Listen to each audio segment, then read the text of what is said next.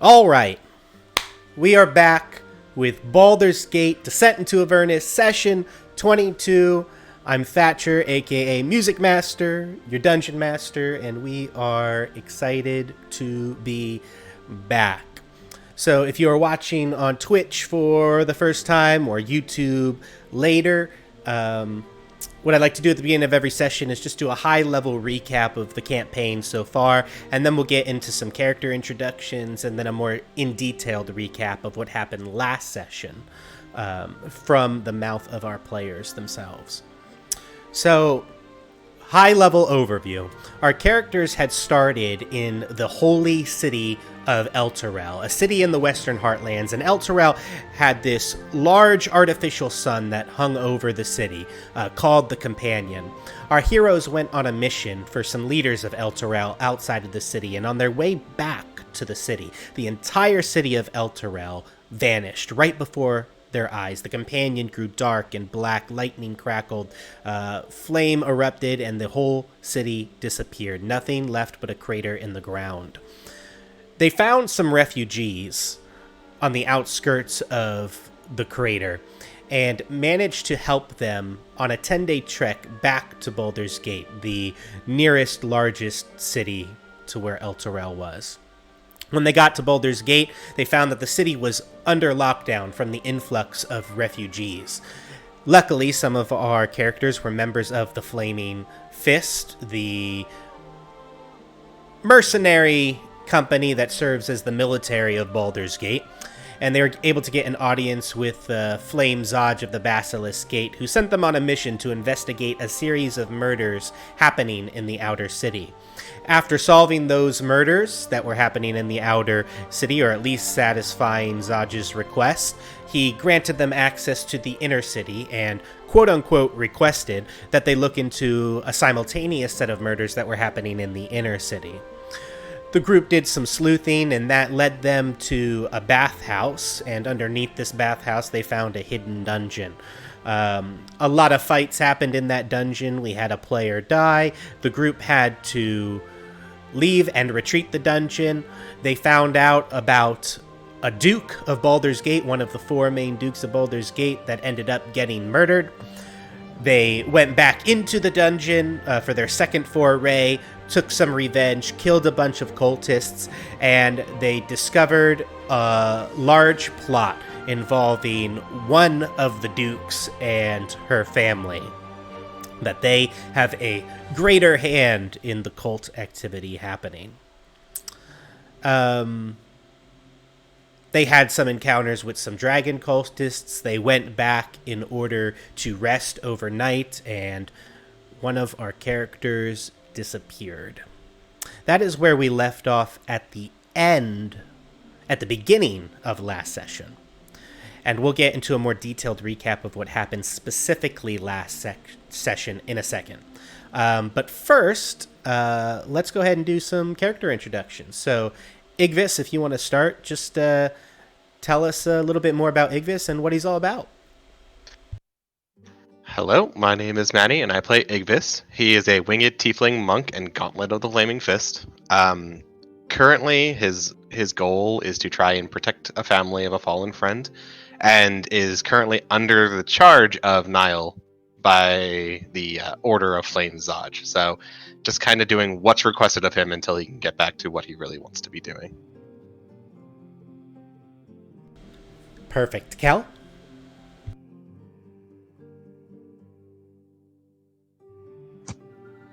Hi, I'm Charles. I play Kel Stormborn. He's a 7-foot Dragonborn Paladin. He's a very honorable beast. He is currently looking for the people behind the disappearance of Elturel and his father being killed, and his mother also being killed in Baldur's Gate. Perfect. Nyle? Hi, I'm Horse. I play Nyle.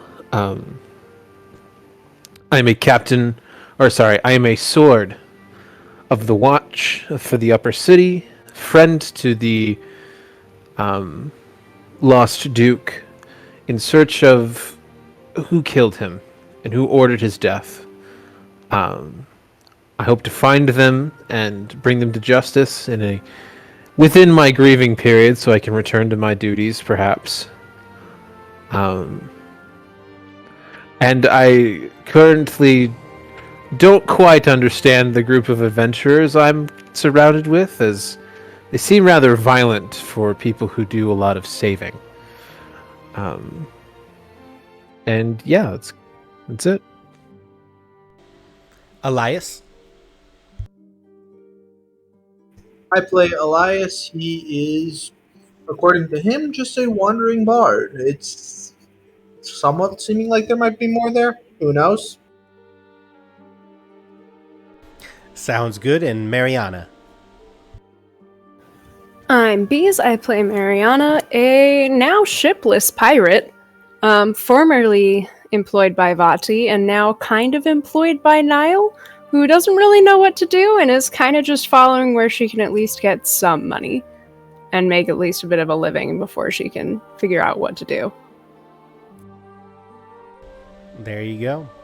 So those are our characters. So at the beginning of every session, I have all of our PCs roll a single d20 here in Foundry, and whoever rolls the lowest gets the honor of recapping last session in detail from their character's perspective. So if you all want to go ahead and roll that d20 for me, we'll see who gets the honor of recapping. So Igvis rolled an 11. We have Mariana with a 10. Nyle with a 5. Sounds like Nyle wants to do some recapping here. Oh, Elias with the 4. Elias wanted it more. So, yeah. Good. It would be the bard. Elias, whenever you are ready, go ahead and give us a recap of last session from Elias's perspective. So, last session in the Adventures of the Great Elias, we were woken to find one of our dear comrades. Good Kregel has disappeared. Goes by Dolakesh, but, must respect aliases.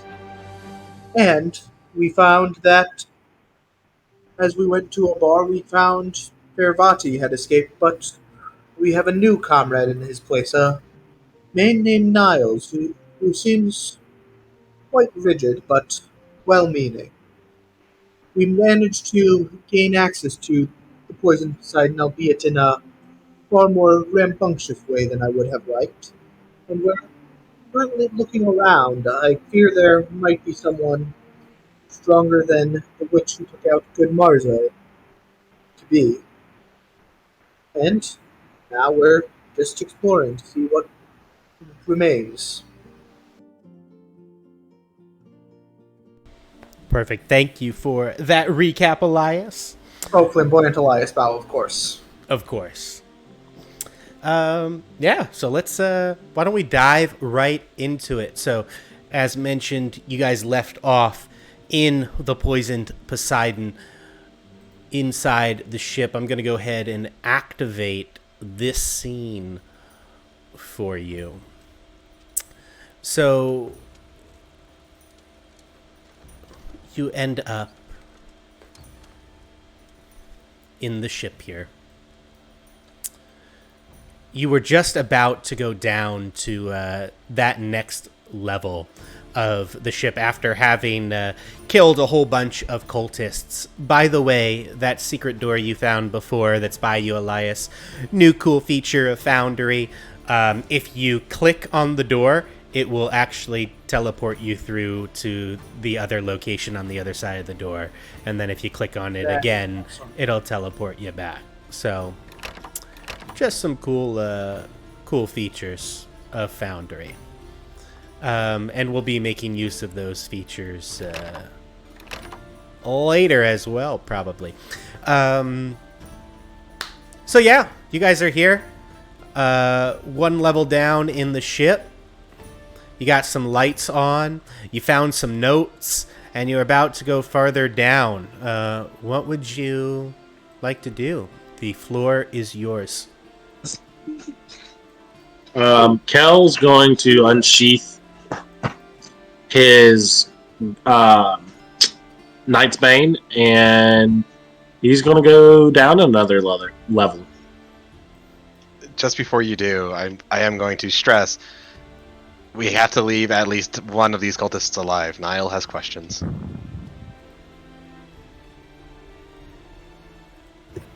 It also might be prudent to check in. Is everybody prepared for a fight? I'm always prepared. If I go down, I have a potion on me, just so you guys know. Same here. If you're in my hands, I won't allow you to go down. After you, Kel.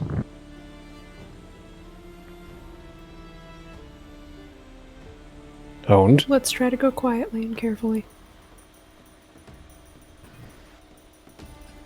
All right, and as you head down those stairs, you can see immediately as soon as you come out that there are a series of rooms over there with doors that seem to be open. And in those rooms, from where you are, you can see what look to be some beds. As you turn around the corner there, Kellen, your light lights up a little bit more of this section. You can see that there are 3 large round tables that stand along the northern wall of that ship hold, and a place where probably the workers can eat and enjoy downtime. There's that small hallway that I mentioned that leads over there to the west, and there is another door over to your east at the end of a large red carpet, and it seems like there are also another set of stairs near you, Nile, that go down. Can I listen at this door? Yeah, the one all the way at the end of the hallway? Yeah, the closed one. Yeah, absolutely. So go ahead and roll me a perception. And I am going to thrust Knight's Bane through the door yet again. Okay, well, let's start with Mariana first. So your perception, Mariana, you don't seem to hear anything coming from the other side. Kel, you thrust Knight's Bane through the door at the back of the ship. Go ahead and roll me some damage with your greatsword. I'm gonna go ahead and see if I can't find anything in the bedroom. This one that I'm in. But I will carefully close the door behind me. Sounds good. So 11 damage there, Kel, to that door. And as you go through the door cracks from the whack of your greatsword, and you actually hear some screaming on the other side as you do that, as there is some panic. Nyle, when you look in those bedrooms, just the bedroom you were in or any of those bedrooms, you can see that they're rather simple. And it doesn't seem like there's anything really of note. It's literally a bed, a pillow, and a blanket. There's no furniture in any of those bedrooms, nothing else of note besides the bed itself. And that goes for all 4 of those rooms back there. Okay, Nile hears the screaming, and I'm gonna run over. What did you do? Kel's gonna back away from the door and tell whoever is in this room to exit the room with their hands up. Oh my god! They're prisoners. If they're screaming after you attack the door, they're probably prisoners. And so I would like to be prepared in case anybody comes up these stairs that are back here. sounds good. Kel, so you pull your greatsword out the wood. You hear this screaming. You say what you say. And that screaming continues. And you hear from the other side, "Oh no! What happened? Oh my god! He's dead!" I'm going to open the door and walk in now. Yeah, and as you open that door right there, you see lying in front of that door a man in what looked to be commoner clothes, and he has a giant mark in the middle of his chest, and he is on the ground, not moving. Yeah, I can lay on hands him, Elias, real quick. I will say I'm going to use Cure Wounds. So it seems pretty clear that he is dead. Oops. This other one over here backs up against the corner here and kind of has his hands up against the wall and is shaking almost in fear. Please don't kill me. I'm just a humble worker. Please, I just want to go home to my wife. I'm just gonna grab Kel real quick and drag him over to like this corner. I'm gonna go over to the guy panicking. Calm down, sir. Calm down. I'm here. Exactly what you saw in the VTT. Okay. Sounds good, Elias.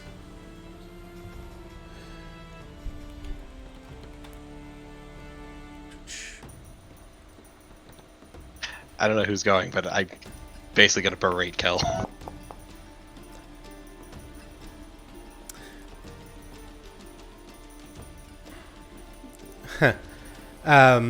So he makes a save, and he makes the save against your charm person, Elias. Nyle, roll me a persuasion at disadvantage.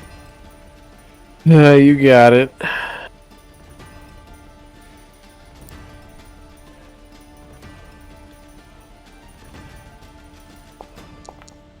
Of course. And he says, "No, back away! Back away! Please, just let me go! Just let me go! Don't touch me!" So, hear me out. If you cooperate with us, you will go. And I'm gonna cut. Will pass smoothly, and you'll be fine. As Elias is saying that, I'm gonna be like, Elias, enough. He's clearly shaken because our friend here can't seem to keep his blade in its sheath.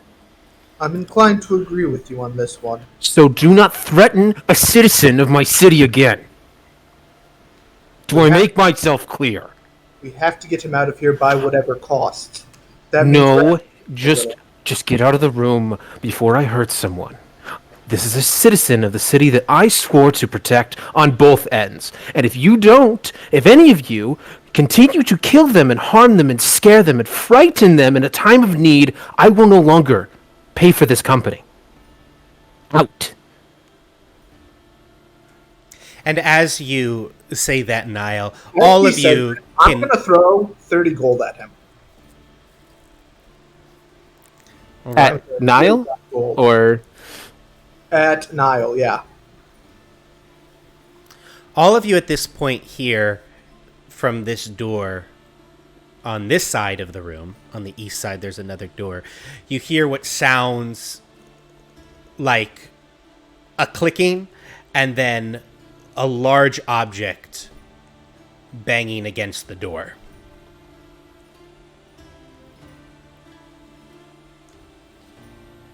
And then it stops. It's not a constant banging. Okay. Sir, I know you're panicked. Do you know what's behind that door? It's the soaking chamber. Please, I'll tell you whatever you want to know. Just let me live. Just what is the soaking chamber? Please explain. It's where we soak the leathers in wood ash and lime to loosen the hairs and make them easier to remove so that we can treat them. Please, that's all I am. I'm just a. It's okay. What was the banging noise? Oh well, Gregory is back there. I mean, assume after barging in, he's trying to protect himself. He's probably locked you out. That's fair. We don't need to go in there. And he will slowly try to move this way, kind of with his back against the wall. Sir, please, I will escort you outside. Keep you safe. Please, you've done enough. Just, if you really care about my safety, you'll just let me go, please. Then go. And as soon as you say that, he'll quickly dart this way. And he'll move, unless somebody And would tries to Mariana stop be him. able to hear their full conversation? Oh yeah, you can hear all of this. Okay, The door's cool. open. Yeah. And he will run. I'm going to pick up the dead body, and I'm just gonna kind of like look around the room, and I'm just gonna pick it up and then try to go carry it outside and see if I can't carry it to the morgue. I'll look at Igvis and be like, "Can you just take care of things here? I need to see that this man gets to his family proper rest."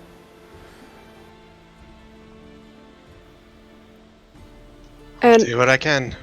when he comes past, I'll say to him, "Hey, just put him in a bedroom for now. We still need to deal with what's here. We'll take him later." If this causes more problems, I might lose my very already thin patience. And then with that, Niall's going to take the body over to one of the beds. All right.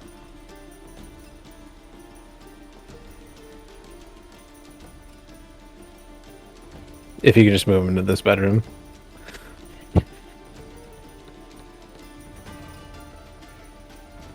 And I'll probably take like 5 minutes to say a prayer so everybody else can have a chance to like talk and do stuff. Sounds good. Igvis, you had wanted to talk to Kel. You can roleplay that out if you want. I'm gonna make a stealth check to try to hide in that room without Nile noticing. The room that he's in? Yes, or at least nearby, close enough to watch and know when he leaves. So I would say that you wouldn't be able to really hide from him in there unless you're using something that turns you invisible. It's a small room. There's nothing in there but a bed, and he's in there currently. Well, so he would clearly see you walk in. But let's say I'm lingering outside, squatted in a minor illusion barrel. I mean, I did close the door because I'm trying to do privacy, so you could just hang outside the door if that's what you want to do. Yeah, that's where Elias would be. Okay. But he's gonna try to move so that no one knows he's there. Okay. And So you go to stand outside the door. I mean, Mariana is on very high alert, so if you want me to roll against you in a stealth check, I'll do that. you can, yeah. Because he's definitely hiding here. And he's not using particularly magic hiding. He'd also be hiding this from Mariana, too, so. Igvis, Kel, what would you guys be doing? At this point, Kel is fuming, like fuming that not only one did he kill an innocent, but that Nile had threatened him.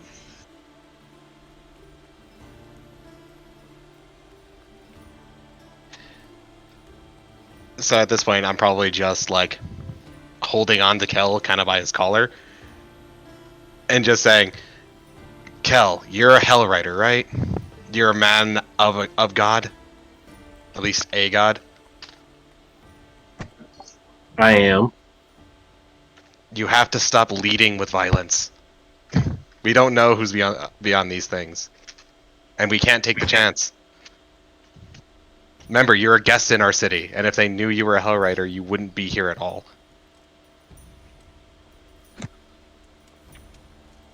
Kel's going to turn and say, well, it seems that violence is the only thing that people understand around here. I help the innocent and the sick and poor, and nothing gets done about it. People say, oh, they're helping their city, and they're not. Currently, the people who you're referring to are the refugees that the city can't handle. You have to understand that there's logistics involved in that I'm not involved in and couldn't speak to. But remember that you're a guest here. We should probably stop leading with violence.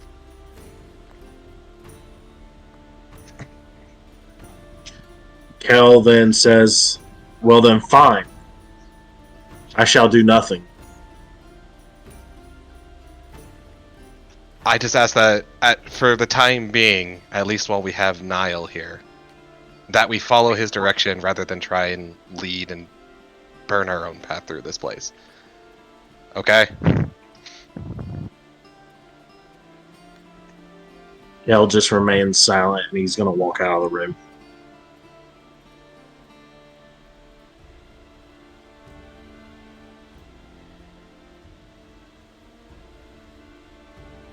All right.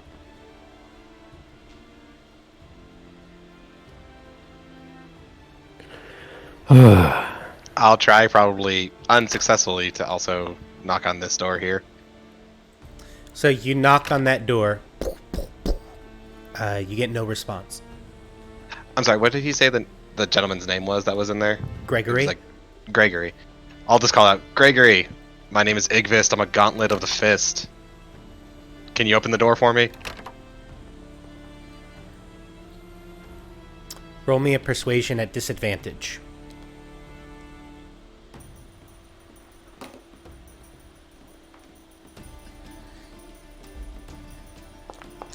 An 8. You get no response. Elias is also going to pray over the body for a couple minutes. All right. Note that he is going to attempt to do this and no one hears. Sounds good. I'm gonna come back. I come back into the room. Is there any luck like this? He seems unresponsive. If you want to just tell him that he should probably leave this place, we'll probably get out of his hair.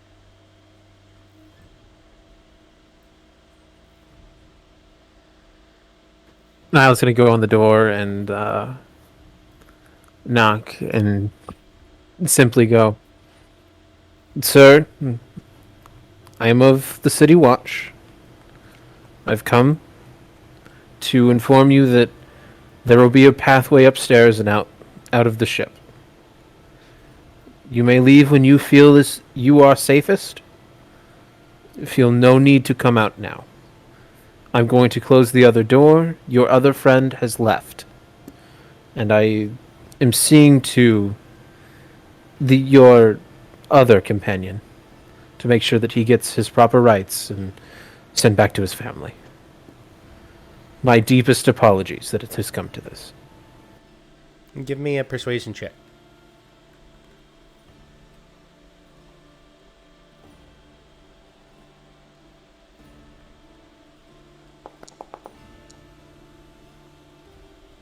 Okay. You say all of that, but you get no response. 'Tis fair. And I'll close the door behind me. Well, who's ever left in the company, let's continue forward, seeing if maybe we can find something to glean from this situation. We should check the room at the other end. I couldn't hear anything, but there could be something important inside. I'll approach the door and just wait for them to kind of join. I'm going to try to sneak out now.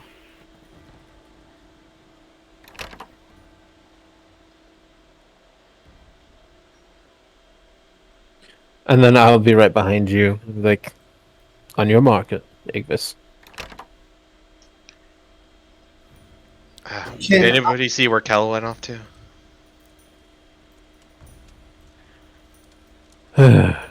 I'll go fetch him.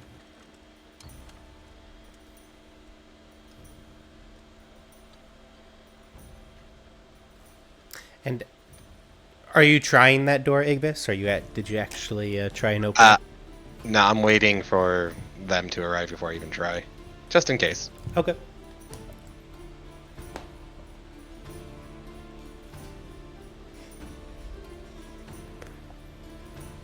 Hello, Hellrider.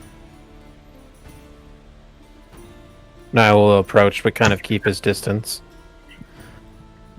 Yes, what do you want?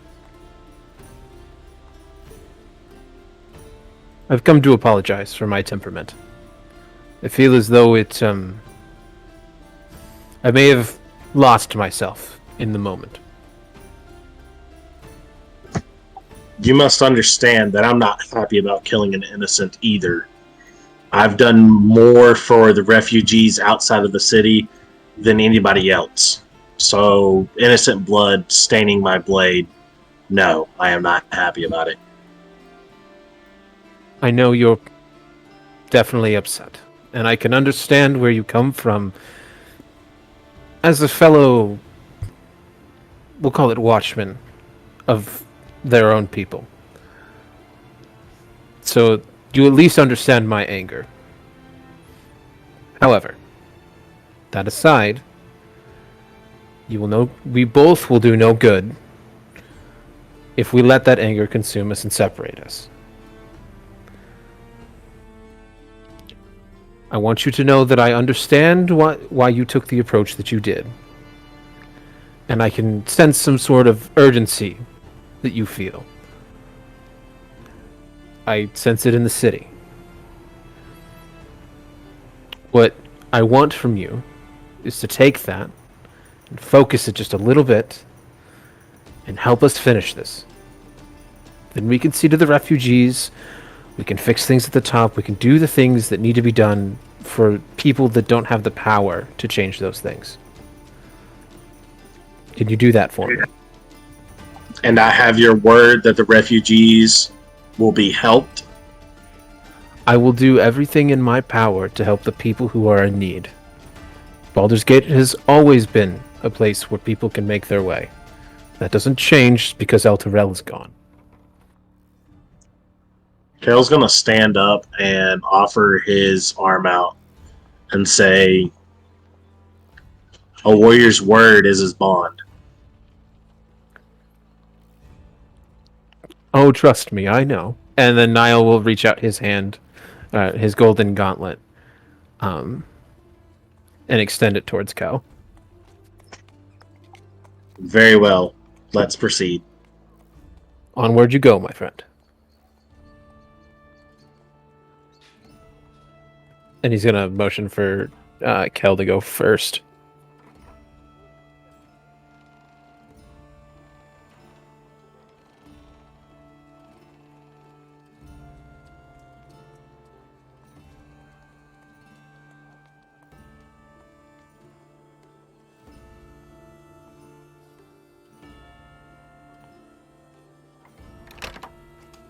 Should have everyone. Mariana, Elias? Watching the stairs. Elias is actually sneaking off to do a thing right now. So what would you like to be doing, Elias? So Elias is walking up to the door now, and he's going to knock on it, trying to be a little more quiet. And he's going to say, "Hey, anyone in there? I'm here with the Fists. We've orders to evacuate this place. We hear there's a killer on the loose."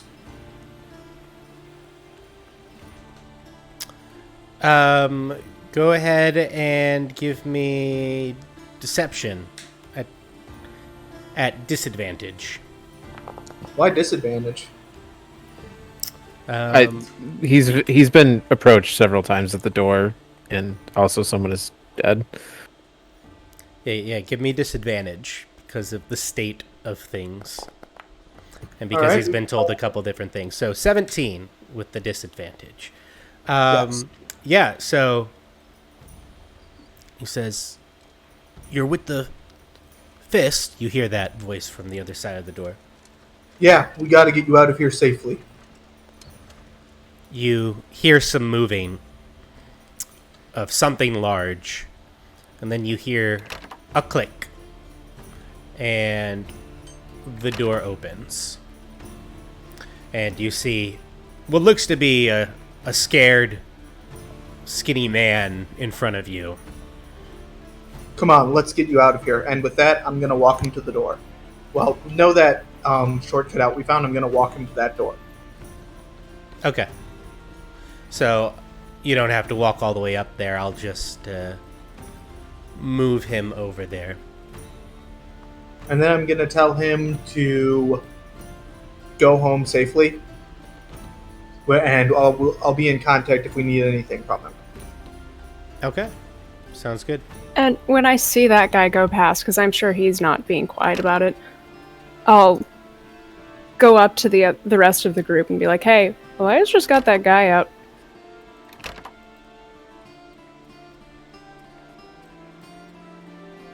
He just left. At least the evacuation is proceeding, I suppose. And now I'm going to test the door. Okay. You test the door, and it is locked. Of course it is. Can anybody pick locks, or Kel, do you want to bash it with your shoulder and not your sword this time?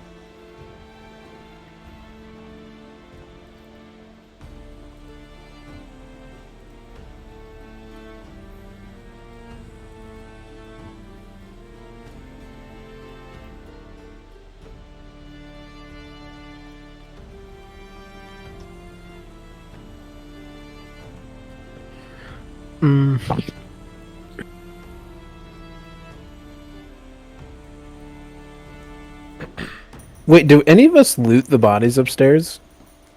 You did not. Nor And- did we move them. And you didn't move Yeah, them. they either. should all still be on top, I'm pretty sure. And mind you, it I- hasn't been that long, since that fight. Obviously in-game a little bit longer, but in character, it's probably been 10 minutes. Can I go quickly up there and check the bodies for any sorts of keys? Yeah. So you go up there and you start looking through the bodies on the top deck. As you're just looting the bodies there on the top deck, going through them in the daylight.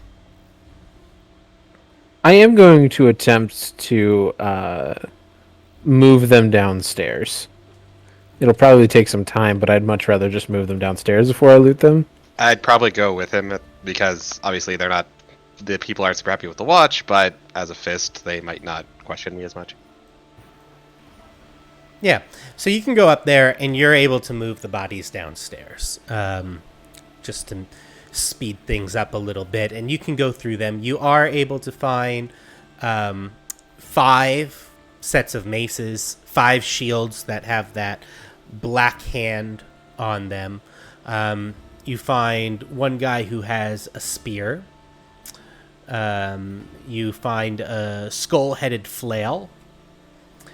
And on the one who has the spear, you do find a set of keys. Okay, I'll just take the keys Okay. and come back to the door and see if I can open it. Yep, so you try those keys on the door, and it opens. And when you open the door, it looks to be some sort of armory. Behind the door, you see spears and maces, warhammers, some hand axes, a bunch of those shields that have that black hand on it. You see chainmail in there, longbows and arrows.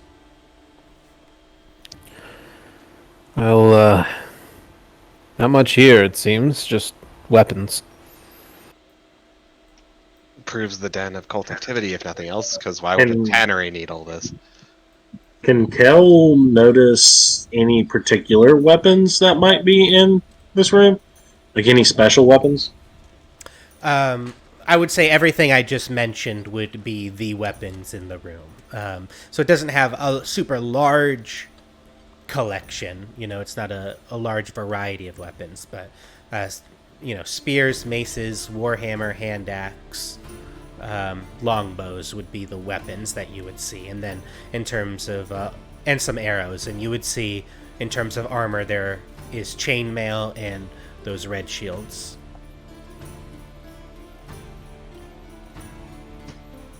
All right. Looks like this floor is cleared. On to the next. I am gonna lock this door behind me. Okay. Was there anything in the room that the guy was locked in now that he's out of there? Yeah, when you looked in there, there seemed to be a big shelving unit that was moved against the door and seems to have been scuffed and moved off to the side. Otherwise, there were 2 big giant vats of what looked to be green liquid that bubble inside the vats. That's all that you saw, though, looking into the room. Weird question, DM. How many bodies could I fit inside this room? The bedroom right there? Yeah. You could probably, more than the bodies that you've killed. I would like to store all the bodies you've killed in here and then lock both these doors on this end that have the thing. Okay. And when you try to lock them, the keys that you have do lock those doors as well. I just want to clarify, like, because wood ash and lye typically aren't quite a greenish color. Is that, like, just a descriptor that you used, or is that something we need to look into? Say Just again? like kind of wood ash and lye aren't,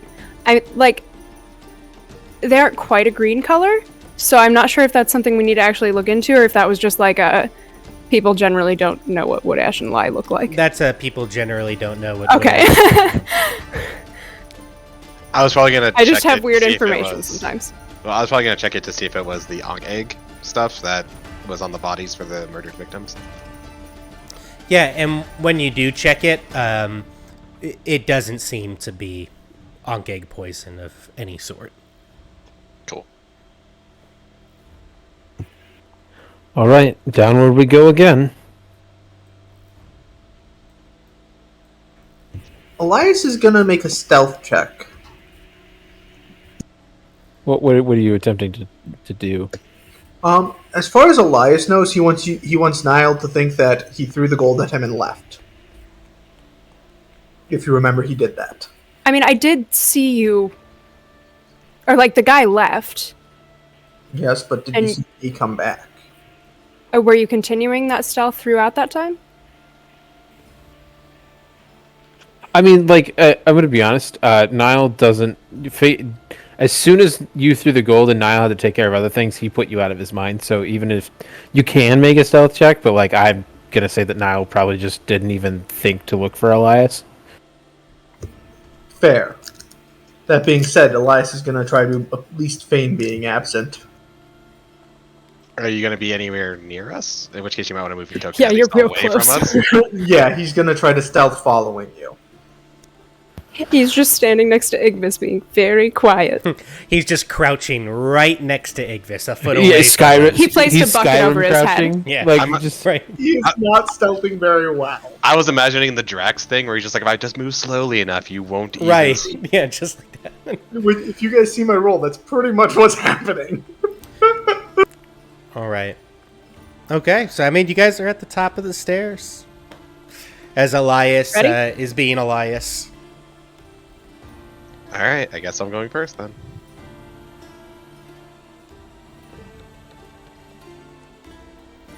And as you get down into this lower portion of the deck and you come around the corner there, you can see what looks to be some sort of individual in common rags going through a bunch of these barrels. And there are a whole bunch of barrels that align the northern and southern walls of this room. And then you see a door to the west and a door to the east.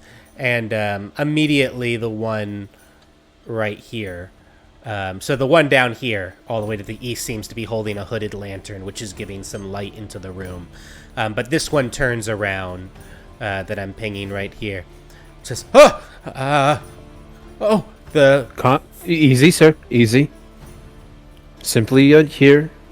Was attacked by you people on your top deck. Are you okay? I'm fine. Give me insight. Roll me an insight. Anybody who's down there.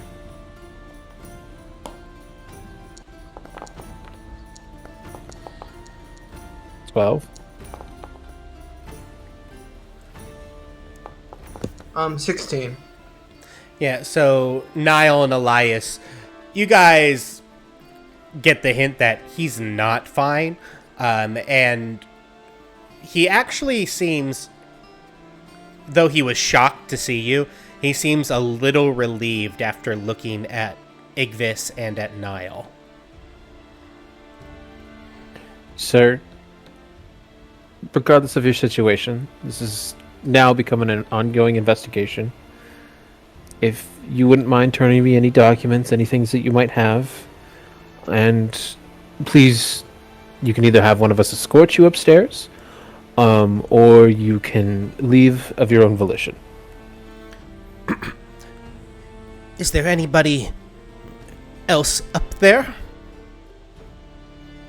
There was a man named Gregory that left, as well as his companions. But we got rid of the attackers, the assailants, if you will. So, none of the men with the shields or the one with the spear? Nope, they are taken care of. Before you go, are there more of them here? Do you know? Below deck? So, any further on this level? He gives you a look, and he kind of glances his eyes over here towards this door. And he says, very quietly, "They're in there right now. How many? 2, it's Remigio and Jamis. They are quite powerful necromancers. Oh, can I just go now, please?" Are Go. these 2 your friends? Take them with you. Yes. Go quickly. Stay And safe. They will move very quickly up the levels and out of the ship. Kel, sheath your sword. We're going to approach this in a stealthier manner. I want Remigio specifically. These letters from upstairs were addressed to him. Elias is gonna drop the guys in hiding now. Will want to take alive. It's probably best if I approach first. I'm pretty well suited to taking some damage. Taking damage, yes. Approaching without being seen, not so much. No, that's where the rest of you come in. Get into position, and I shall be ready. Ready in action. Elias is gonna Blessing of the Trickster on Nile now, by the way. I'd kind of like to move over here and try and be quiet while I do so they think there's only like one. Do we want to just make like a Yeah, group are you stealth all? check? You're all trying to stealth at this point. And Cal, Yeah. are you putting away your light, or are you keeping that out?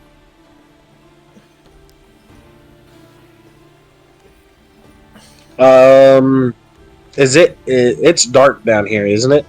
Yeah, but I do have light on my armor, so like there will be some light. Okay, I will put away Night's End, and I will bring out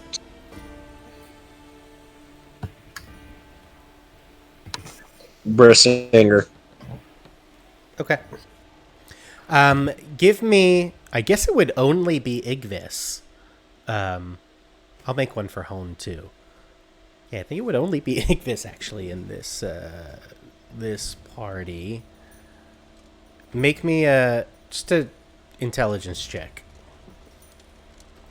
Oh, I'm great at these. I mean, and yeah, I guess if it's related to something else. 6.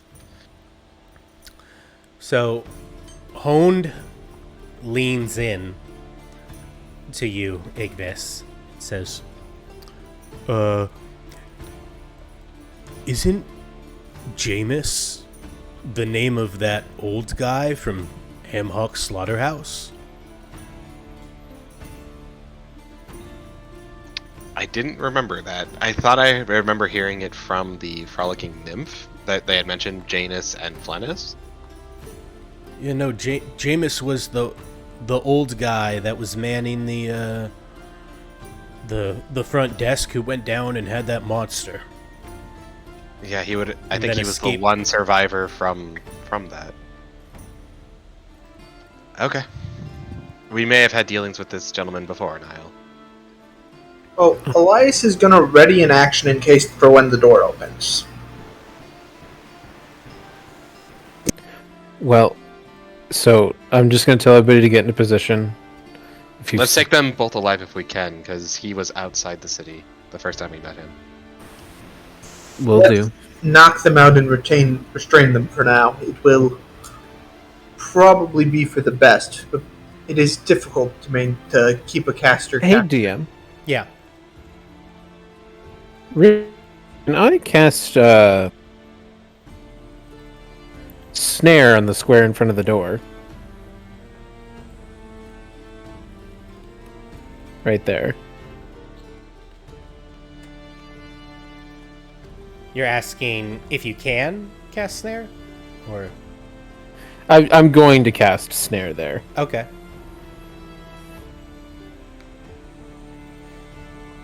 So in front of that... Here, hold on. I was just gonna say I was gonna draw a little. There you go. Got it. Okay. And then I'm going... Go ahead. I wanted to ready my invoke duplicity for whenever someone walks out that door. Okay. Just thought about it. Should we check the other door first, or just go here straight? I mean, they said that it was over here, so we'll just go here straight. Okay. You're the boss. And then I'm going to look and ask if everyone's in position.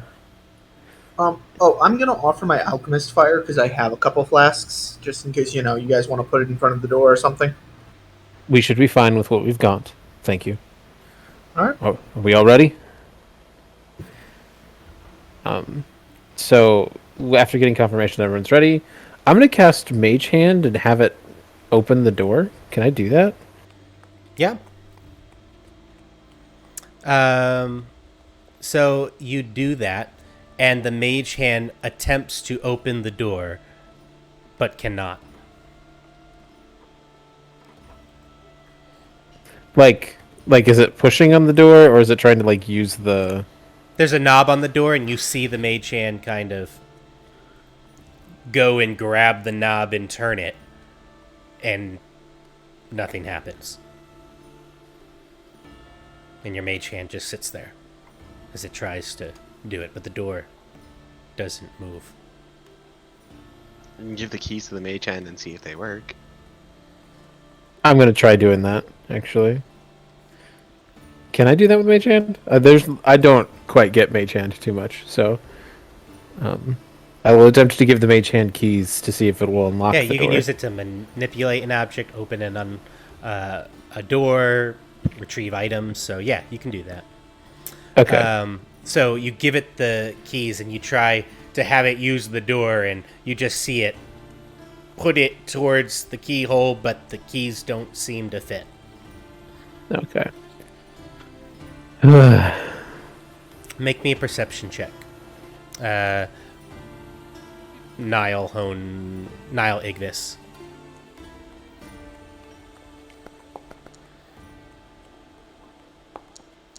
My rolls are so bad.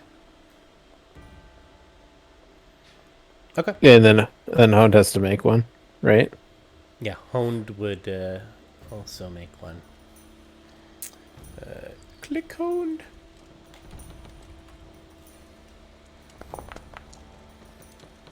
Oh, he has a +2, so 11.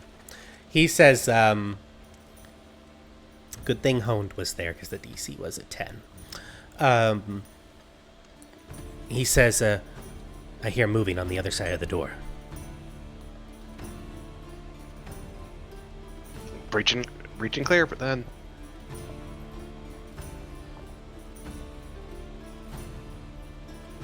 I'm going to stand back and try to Eldritch Blast the lock.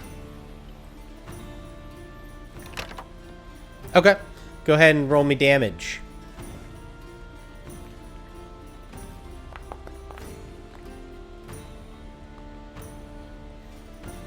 Nine force damage as you blast the lock, and a big hole appears on the right side of the door where the locking mechanism was in place, and you can kind of see through the hole.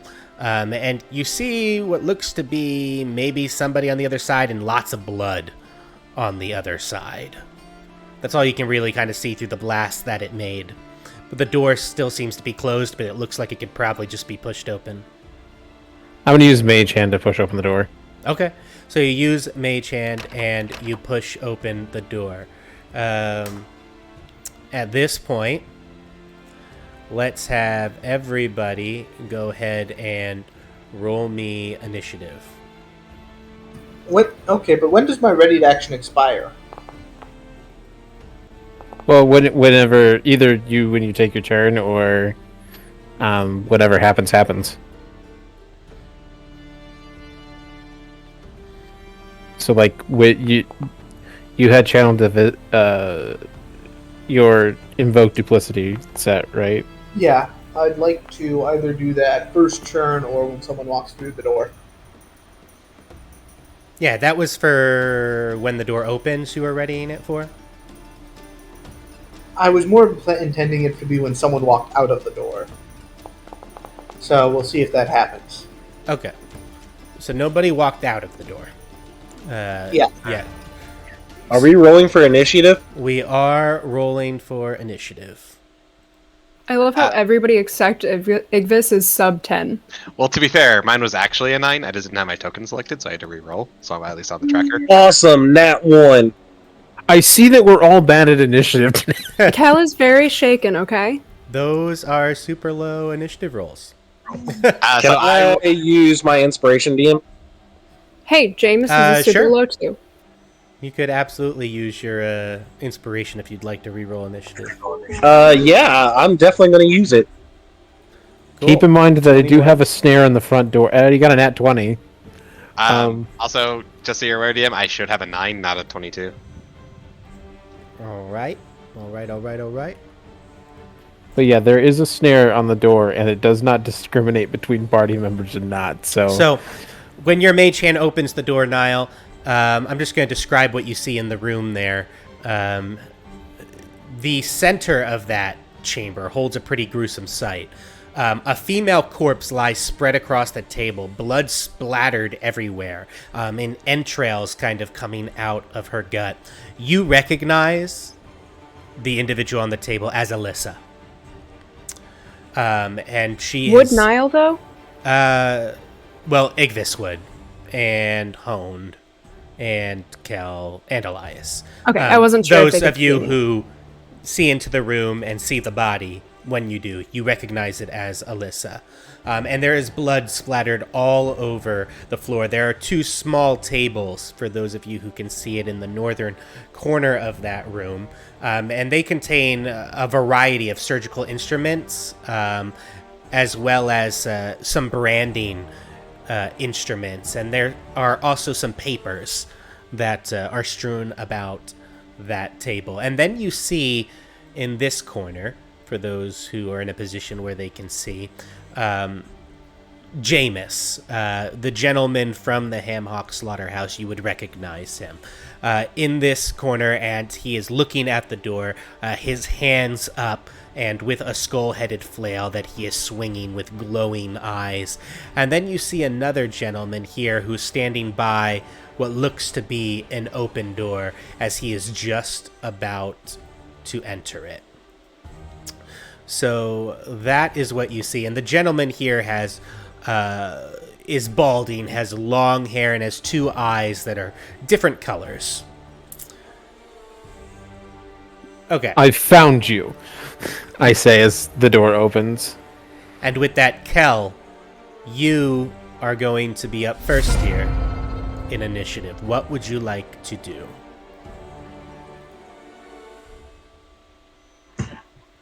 So I definitely want to immediately let me know if it's going to cost me an action or whatnot. I want to draw Knight's End. So that's a free interact to draw your weapon, so you can do that. Yep. And then I want to take my movement to here. Let me you still got unpause. There we go. Go ahead and move.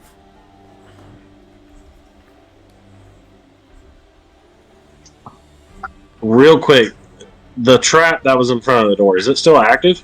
Yeah, it's 100% invisible. If you can beat a dexterity 13 save, you won't get hit by it. It's a risk, but you could take it.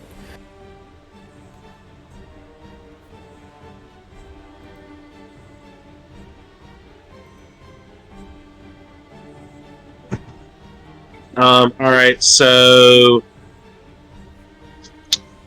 I am going to give me 1 second. I'm trying to multitask. You pulled out Knight's End. You moved 15 feet.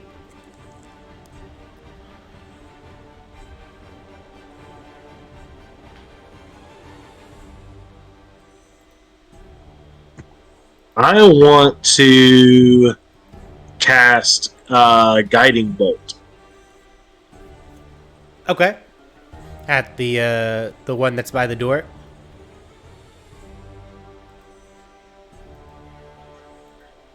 Yes. Okay, you can do that.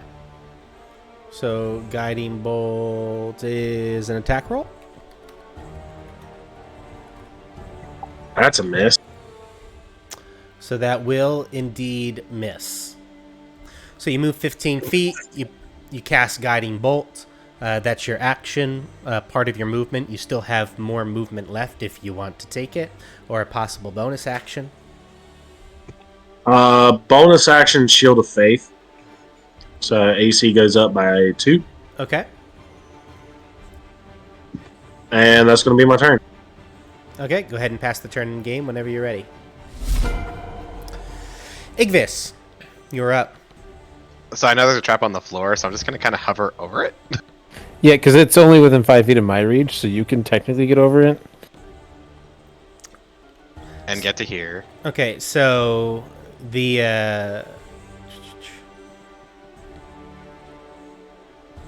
yeah. Okay. Yeah, you fly over it. When you get in there, you see Jameis down here. You recognize Alyssa here on the table.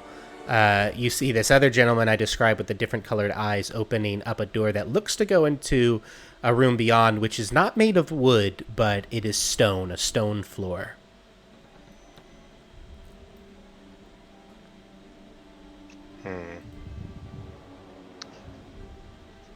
Okay, so I think what he'd probably do is close in on top of Jameis here and just take a swing at him with the staff. Okay, go for it. Go ahead and give me an attack roll. I am trying to make these non-lethal, but I do want to make them hurt. Okay, so basically how non-lethal works is whoever gets the killing blow or the blow to bring them below 0, that's when you decide whether that blow is non-lethal or lethal. Okay. So you just do damage, and then whenever there's a blow that takes him down, you can decide to make it lethal or non-lethal at that time. Okay, so I got a 15. 15 will hit. Go ahead and roll me some damage. For 10. 10 points of damage. You definitely do. And then bonus action, the unarmed strike. All right. With an 11. And 11 will miss. I haven't rolled over a 10 at all. Alright, that's the end of my turn. All right. End my turn next to him. This other gentleman is up here. The one that you assume must be this Remigio character. He is going to...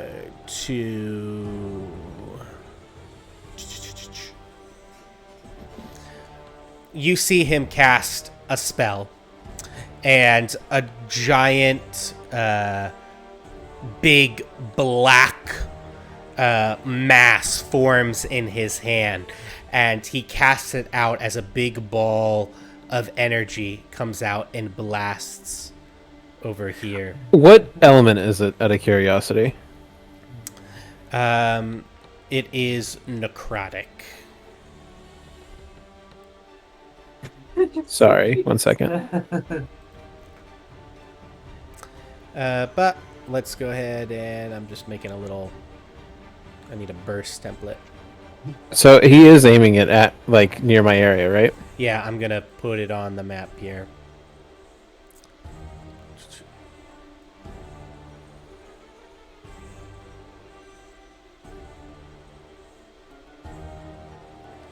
So I am going. I'm essentially gonna. that area right there blasts in necrotic energy. I'm gonna really quickly use my reaction to cast Absorb Elements, Okay. gaining resistance of it as it comes near me. Okay, absorb elements does necrotic too? It adds it to my. Hold on. Because I know it does a whole bunch of stuff. I don't know if it does necrotic specifically. The spell captures incoming energy, lessening its effect, and storing it for my next melee attack.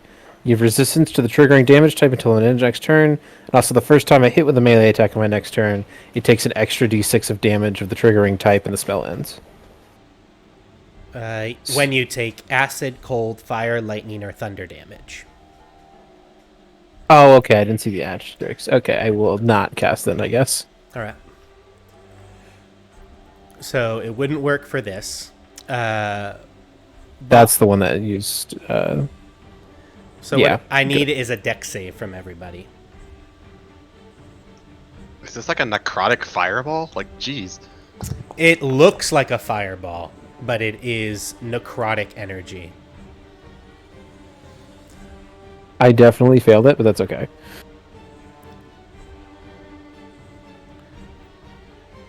So Kel, I need a dexterity save from you as well.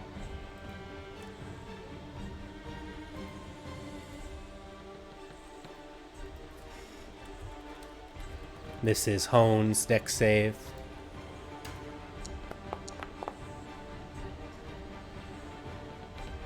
That is a failure.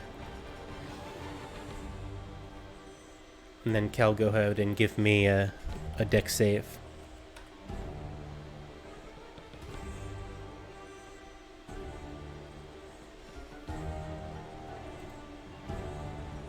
You there, Kel?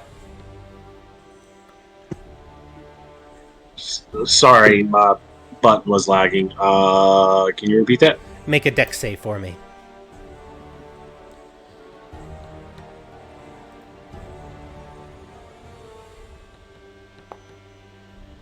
Okay, that is also a failure. So you all will take this much necrotic damage. I'm going to take 7 less of that. All right. And then immediately go down. All right. So Nyle goes down from the necrotic damage. Kel, you take 36 necrotic. Hone takes 36 necrotic. They are still up.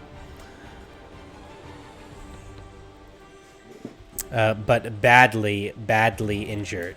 And then after he does that, and just blasts that out there, he's going to move.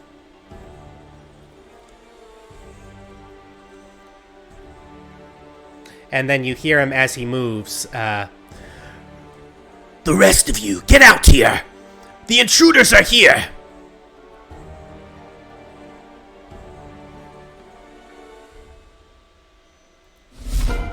Elias, you're up. I'm gonna cast Fake Elias by Nile for now, and that'll probably do it. Okay, so you put Fake Elias near Nile. So I put another Elias on the map there.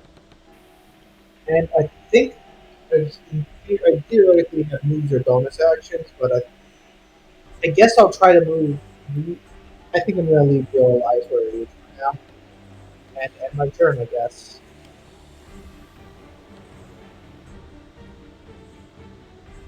So I think only casting him... Sorry, it was a little hard to hear you. It seems like you're a little farther away from your microphone. I'm just creating the duplicate of Elias because I kind of need him up there for this to work well. And that should do it for now. Okay, when you're ready, pass the turning game. All right, Jameis is up. Jameis is going to whip out an iron skull flail and attack you twice with it, like this. And he ran off over here, right? Which one? The one that did the big black mass of energy ran into the door.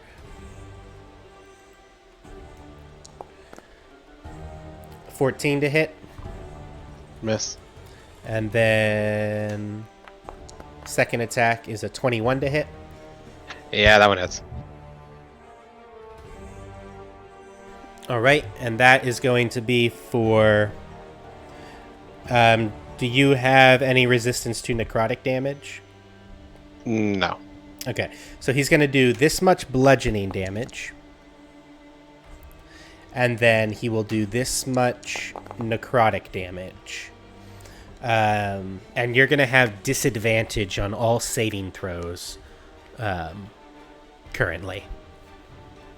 Until I say No otherwise. save for that? I just take damage? I just don't even have a chance. Correct. Unfortunate. As that skull comes and hit you, and again, that skull has those glowing blue eyes, it just infuses you with energy, and you just feel a chill through your bones.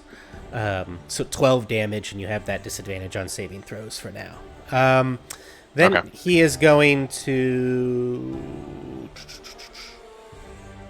He's going to take a step that way. Nyle, you are up. Give me a death saving throw. Gotta make it private real quick.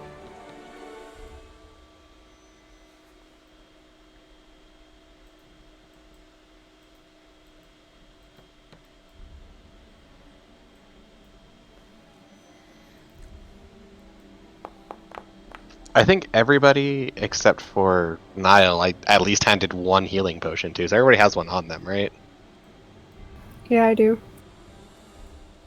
Okay. That's interesting, Nyle. Honed has 2. Honed Yep. is up. Honed is going to Second Wind as a bonus action. So he's going to gain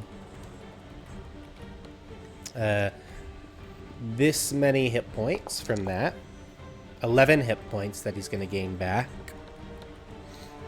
And then he will pull out his potion that he has as his free interact, and then as an action he's going to drink his healing potion for 8 more points of healing. That's his action, that's his bonus action, and then he is going to move. Has Snare been triggered? That would be the trigger for Snare if Hone moves into it. Yes, and he Yes, knows you put the trap there, but he will try to jump over it. Okay. And with his strength score, let me look at his... he can move... He can jump equal to his strength score. So he can jump, easily over that 5 feet. So he jumps over the 5 feet, and then he gets to here. And that is his turn. Mariana. Alright, I'm gonna move in.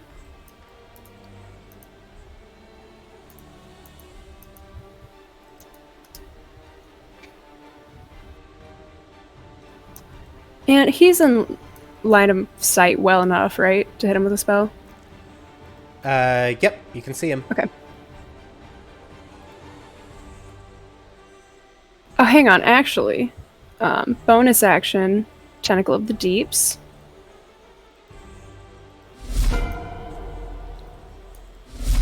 That's gonna go right there.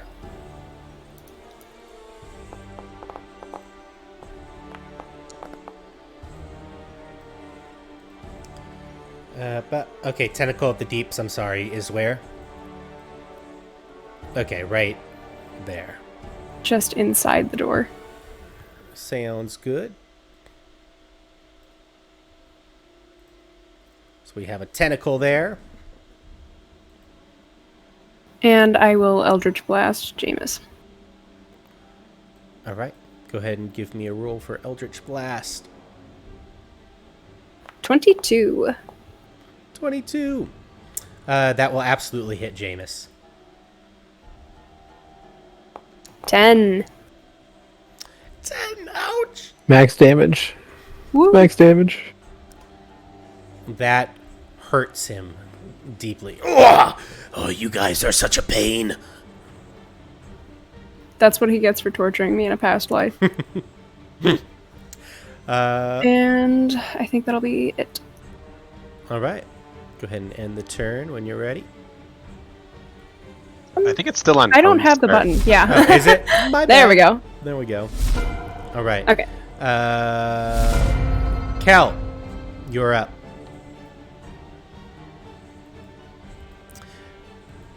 And Igvis, by the way, you can see, just really quick before Cal says what he wants to do, over here there seems to be an individual, a dark-skinned elf of some sort, that is lying motionless in what looks to be a cell inside there. It's hard to tell through the door. Yeah, I was trying not to say anything. I was like, I'm pretty sure I see somebody. Yeah, But... you do see that. All right, go ahead, Cal. What would you like to do? I want to use Cure Wounds. Cure Wounds. All right. On Nyle, I assume? Or yourself?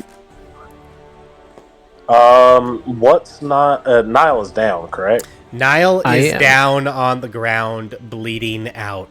Of course, you're not looking too hot yourself either, so...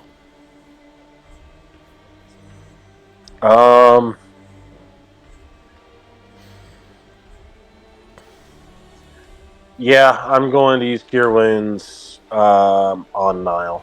All right. Go ahead and roll me Cure Wounds.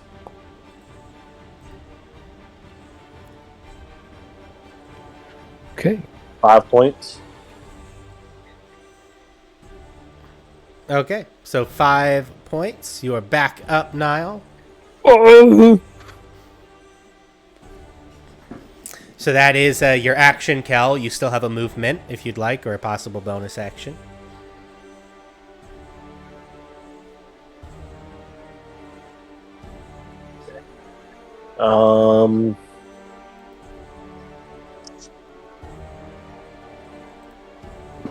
I think. Yeah, that's gonna be. I mean, you have a high strength score, right? I have a very high strength score. Yes. Try to can't jump over the trap. I do have one quick question. Mariana, when you summon the tentacle, is it allowed to take an attack as a bonus? Because it was in range of Janice. Yeah, but it's also my bonus action to summon it. It doesn't get an attack when you summon it? Let me double check. I think it might, actually. We should definitely check that. Oh, yeah, it does. Yeah, so you can go Yeah. ahead and make that Thank you. attack if you want. Cal, you still have that movement, though. Do you want to try and jump over the trap, or Yeah, I'm gonna try and jump over it. what's your strength score? 19. Yeah, so you easily jump over the trap, so you can just go ahead and move yourself through that square. And that Tentacle of the Deep does miss. It doesn't have an advantage, right? Even though I'm flanking with it, just because it's a tentacle and not a person. Correct. Okay. All right, so you move into that corner of the room, Cal? Yep, and that's gonna be my turn. All right.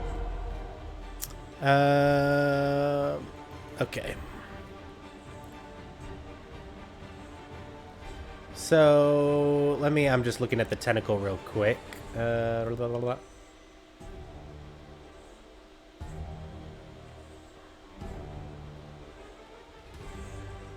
Okay, it is a spectral tentacle. I don't think it stops people from going through it.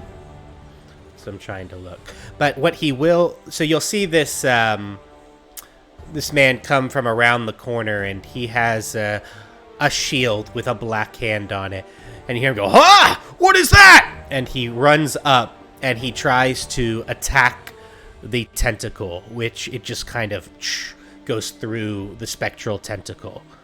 And then he yells back, I don't know what to do here, boss! And then you hear a voice from the back here that you can't see say, "Just go through it, you idiot!" Okay. And it writhes more menacingly. But he doesn't do that this turn because he's used his actions. Igvis, you're up. I'm gonna move to this side of Janice and just close the door. Okay. No, my tentacle. You The tentacle's close still there. the door. I'm just trying to break line of sight for the dude who ran in there. Okay. And then I'm going to immediately swing at him 2 more times.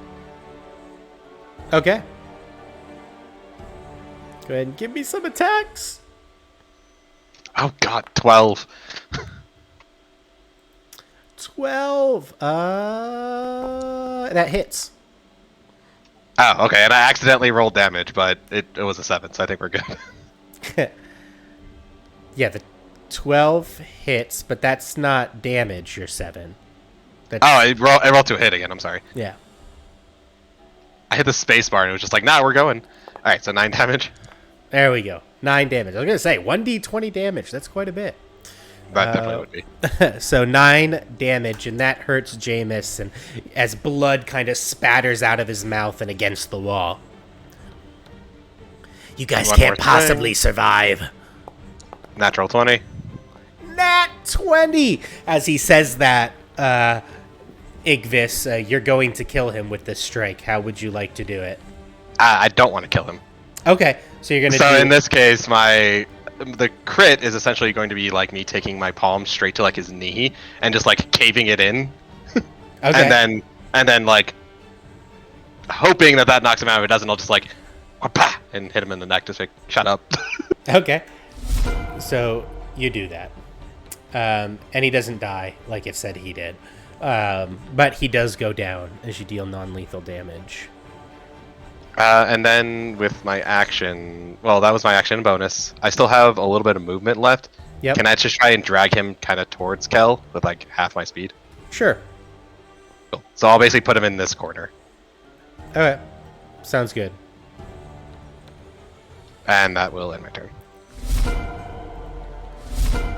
Okay. Stuff happens and things.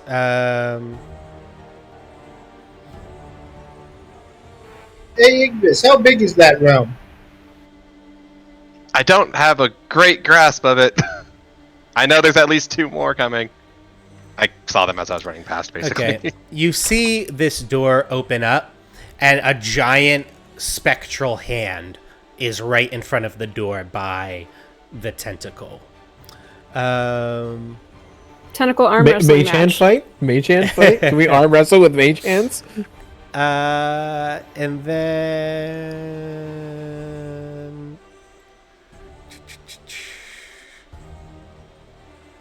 Yeah, that's it. That's all that's going to happen this turn. He would have put that further if I didn't close the door. Just kidding. Elias, you're up. Alright, so first, real Elias is gonna go try to see if he can look inside the room. If I can. It's really hard to hear you, Elias, there. You said real Elias is going to what?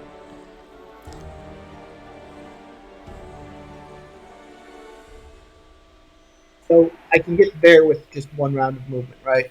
Yep. Alright, next I'm gonna use my bonus action to move fake Elias into the room. Okay.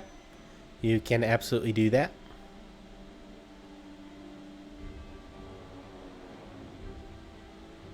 Then I'm gonna say, hey Ignis, any casters in here? Yes. So to be clear, he's asking if there are casters in the like small room that we're currently in.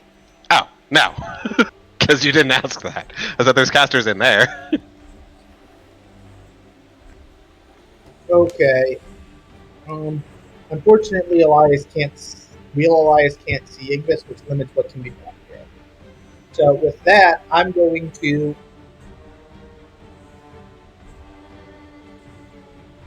cast Bless at fake Elias. Bless? Yes. Okay. And so that'll get Igvis, Kel, and Honed? Yeah, that's a good choice. That's the 1d4 to attacks and saving throws? Yes. When you make I an want to attack be or saving clear throw, you can add a that I d4. pressed the wrong button and I cast that at first level. All right, cast that first level. Cal, Igvis, and Honed are now blessed. Is that it? Yep, that's all I can do because I use an action, a bonus action, and a bonus. Perfect. Go ahead and pass the turn when you're ready. Nyle, you are up. Wiping the blood from his mouth, Niall's going to stand up and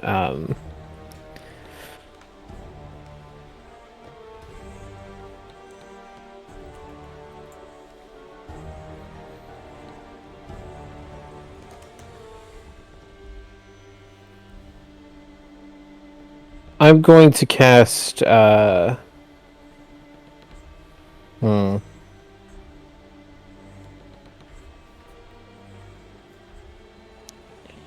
I guess I'm going to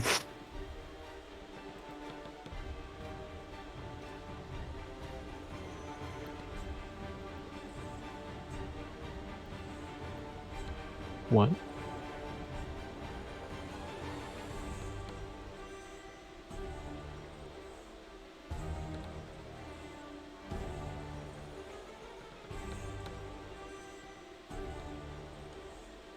All right.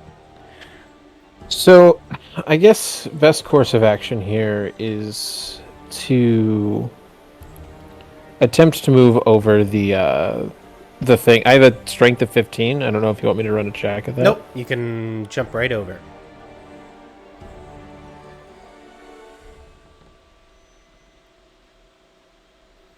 So that uses 10 feet of movement. Okay. Yeah.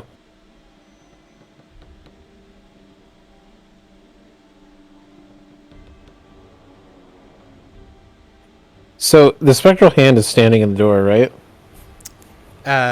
Correct, along with Mariana's tentacle. Can I attempt to hit the Fist of Bane with Eldritch Blast from here? Yeah, you could do that.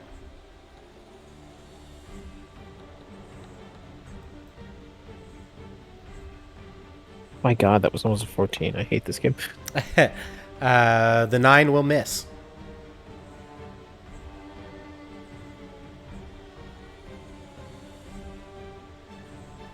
Well, in that case, I will just, Yeah, I'll cast Shield of Faith, I guess. Okay. So, yeah, I get, it's bonus action, gives me +2 to my AC, and then, as a result, I get to heal, my Arcane Ward a little bit.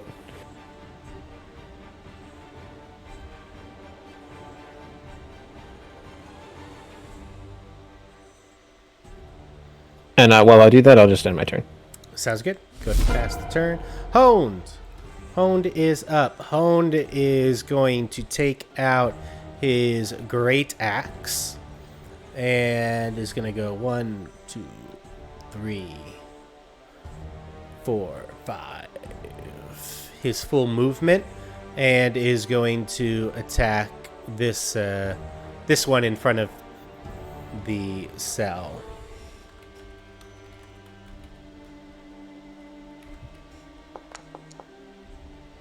And his 13 will miss.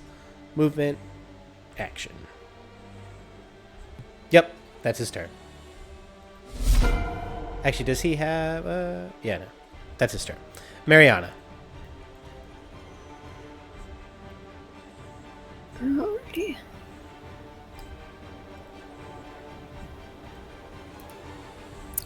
I will move the tentacle. I can move that 30 feet, I believe. So Yes. I'll bring that right up to Remigio and make an attack with that. All right. You'll move the tentacle right there. Oh, sorry, clicked on the wrong tab. Yes. Okay. Go ahead and make an attack roll for me. Did it not come in? Oh, there it is. Okay. 18. 18 will hit. Yes. 4, and he's got half movement speed. 4 and half movement speed. And then that's my bonus. So...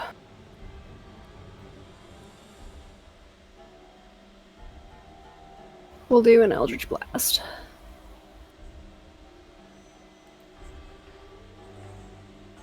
$14. 14 will hit. Sweet. And that's another 10. Woo! Doing some damage there. As he looks between the two doors back at you, you'll pay for that.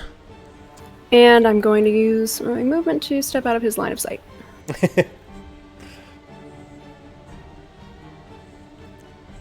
Oh, sorry. Yeah, by 10. You're right. Thank you. All right. No worries, just in case it mattered. Is that everything there?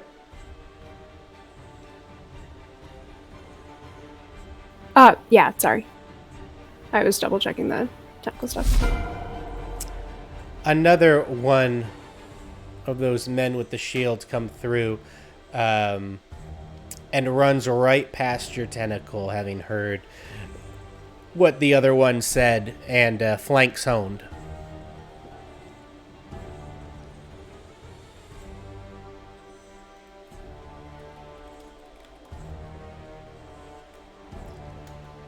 So we'll have advantage on this.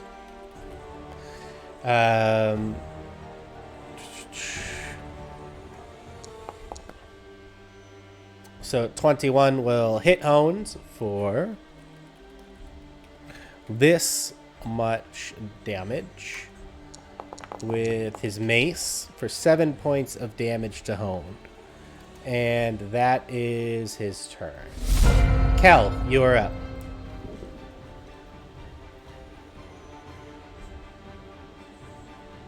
Alright, I am going to...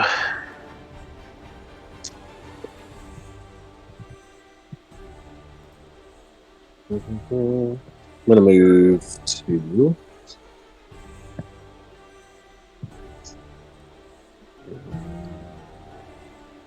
For some reason I cannot see in the room. Because you do not have a light on, and it is dark outside of that room. You don't have Doesn't he have Night's Bane? He did pull. Yeah, he did he's- pull Oh, a did you knife did out. pull that out? Okay, sorry. Yeah, Knight's Hand is out. What is it? 10 feet, then an extra 10 again? Can you remind me?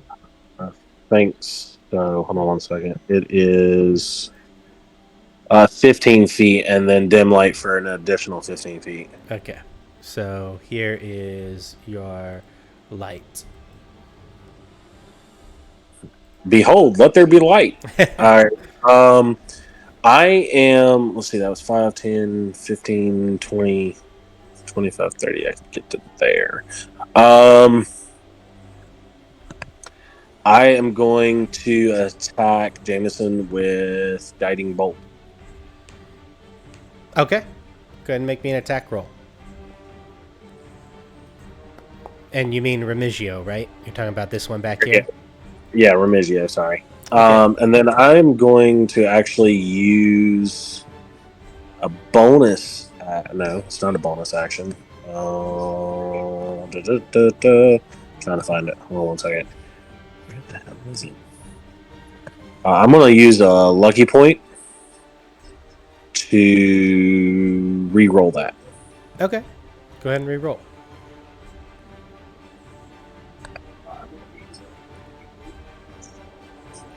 Really? It's even worse. I hate this game. All right. That's gonna be it for me. Okay. This one that is flanking Hone is going to attack Hone with the flank.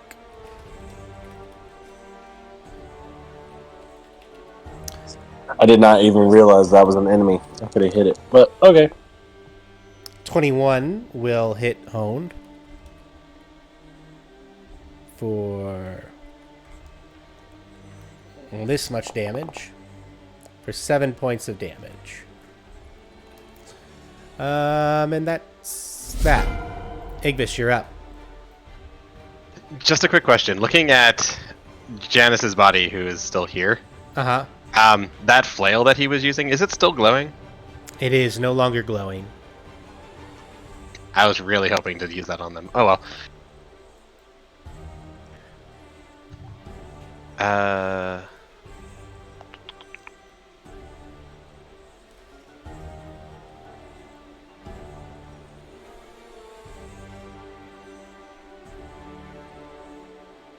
I'm gonna basically come straight to here, and I'll take his attack if he wants to take it. Okay.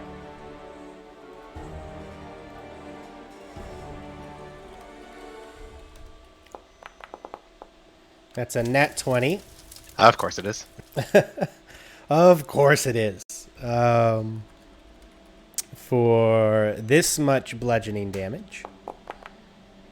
For 14. Me and you need to switch roles. 14 bludgeoning damage. So I don't get that far then. I drop here. So you fly through the door, and as soon as you get through the doorway, that one comes back with a mace and just bashes you against the doorway, and you slump to the ground unconscious. All right. Remigio is up. Remigio is going to step. What's here in this square again? This is a tentacle, right? He's going to. It's the purple square, yeah. Yeah. Okay.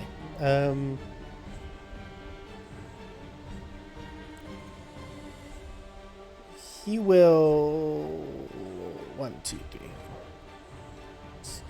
You see him go up in a silver mist,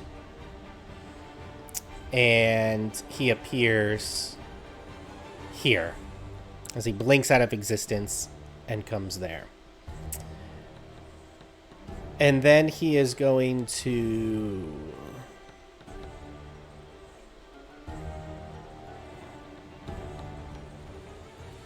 It's okay, he can go back. I like living without consequences. That'd be nice.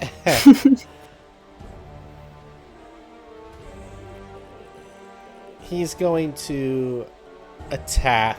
Actually, he's going to move this way. Now you're going to get an attack of opportunity. I guess I'll be taking it. So, and it's just like And when he comes here, he's actually going to close the door and then move. So yeah, you can take an attack of opportunity with if you have a weapon in hand as he moves away from you. I have my unarmed strike. You can punch. I don't see why you can't punch. You can punch.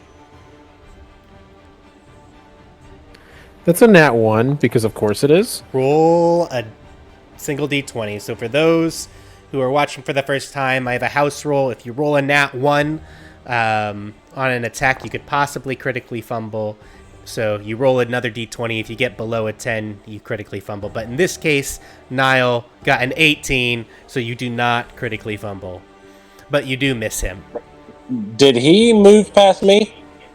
He misty stepped past you. Yeah, he misty stepped past you. Oh, okay. Or whatever he did. And he moves this way, and then he will... A bolt will come out at you, Mariana. A green energy ray.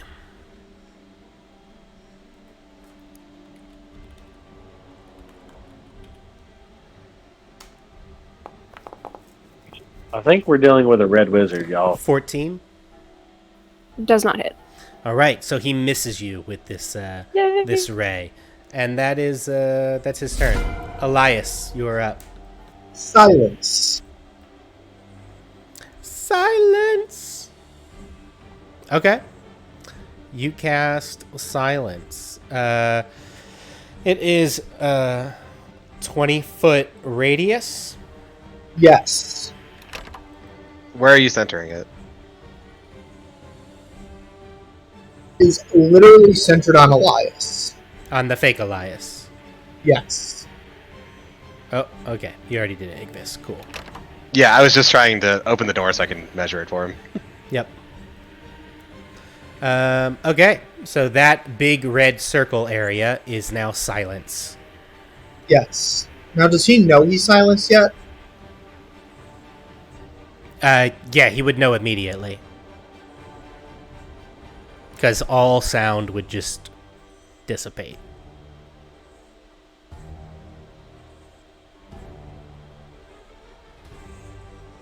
Yeah, I think I'm gonna stick with that for now. Okay.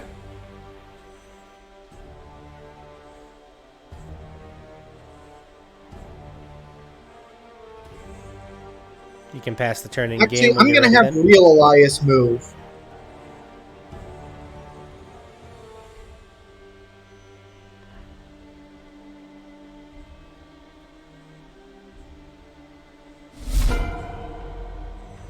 Nile, you're up. You are in a cone of silence. Yeah.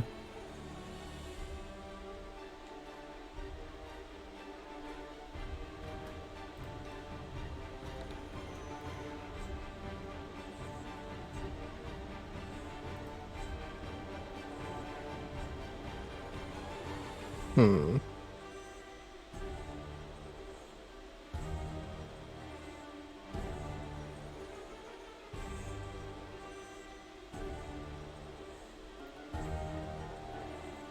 What would you? I'm like? trying to. I'm trying to think.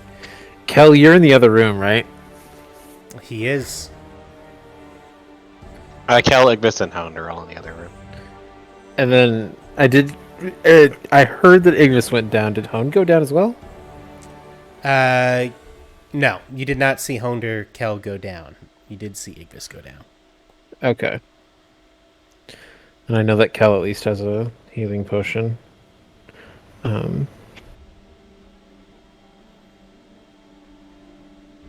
I'm going to attempt to grapple my man here. Okay. Thank you very much for reminding me of that. I completely forgot. Go ahead and make me an I can athletics create check. water and we can drown him again. Oh, we know what we do to mages around here. Yeah, Kel, you do you when you do that. But yeah, I'm going to make it's just a melee attack at him, right? An athletics check in order to grapple him. We make 14. Opposed athletic checks. You successfully grapple him. So hold on, double check how much feet I crossed here. Okay, I can't really move him from there right now, but yeah, so I'm just gonna basically run up and then just like grab him by the neck, pull him into like an arm lock. And he can kind of like silenced, obviously deafens a little bit, but I'm like right in his ear, like, you're mine now. And then that is where I will end my turn, just grappling him. Okay, sounds good. All right, Honed. Honed is going to attack, but is going to first move here. Then with the great axe will attack the one in front of the cage by Kel.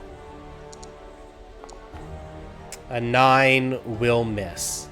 And that's Honed's turn. That's all he can do. Was Honed in the radius of Bless? Yes. Yeah, Hone was blessed. Why do we have advantage?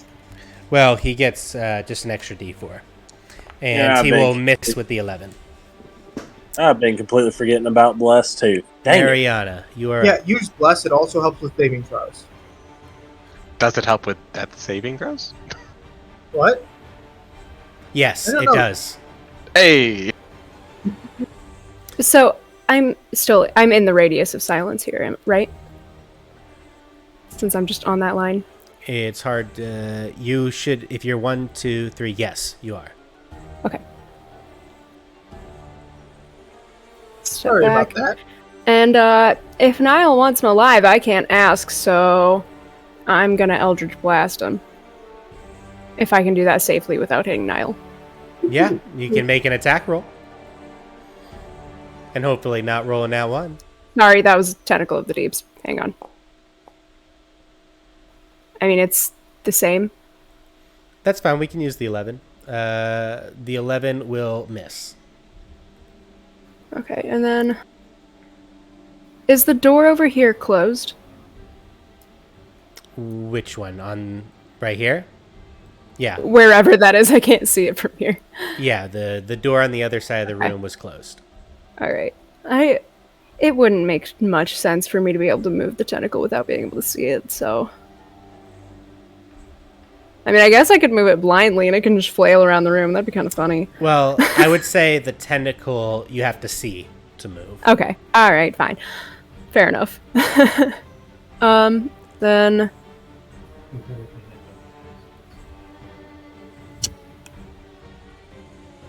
Oh, do I have advantage because he's grappled?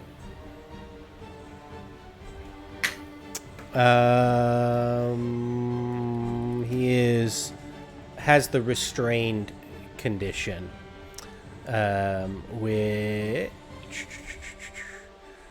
or the grappled condition, which is his speed is 0. He can't benefit from any bonus to his speed. No.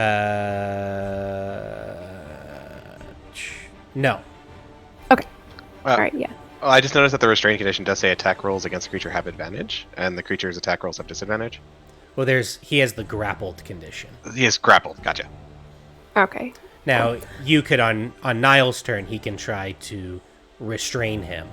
Okay. Which would then, like, basically pin him, and then he'd get you'd have advantage on attack rolls, and he has disadvantage on dex saving throws. Because that's what I had to do with Flennis. I had to basically grapple her twice, and then I was starting to Okay. counter at that. Yeah, I couldn't remember if it was grapple and then, but... Yeah, grapple, then restrain. Was the order. Okay, this one is going to move here. Flank honed.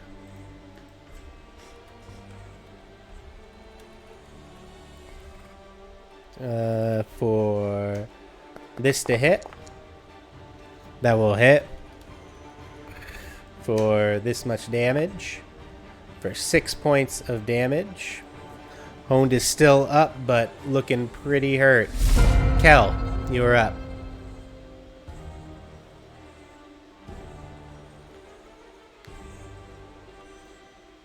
All right, I'm gonna pull out my healing potion. I'm gonna drink it. Okay, go ahead and roll for your healing potion.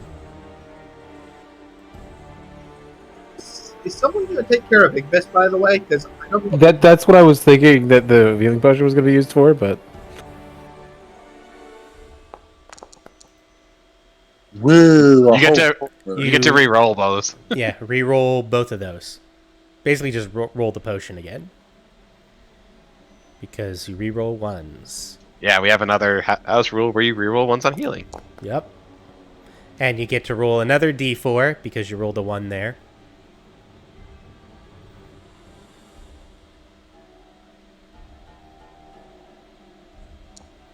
Nice. There you go.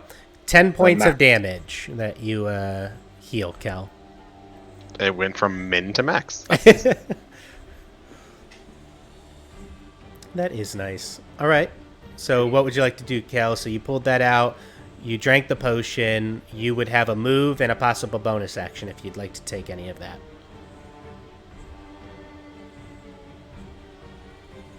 So bonus action is going to be...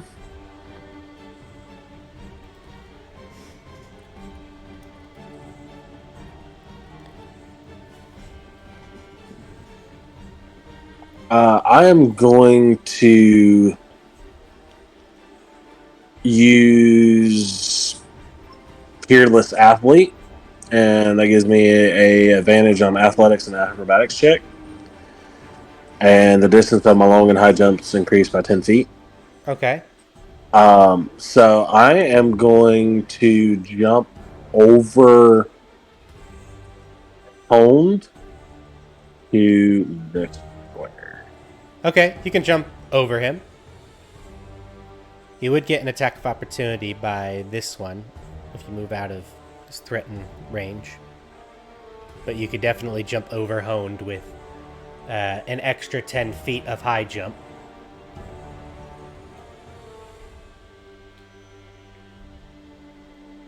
I'll take that attack of opportunity.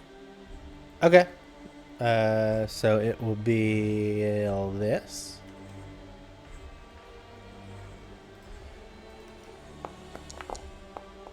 So a 10, which will miss you.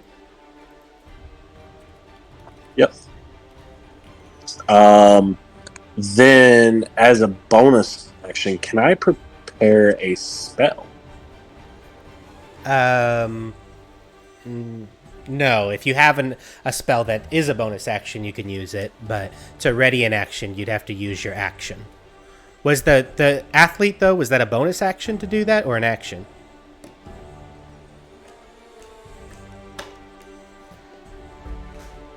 Oh, it is a bonus action, so never mind. That will be my turn. Okay, but so I mean, as an action, you could ready something. Didn't he use his action to chug the potion?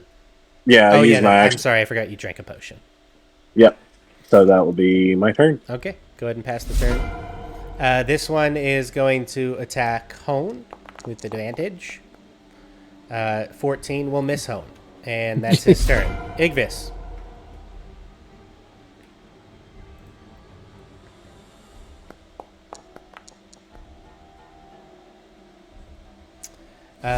All right, that is interesting, Igvis. Agreed. You made a death saving throw. Remigio's up. He is being grappled by you, Nyle.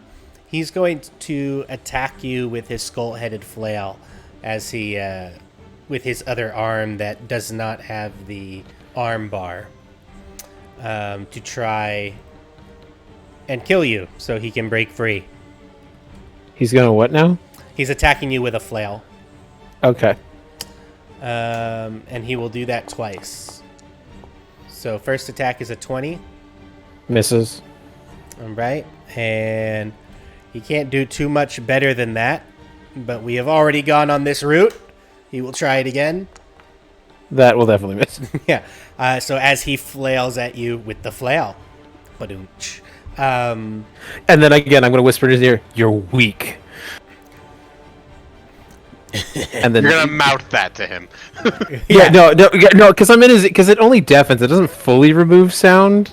So like he could, if I'm in his ear, because I've got him in on my, I'm assuming he would hear, just like quietly, "You're weak."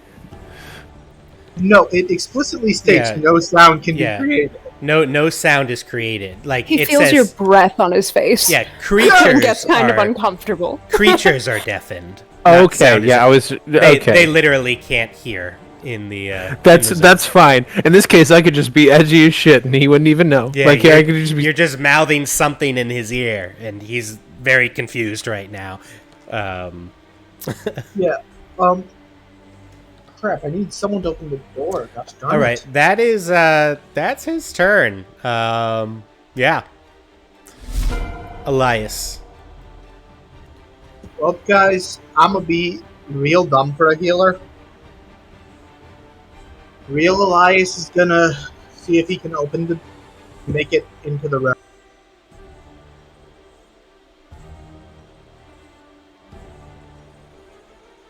So what's your strength, Elias? Wait, no, he remembers the trap. He would not do that.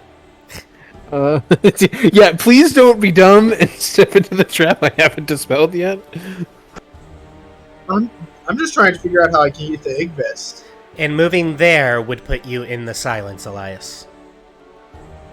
There you go. Pull it here. Crap. I don't know what to do. You are doing your best. If we can focus on getting rid of this big old threat, the Fist of Bane do nothing. Like, Well, come on. no, if you guys can open the door, I could heal Igvis with fake Elias, but he can't go through the door, and he can't open it because he's not real. Well, I can't Mage Hand because you removed my ability to do that. So The biggest boss is the door. Yeah. Nyle can't open it because he's grappling the spellcaster. Can't mage hand because of the silence. Elias can't jump over the trap or go into the silence zone. I'm beginning to think we're the boss here. I was gonna say, I think the biggest boss has been this snare that everyone's I have to avoid. Well, because it immediately gives you the restrain, and it's invisible technically. So The true boss is the friends we found along the way. God, it was so perfect though. The snare is doing its work. It's zone control. Not as intended. Yes. So Elias, what do you wanna do? You move over there.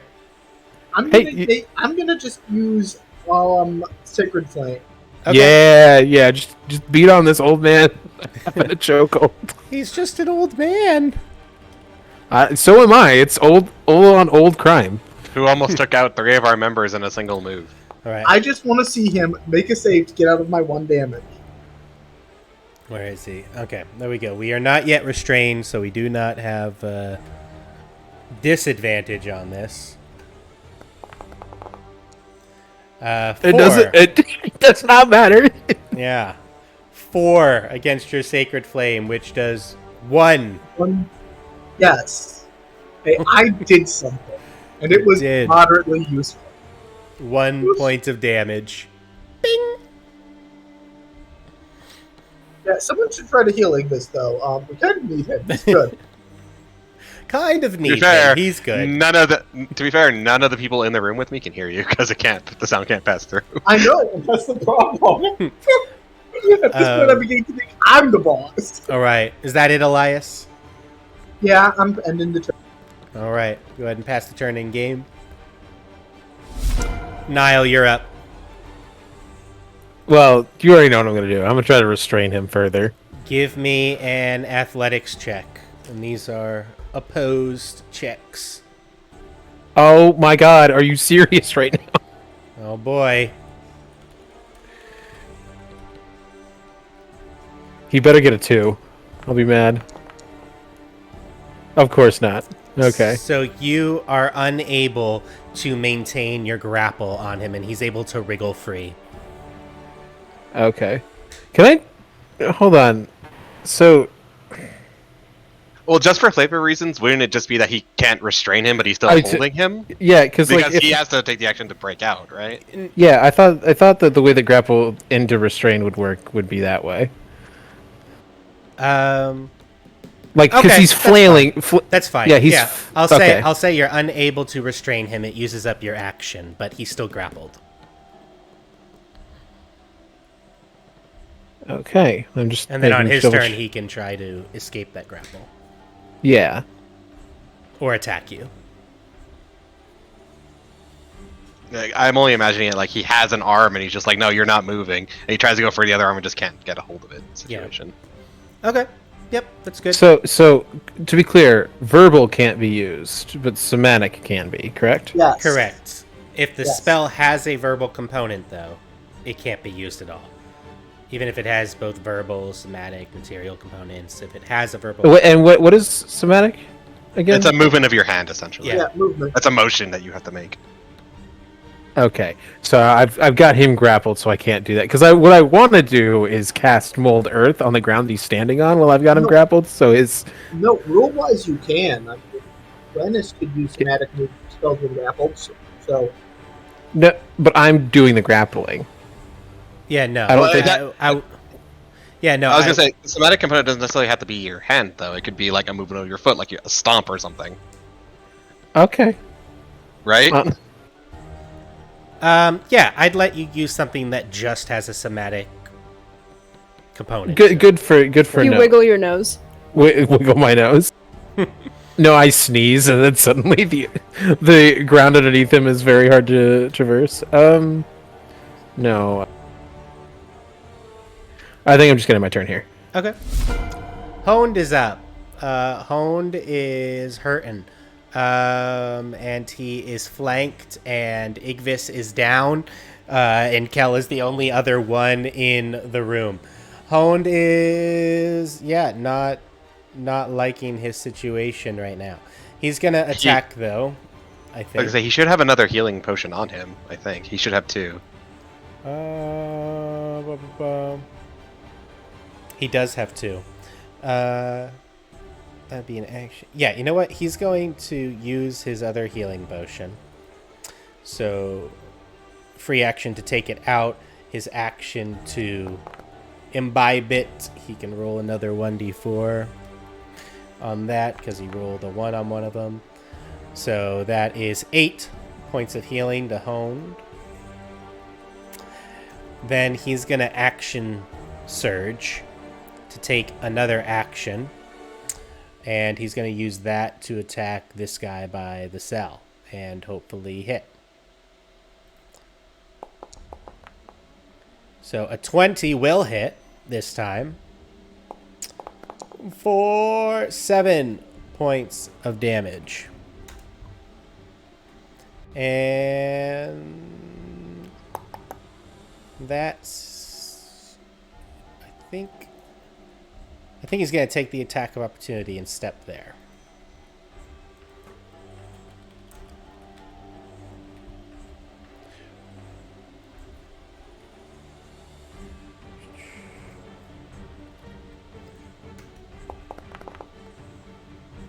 That's a nat 20. That did not work out well. For this much damage. 12 points of damage. And that brings Hone down. As he goes down there, as he tries to move into a more favorable position. Mariana.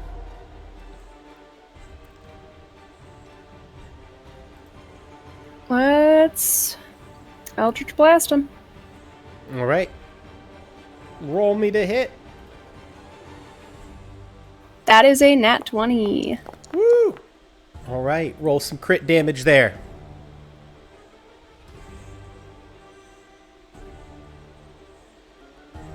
Five.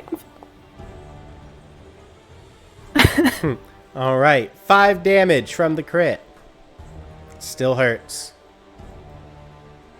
And I'm gonna move.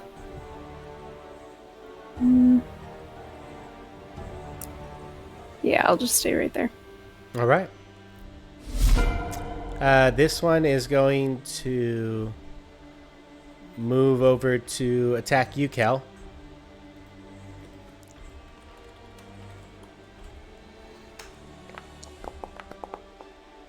$20 to hit.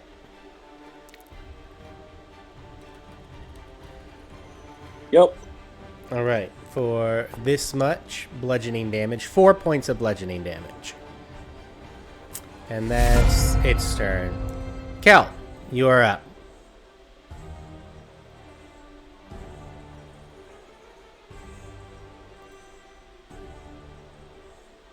I am bonus action chromatic infusion of Night's End. Okay. Then I am going to attack with Night's End, the one that just attacked me. Okay.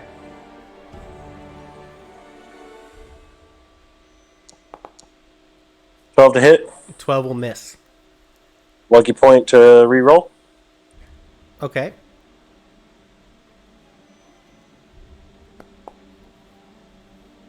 Son of a. That will also miss. Did you add your 1d4 as well? I did not actually on either one of them. Yeah, you're blessed. Add it to both. So 16. 16 will miss. It's worth a shot. I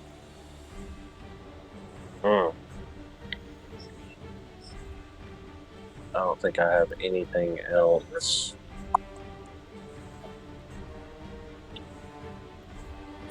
All right. If you got nothing else, pass the turn. Yep, that's gonna be it. There it is. Okay.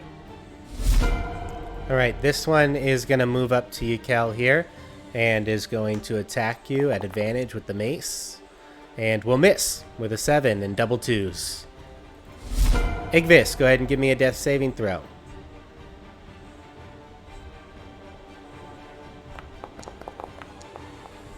Interesting. Yep, very.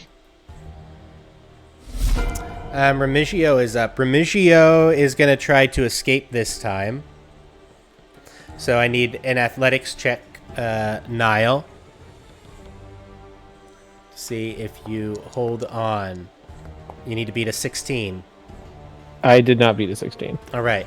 So he is able to escape.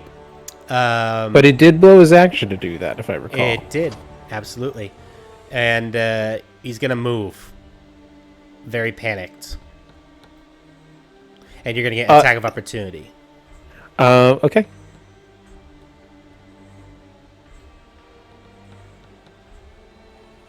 That's going to miss, of course. Yep, that will definitely miss. And then he has to make a... If he crosses that snare... He does. So he has to make... Finally, the snare! Woo! We got to it. An enemy crossed it. What do I make? A dex save? Yeah, dex save. Dex save of 13, I think is what I saw earlier. Snare's going to win the game. He's just going to... After all this time... Okay. This is his dex save. 13? I'm going back to check real quick. If you just cast it again, it'll show, if that helps. But I think it was 13. It should be whatever your spell save DC is. Yeah, it's 13. All right. Sorry. So he does make it. So does it... It activates, right? So it doesn't... Until triggered. Okay, so it does go away after being triggered.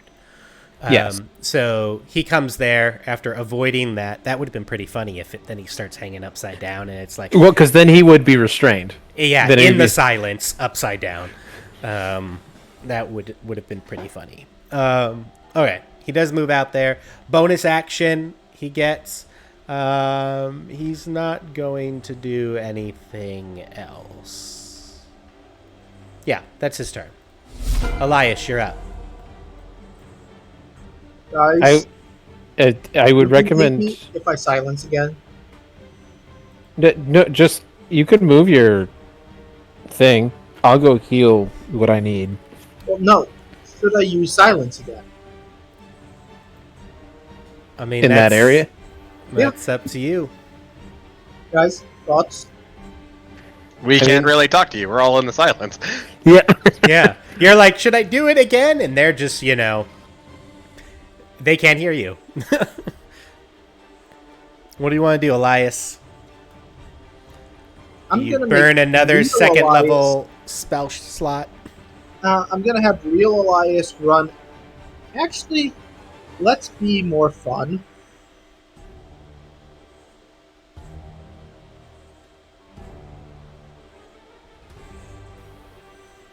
For now, I'm going to have fake Elias run out and use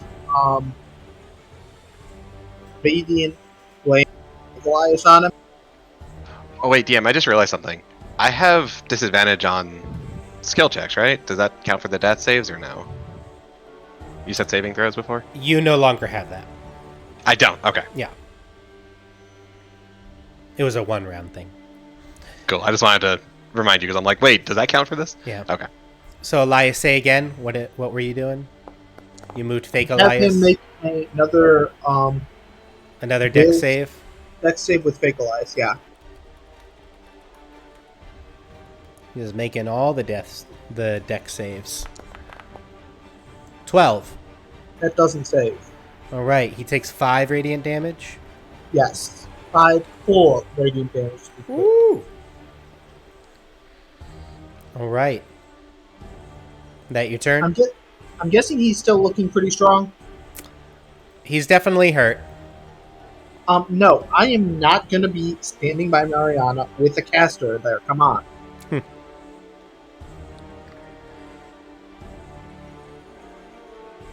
Well, that one's the fake Elias. There you go. Yeah. Elias doesn't even remember anymore. You have to select your character. No, it won't let me click because the menu's in the way. Oh, gotcha. Well, where do you want to be? There you go. That seems like a good position for me for now. Okay. Pass the turn in game.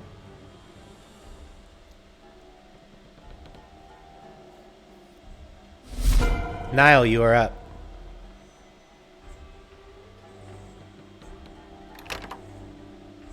Oh, isn't that convenient? I'm gonna really quickly lay on hands, because that's not a spell, and it doesn't require any verbal or somatic or anything. Okay. You lay on hands on Igvis, seeing Igvis and Honed both down, and Kel really beat up and surrounded by two of them. So go ahead. I'm gonna give him 5 HP back. All right, 5 hit points, Igvis. Should I tell them where my death saves were at?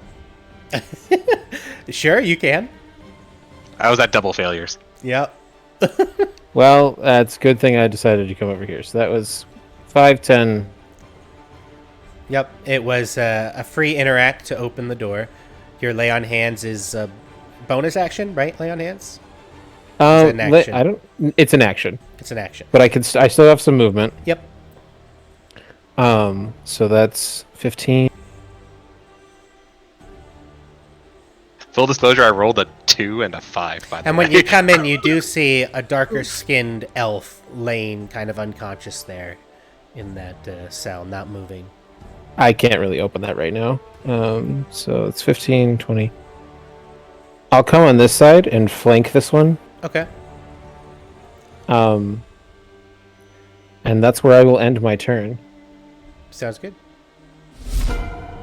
Honed needs to make a death saving throw. But yeah, we'll make these private.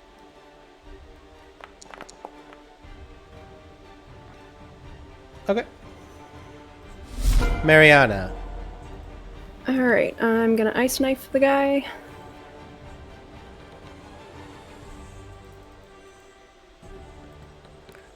That is a 21 to hit. A 21 will hit, yes. More dex saves.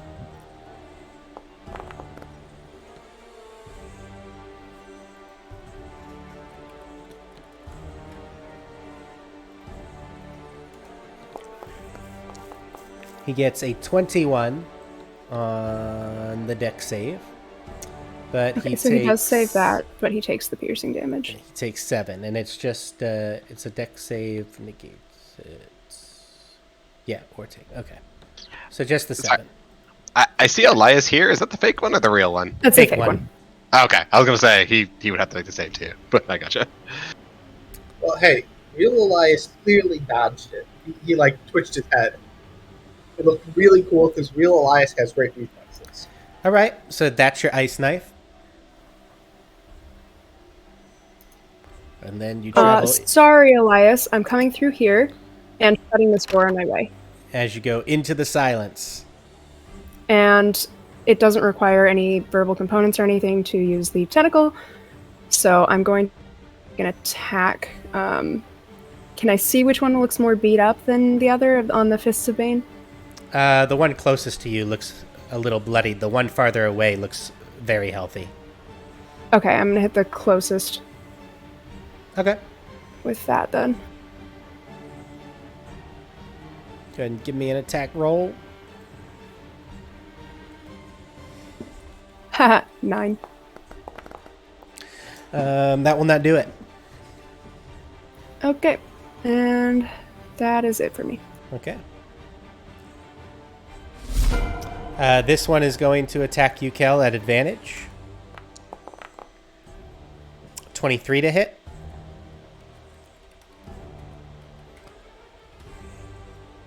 For this much damage, bludgeoning damage. 4 points of bludgeoning damage.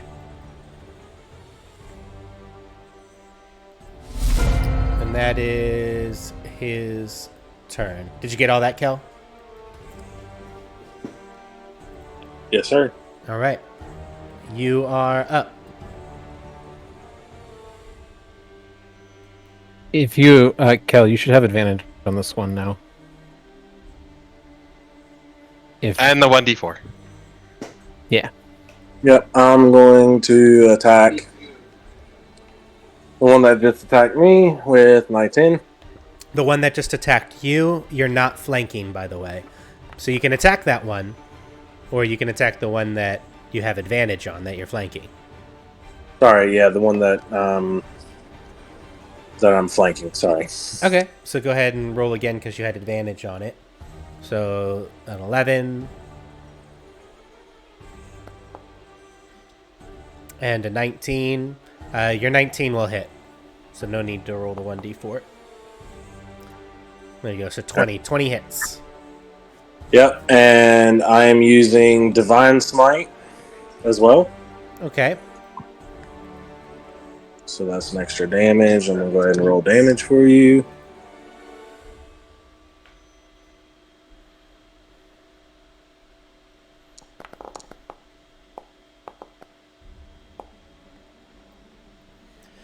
All right. So it is 13 plus 3.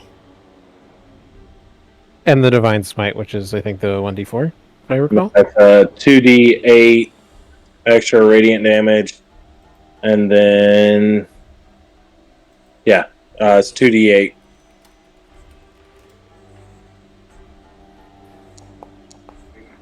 So plus 10. And then I'm also, if I can, let me check, So make sure I can. that Well, it's is 26 total to them. 26 total.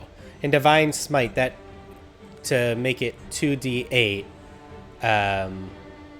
you use a first level spell slot, remember? Yep, marking it now. So he dies. All right, and I'm going to use Great Weapon Master to take a second attack on the other one. Okay. Whenever I fell an enemy, I can take a second attack, so I'm going to attack him too. Now, Great Weapon Master is... Yeah, if you reduce him to 0. Okay. Yep, go ahead. Woohoo! Yeah, that's going to miss. Well, maybe not with the 1d4. It misses with the 1d4 as well. So Okay. 11 will miss. That's going to be it for him. Okay. And you took out the one that was up next. Nice planning. Igvis, you are up. So I'm pretty sure they got this. So what I'm going to do is come here, use my action to heal Honed with my potion. Okay. Sounds good. Sorry, I'm just looking for it. I just put it in Foundry if that's easier for you. Can re-roll the 1. You're re-rolling privately, by the way. I'll fix it in a second. Oh, guys, I think Wes is actually gone because I'm concentrating on silence now. Oh, okay. So 7 healing to Hone. All right, and he is back up.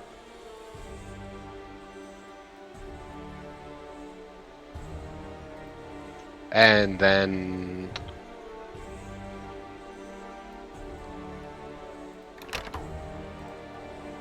I'm going to end there, and then if I can use my bonus action, I'll just reclose this door. Okay, so getting So up I used an is action half your to- movement.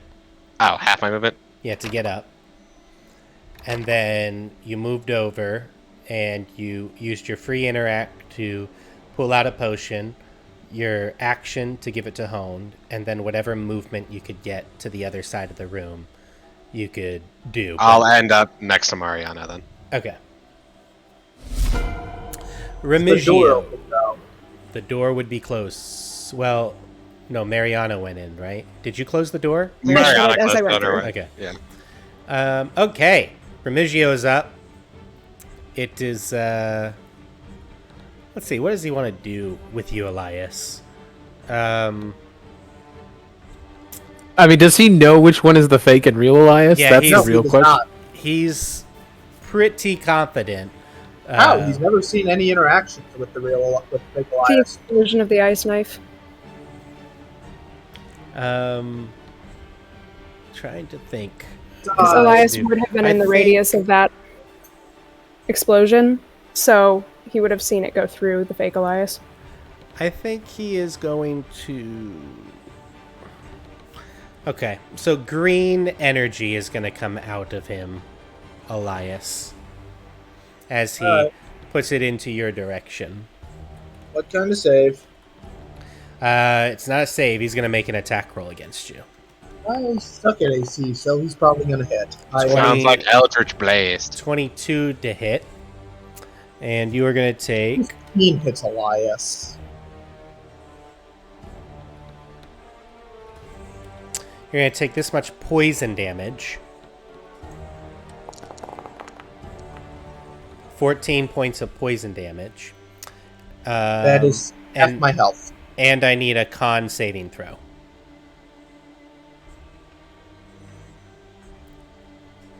The 16 save. 16 does save. So, how do I make a concentration check? You need to make your... Well, he did how much damage? 14. So the DC is going to be 10. And I think it's your main spell casting mod, I think it's right? isn't just a Constitution save? Is it a Constitution save? I think you're right, actually. Yeah, it's a Constitution save. So I make Yeah. a Constitution save to maintain concentration. Make a Constitution saving throw, and you need to get a 10. I'm sorry, but did you say that he dealt enough damage for your HP? No, he dealt half his HP. Oh, half. Okay, my bad. I heard So that. 8. So you fail concentration, so the silence would. Silence is gone. And that is that. That would be fake Elias too, wouldn't it? He's also gonna. Concentration.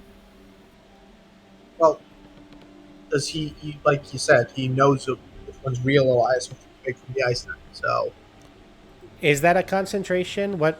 was Yeah, it? did we have 2 concentration spells up? Fake Elias is what ability again? invoke duplicity. Wait, did fake Elias get attacked or real Elias? I thought real Elias got Real attacked. Elias did. I'm just saying, invoke duplicity. Does that require concentration for that? Or until you lose concentration, as if you were concentrating on a spell. Yeah, so I don't think you could have him up with a concentration spell, can you? All right. So, Yeah, So, too. so essentially, the moment you cast silence, the Yeah. fake one would have disappeared. but this is good. 1, 2, 3, 4. He's gonna move this way.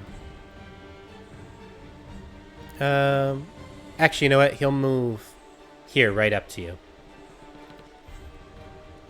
Elias, you are up. Guys, you're going to need to help me. I am screwed here. Elias is not designed to be alone with a big bad.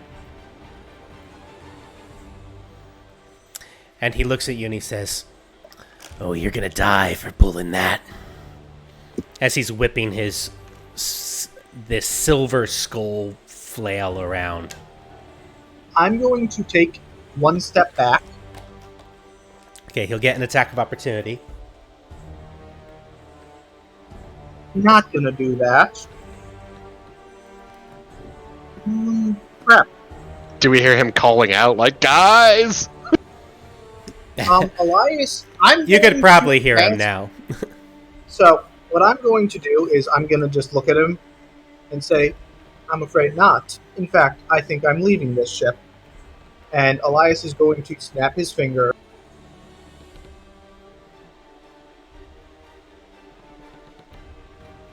Snapping his finger, and It'd be kind of funny if Elias just immediately tried to play dead. He's going to create a silent image of the wall, and he's going to try to make it look like he's like kind of step back and phase through the wall of the ship. To just create like kind of a plank on like he bent the the length of the ship around him build a wall between them. So where are you trying to make this? Just between him and me. Okay, so in front of you, between you two. Just 2 squares around me.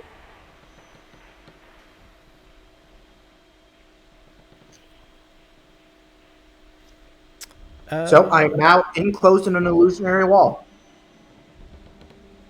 Now remember, he'll know it's fake, but he has to take an action to investigate. So kind of like that. I'm trying to figure out how to put this image for you. Yeah, it's like diagonal. It's just me and the square Okay. behind me. Sure. Just like kind of I'd it looks say like he'll out of lose the his action. attack of opportunity if you want to move. All right. Well, maybe I'll take 1 step back for now. Okay.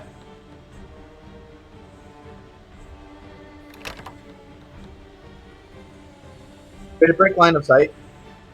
So it can only be a 15-foot cube. That is no larger than a 15-foot cube. Oh, okay. Yeah. Oh, that's what actually I'm a big gonna do area. for now. Yeah, it's a first level spell, so I'm going to do that for now. Okay, so you step back. So he can't. So as far as it looks like to him, I just carved a hole in front of the ship in the line. Okay. I'm making him take that action. Darn it, that is literally all I can do. Guys, please help. I kind of put the square where I think you put it, so you can tell me if it's wrong.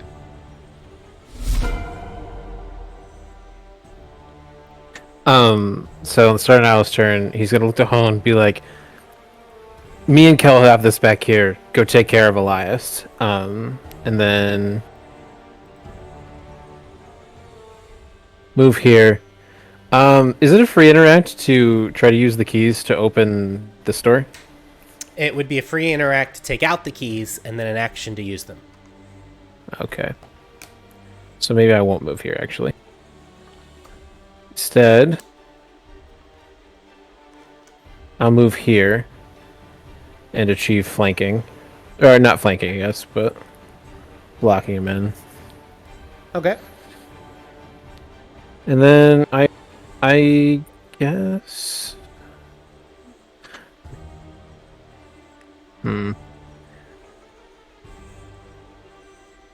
I'm just trying to think, rationalize. I wasn't sure.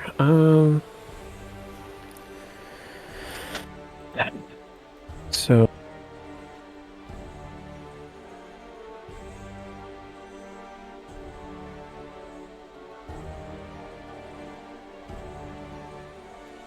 I'm actually going to be like, scratch that, Hone. Stay here with Cal. Okay.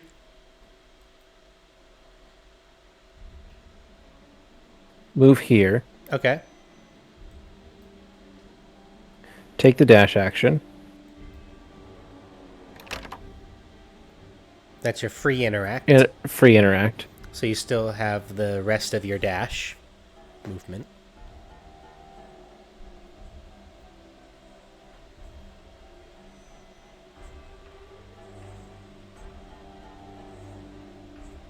So that's your dash, your movement. So that's your movement, your action, free interact. Honed is up. Honed is going to move here and is going to attack. Which is this. Nat 20. Hell yeah. Woo! There we go, with his great axe. That's 2d12 plus 3. Nice. 22 damage takes this guy from full health to 0. So, he absolutely chops his head off with that crit. As is Hone's MO. Yes. And he says, we should probably go help the others, Cal. 3, 4. And then he's going to start walking back this way. Mariana. Alright. I will move.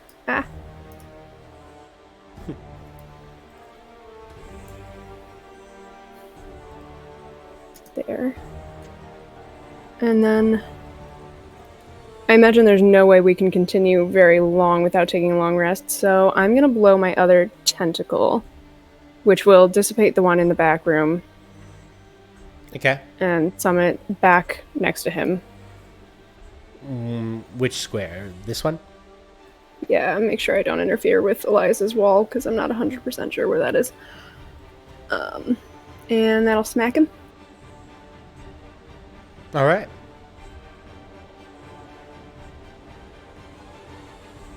With a 10. 10 will miss. And I will Eldritch Blast.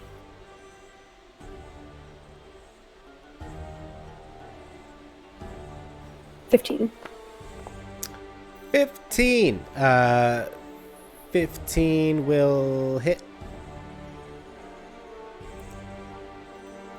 4.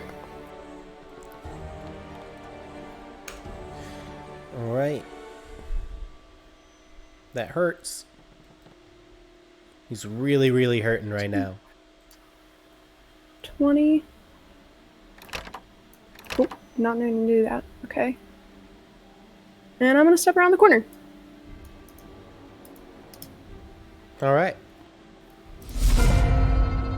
Kel, you are up.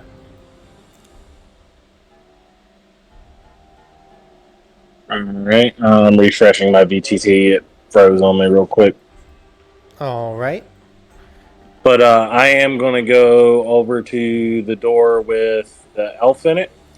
Okay. And I'm going to use my last spell slot for Cure Wounds. Okay. So you reach through the cell and you cast Cure Wounds. Go ahead and roll me your Cure Wounds.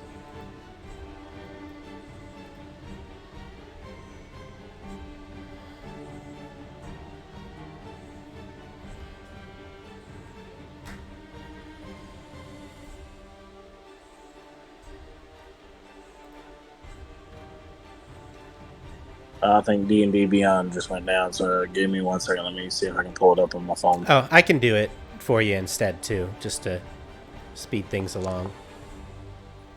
8. That actually is a pretty good roll. So, you heal the elf for 8. So, Anarian, you are currently at 8 hit points, and you wake up. And do you say anything as you wake up? I go, ah! What happened? And you can also roll me initiative. I'm not sure, bud, but we're in the middle of a fight. Gear up, and I'm going to bonus action. I'm going to try and break him out. Okay. How are you going to try and do that? With a bonus action.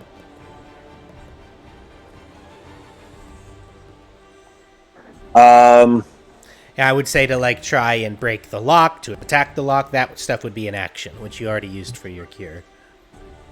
Unless you have something special that lets you do something as a bonus. I'm going to try and rip the lock off. Would that cost an action? That would be an action. Okay.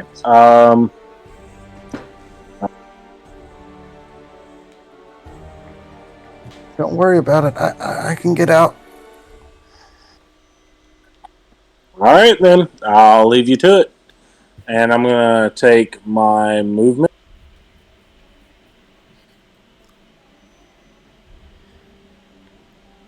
Oh, for clarity, Elias is currently inside his wall.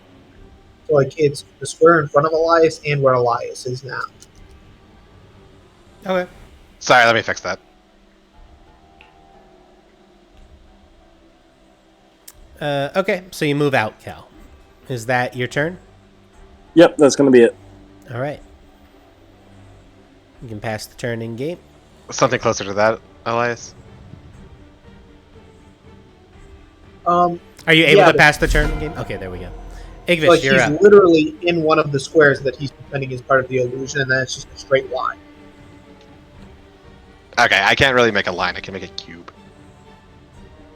So square Elias is on, and the square you highlighted is where it is. He's just inside. Ah, the there we wall. go. Now it's just a plank of wood that goes all the way across. That good? You're up, Igvis. That's a lot closer. Yeah, the keynote is he's inside, so the guy can't just go around and try to attack him that way. He has to disbelieve the illusion to attack Elias. That's fine. I'm just trying to put your illusion where it's supposed to be.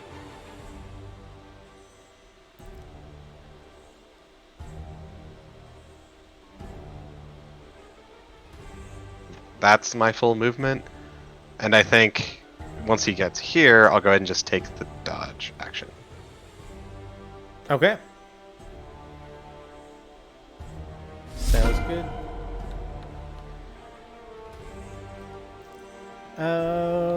Okay. Remigio is up.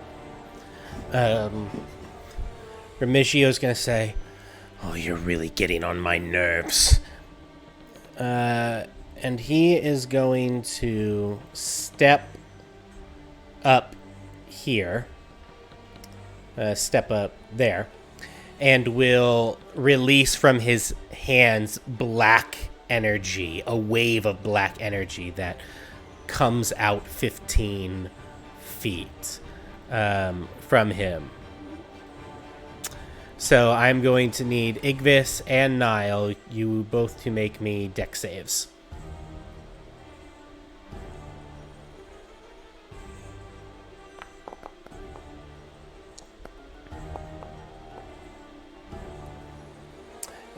So Nyle, you fail. Igvis, you pass. So Igvis, you'll take half of this, and Nyle, you'll take the full amount. This much necrotic damage. So 14 for Nyle, 7 for Igvis. And then I will go down. All right. Agnes will also go down. All right. As you both go down from the necrotic energy, he says, "Now to deal with this other troubled one."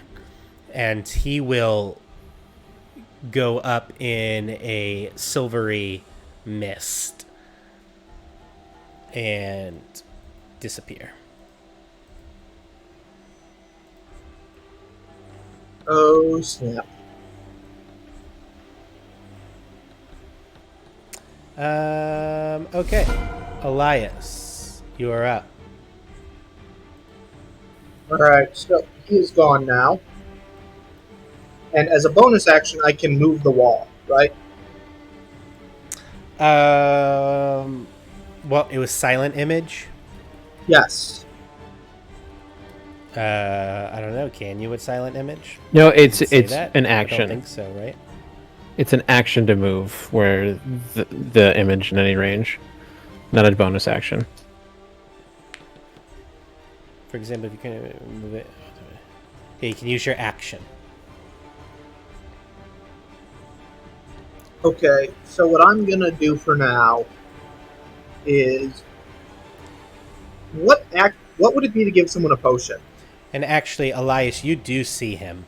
So he disappears, but you can kind of see over here around the corner. Okay, so I vaguely know where he is then, but he still can't see me because remember I'm inside my wall. Yeah, I understand. Unless he investigated that. Okay, so I'm going to.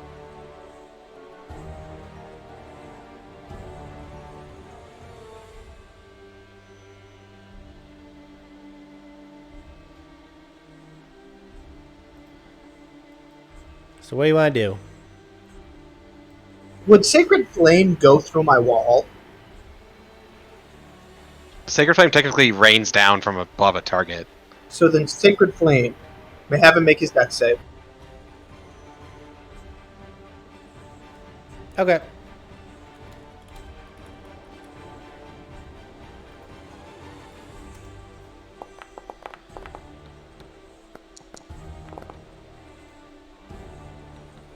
Okay, he got a 7, so he failed. So he takes 8 radiant. 8 radiant. All right, as that sacred flame radiant damage comes straight down on top of him, and you can tell he is wobbling, Elias. He is barely standing.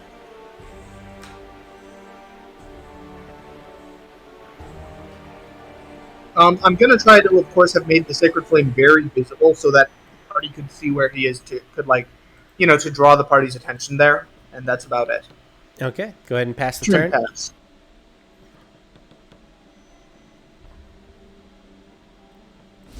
Nyle, make me a death saving throw.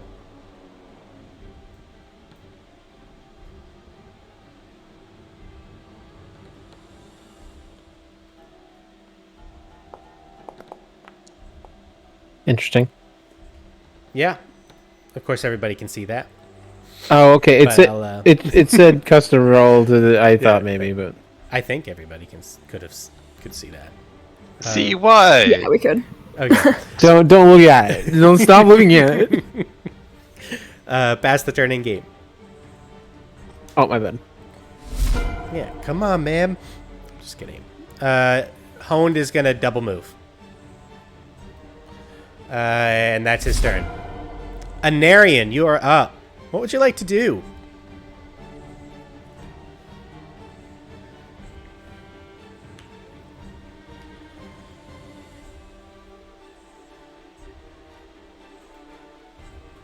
Oh, I forgot to push to talk. Am I in a room with bars, or am I like in a concrete cell? Bars. So, Alright. every other around you, behind you, in each wall, it's concrete, but in front of you are cell bars. So I'm gonna transform into a cat, All right. a little gray kitten, and slip through the bar. Cool. You are able to do that. And you know what? I think I have a cat. There we go. I can put that cat on screen, and I don't know if I can give you ownership over it or not, but you now have, you are now a cat. Yeah, that would be nice if I could give you ownership of this. Now let's do it this way. Actually, configure ownership, a bump, owner, and bump, boom, and then okay. Can you move that cat?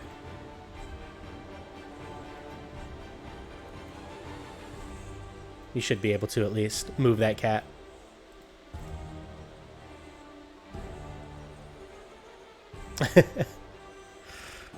I'll have to come up with some better tokens there too. Don't forget it's push to talk. I can't get out of the cell. It says you can't move through a wall, right? Yeah.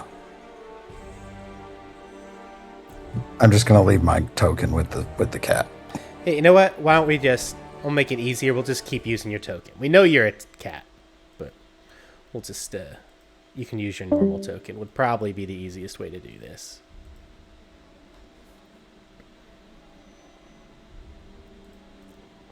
I'll have to figure out a good way to do this. Being forgetful. Yeah. Then I'm gonna drop my cat shape. Cool. You are now an Aryan again. And I'm like, hey guys, what's going on? And as you kind of get out there, you see that splayed body on the table of a woman, or entrails everywhere. Up this way in this room, you see two people bleeding out on the floor ahead. This dragonborn here is barely on his feet, and this Genasi seems actually pretty healthy. Okay, this is weird, guys. All right. I'm just gonna stay right here for a minute. Necromancers and cults, help if you can. Big Will old do. guy. Looks scary. I can probably get those two off the floor. That would be incredibly helpful.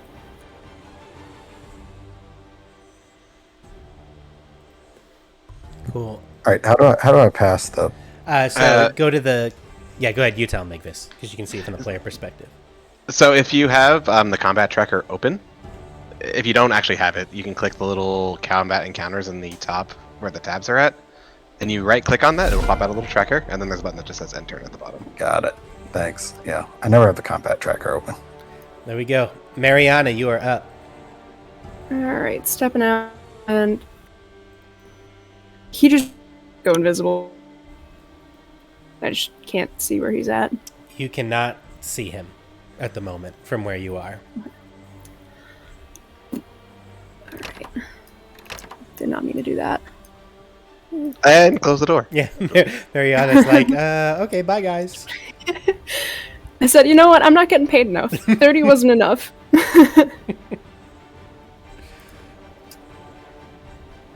uh,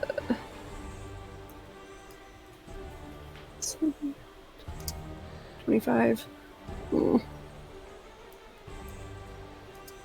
Oh, that wall is still there, isn't it? Yeah, there is a giant wall there, Mariana. Okay, cool. All right. Yeah, none of that movement's happening then. Yeah, we're still right there. There, now I actually did a Solysis inside of his wall. We're good now. Yeah, Alright. Elias likes to hide.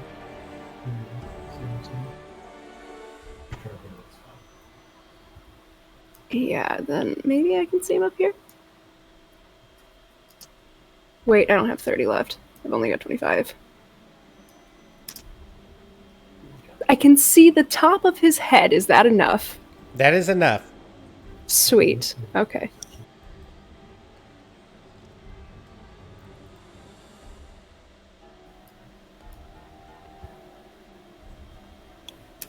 And that's moving. Right, I can't actually move it, but it's going there. Got it. And that'll make its attack. All right. Tentacle slap. Yeah, Tentacle's not doing it today.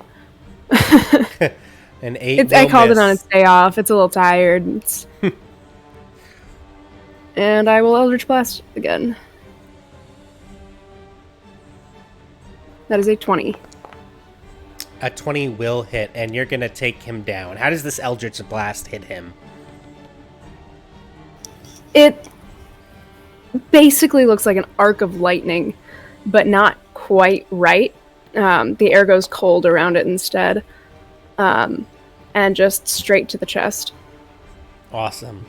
As he looks around the corner, wide-eyed at you, for a moment, makes a mistake, and that cold blast straight through his chest as he and falls to the floor, dead. We can go ahead and, at this point, drop out of combat. Elias is going to spare the dying on Igvis and then Nile. I don't know if someone could make me cast lay on hands on myself. An Anarian is going to start to glow in kind of a silvery, starry light and cast his starry form, the chalice, and he's going to healing word Nile and then use the other D8 to heal Igvis. How much does healing word do? Healing word just does 1d4 plus whatever my modifier is, but the chalice does 1d8. I'm also going to use my healing potion. Yeah. So, Well, I'm going to stop you from using your healing potion. I'm going to look at you. Gather around, everyone. are you gonna do a prayer healing? Yeah, Before that, we do still have an unconscious cultist.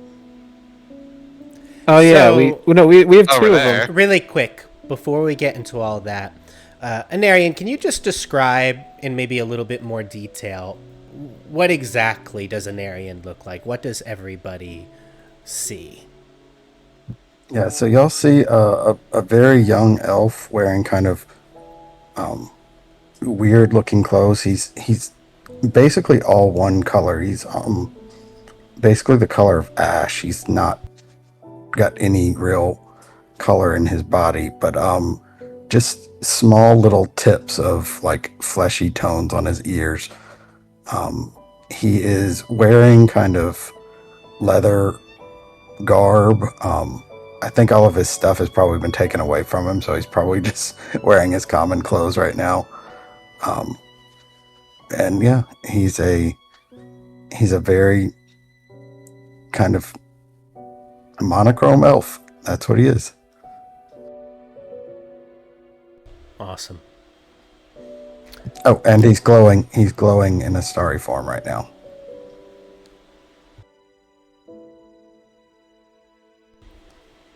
All right. You guys can proceed with whatever you would like to do. I am checking the body of Remigio. To be clear, you didn't make that non-lethal, so he's just dead, yeah? Yeah, no, nobody really told me to keep him alive, so he is dead. Oh no, he was too dangerous to leave alive. Look at how much he almost single-handedly wrecked us. So you do find a book, and the book has a skull on it, and seems to be bound with a little lock. You find detect magic. Does it? Is it the same as Flennis's? No, it does not detect the same as Flennis's. It doesn't detect as magic at all. Then you also find a silvered skull flail that he is wielding, and and a pair of keys on him. A keychain. Chain of keys. How about everybody else? What is everybody else doing? I'm currently unconscious, so unless I don't know how much healing, because I don't know if I'm getting the goblet or the healing word. Yeah, I'm Nile not sure which got one the it is, mate. healing word, and Igvis got the goblet. So I get 1d4. It was 6 healing, and Igvis gets 11. Okay, I'm awake. Ugh. Thank you. Where's the other necromancer?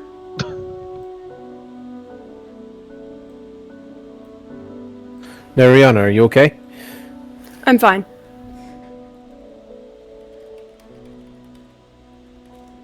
I have his keys and a book. Can I see the book? Just before that, the other necromancer should be here, like passed out, right? Because he's the one I didn't kill. He's over in the corner over there. Not that he could get far even if he woke up. So guys, zone of truth. I'll grab him and drag him over here. And can we just get his token back just so we can see him? But I'm basically gonna put it right here. Yep. I will hand Nyle the book.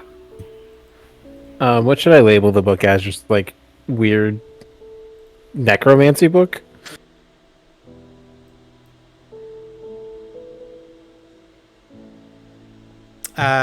Sorry, yeah, you can just put Remigio's book. Oh, I have manacles. You guys Well, want manacles? This gentleman is also a caster, and I've seen him use the same thing the other guy did. So he could disappear at a moment's notice as I have well. manacles. So what if we gag him and make him write everything down? Yeah, basically I'm saying, is there a way to stop this guy from casting, but still ask him questions? Again, I do have manacles, so that would stop him from doing the somatic components. Would those stop, or are those more like handcuffs? It did when I was... Yes, I would say it stops somatic components. That's how I roll it, at least. What kind of spell did he cast earlier? I've seen him previously before this encounter. He disappeared in a mist, similar to this other gentleman we were dealing with. I know something about teleportation. Normally you have to see where you're going. You might want to cover his eyes. I would recommend we cover his mouth. If he can't talk, it would be quite difficult to use spells. From there, We can make him write anything we need to in common. Are we going to interrogate him right here? We should Well- probably secure the rest of the ship before that. That's up to you, Nile. You said you said not to kill everyone, and I got you one alive. But you see how dangerous these cultists are when we leave them. I mean, we'll kill him after, but we have questions that need answering. Do you see why we didn't hesitate before?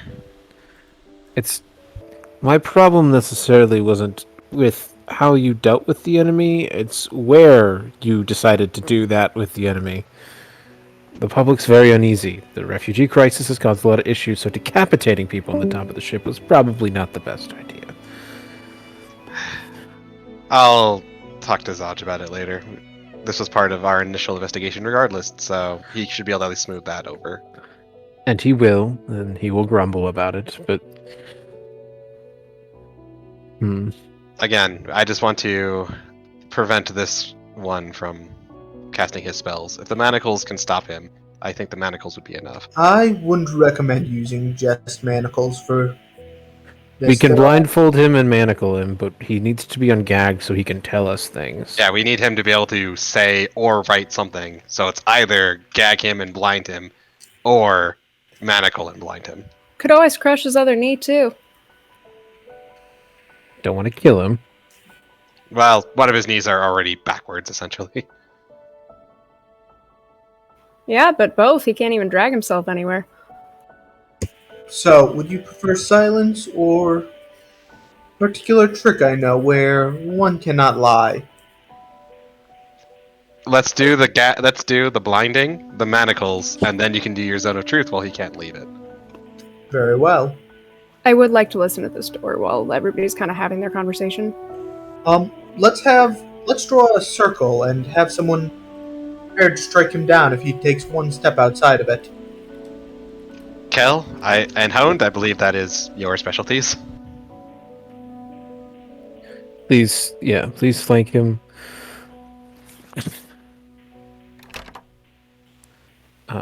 While we're doing that, I'll go with Mariana just so she's not alone. Did you hand us the mandibles and stuff? Yeah, Okay, so there's a set of keys for it, too. okay, I'm going to apply the mandibles to his unconscious self, and then I think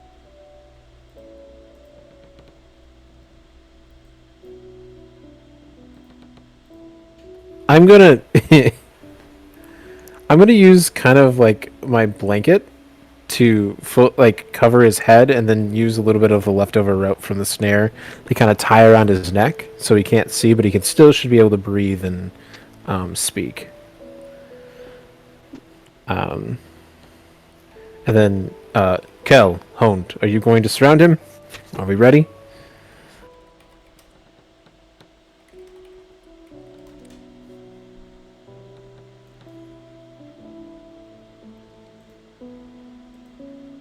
I think we lost Kel, so. Crap, guys, I didn't prepare Zone of Truth today. I'm sorry. It's fine. We don't need Zone of Truth. Oh, is Kel back?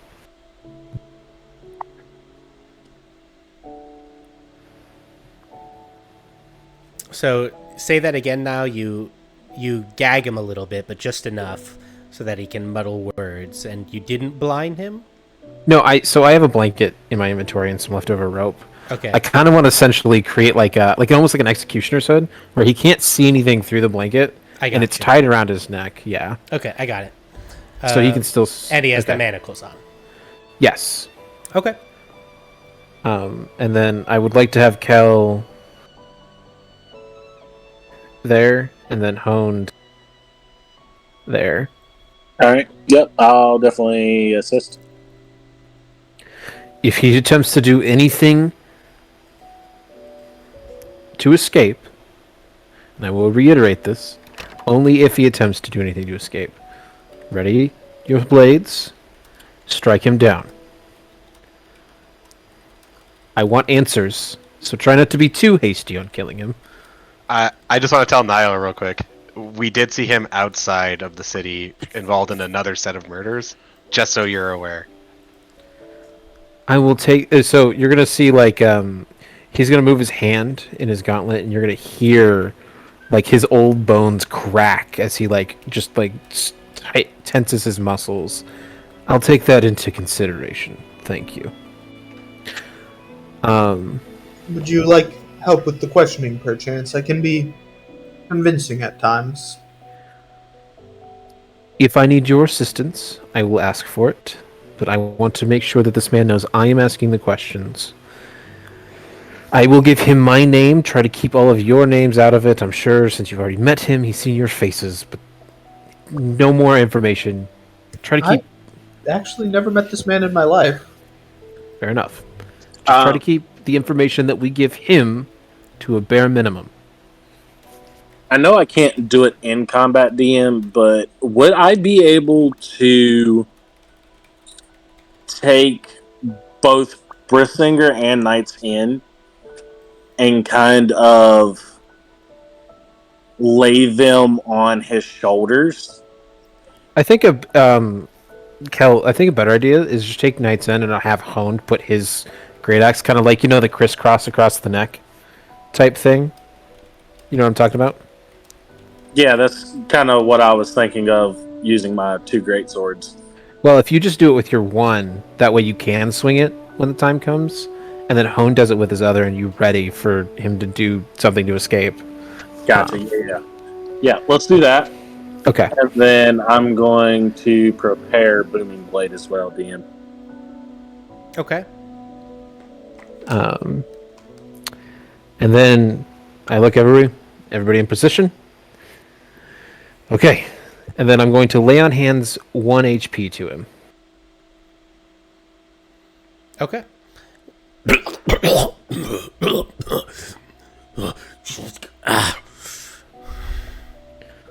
Good morning. Yeah, I have a few questions for you. You move, you die. You try to escape, you die. You waste my time, you die. Nod once, if you understand. Roll me an intimidation with advantage. Can I assist with that, DM? It's already got advantage. Yeah, so he'll already have advantage, so he can't get triple advantage. Okay. But how's a 21 sound? yeah, so you see him nod, and he doesn't say anything. Good. Why? I know who killed the Duke. Why did the Duke need to die? Answer me, and as clearly and concisely as possible, or you die. I don't know. I don't know who killed the Duke or why. What were you trying to accomplish here? Same rules apply as the last question. I was an apprentice under Remigio. We worship Merkel. We were here to kill Elturian knights and their descendants. For what purpose? Same rules apply. We've been ordered to.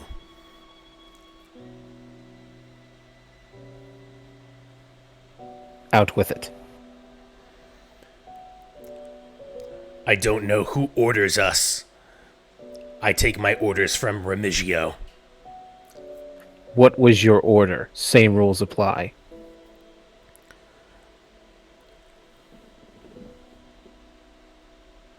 Our orders, we are given information, targets. And those targets we are to track down, kidnap, and murder. All I know is that those targets are Elturian knights and their descendants. I do not know why we are given those targets, but Merkel does not care. What is in the doors beyond this, beyond the torture room that you were in? Same rules apply. And are you kind of like pointing in this direction over here, like the stone areas that way? Yeah, like that's what I'm insinuating. The stone, because there's doorways. More cells, in order to hold victims along with a bedroom. Down both hallways? Yes, there are no other enemies. And if I let you go, where would you do? What would you do and where would you go?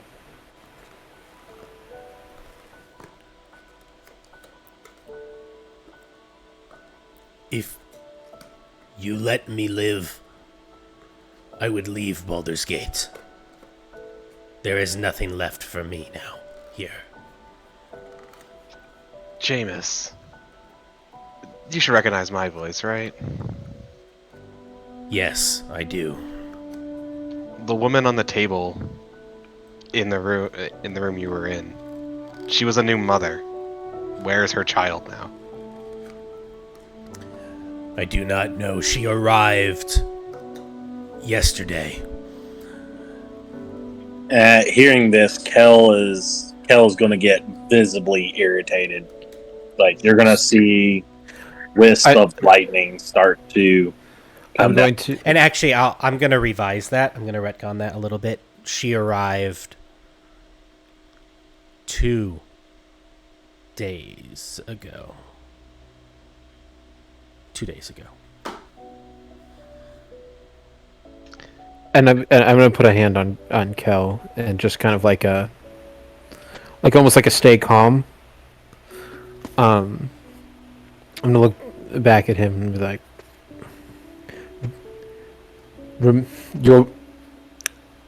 your orders coming from Remigio, how often did they come? All the time. I was his apprentice. Were there any... Which approximately how many how many of your cults are in the city? And have they infiltrated the upper city? We are many.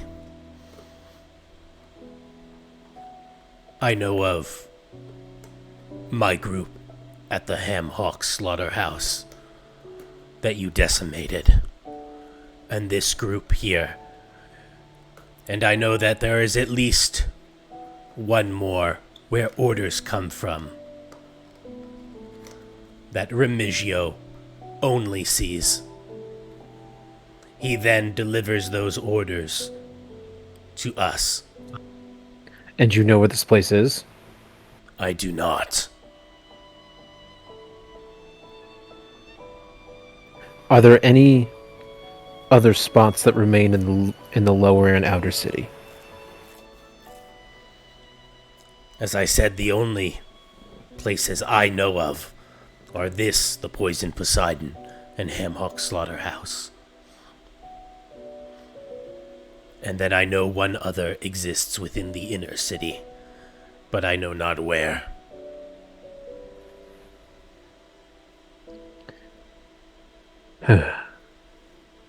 What did you say your name was? Jameis. Jameis, do you have a family? I do not. Not living anyways. Children?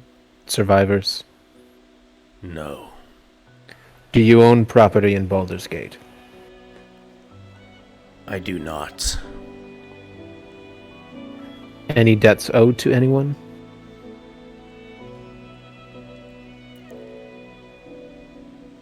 I do not.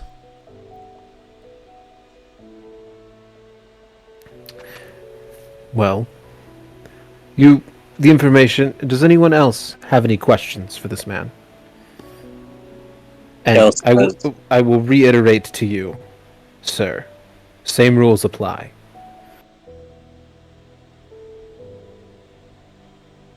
Go ahead, Cal.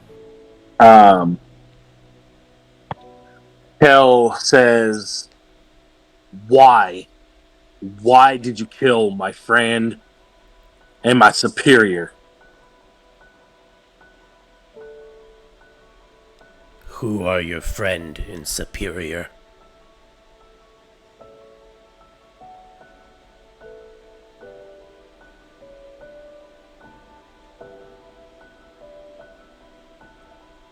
Give me 1 second, DM. I'm going to my notes. Is it Rhea by chance?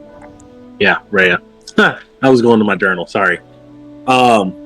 Yeah, he's gonna say. Actually, I'm gonna retcon that. There was another Eltorian knight. Her name was Rhea.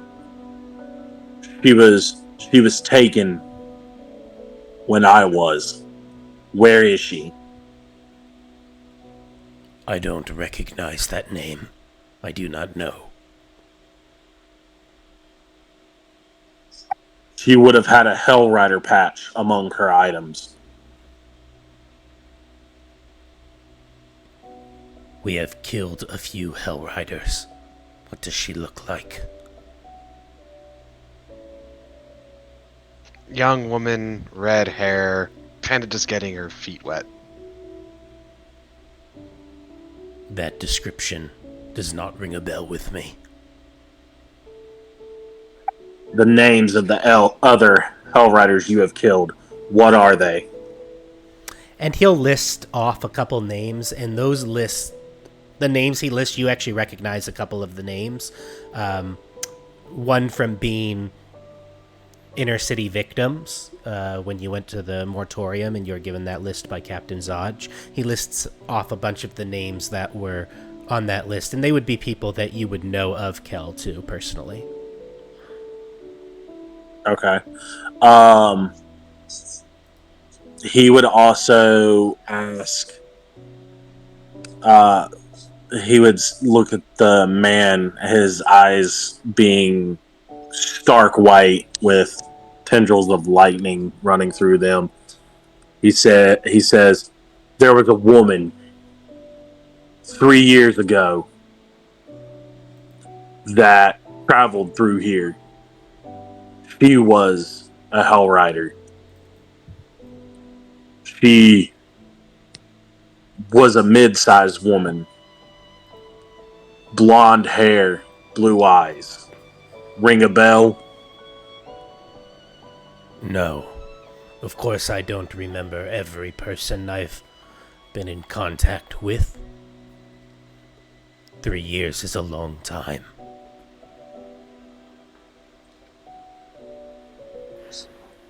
At this, he says, you're of no more use to me.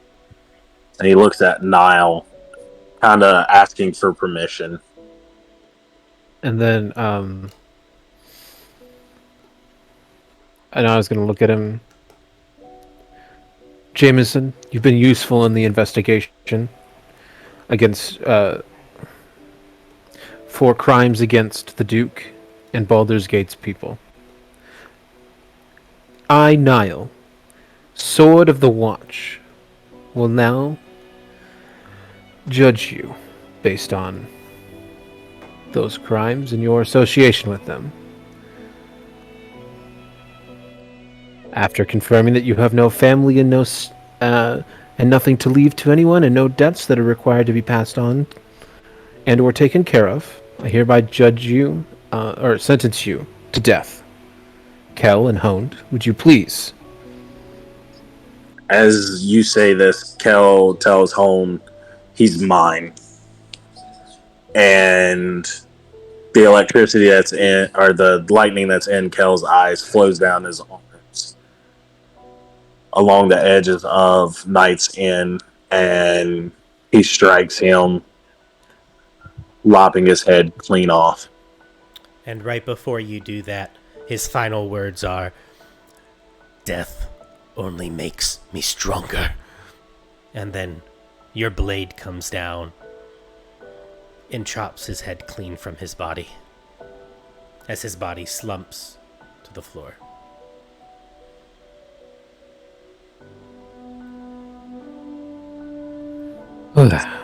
Grisly thing. Judgments. All right. So we need rest. And Igvis, you said you can get Zodge to clean up my mess. As his body falls, Kel kind of drops to a knee suddenly, kind of like winded and visibly upset. Is all well, good Kel?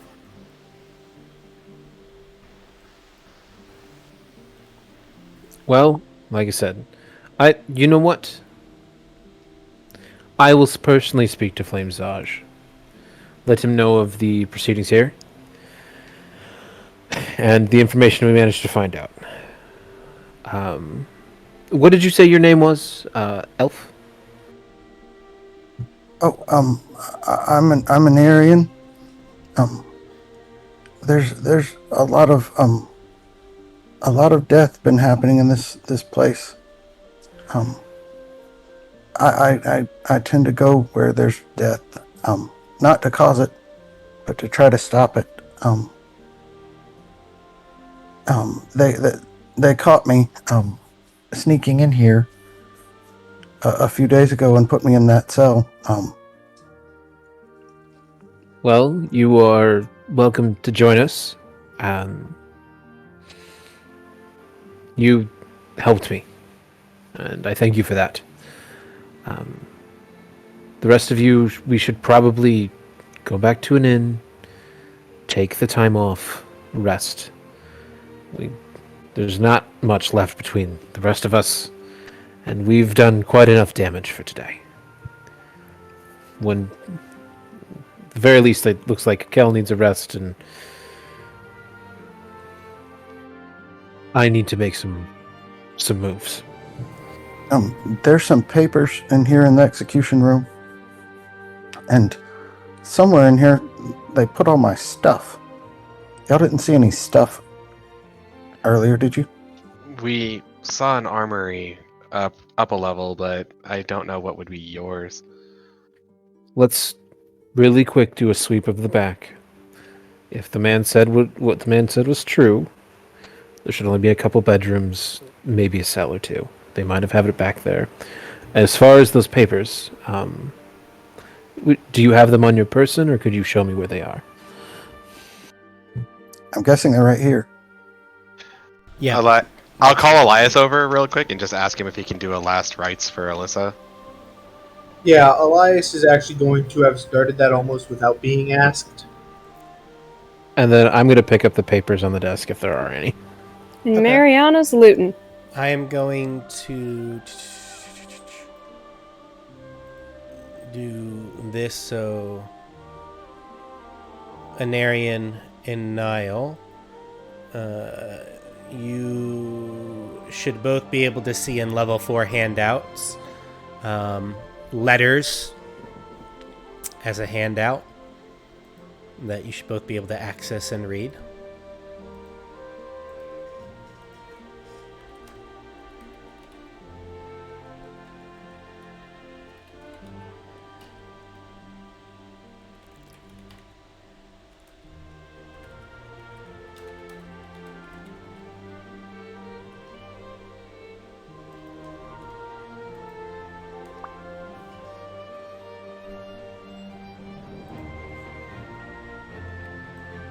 What is everybody else doing as they're going through the papers again? Mariana, what did you say? Just checking the fists. Okay. On the fists, you're going to find shields and maces, kind of like the fists that you saw above as well. I'm taking Jameis's weapon specifically. Cal actually collapses suddenly. His Mariana sword. also pulls out the keys and unlocks every door to all the cells and make sure that Anarian stuff's not there. Yep. So you unlock all those, and you can see through the cells too. And there's nothing in them, but you can unlock them too. Elias is going to check on Cal. So as you open that door, Mariana, there does seem to be some extra gear by the bedside, and as you are up there, Anarian, with her, you recognize it as your gear. Oh, good. And this is my stuff. Thanks. And remind No me, because I'm not. Who was for the sake of speed? Who is Vaz again? Did we go over that? Vaz? The skull-headed person in the dungeon. The one who was trying to kill Mortlock earlier. Yeah. We kind of. Nyle wouldn't know, unless you guys specifically mentioned Vaz's name and recounted that. You didn't encounter Vaz specifically, but out of character, he is the skull-headed man that was trying to kill Mortlock. He probably would have just said, "Hey, have you guys heard of this vase?" And we'd be like, "Yeah, it's this dude."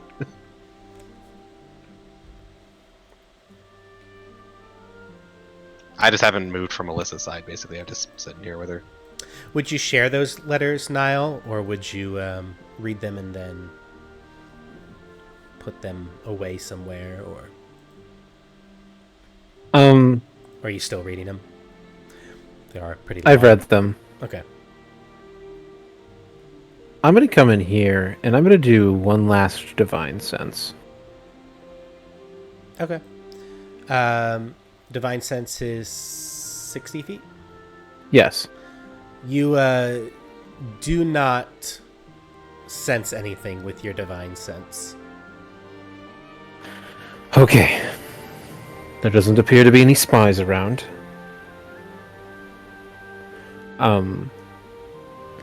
So then, from there, instead of like giving them the letters, I mean, you can give them the letters as like the handout, but I would just share the information of what's on the letters because I'd want to keep them on my person. Okay. I will share them with everybody so you can all see them, but you would have them. But you can roleplay through what you would share them to. For the stream, I'm going to share it for the stream. Yeah. Appears you all have seemed to make quite the impression on this cult.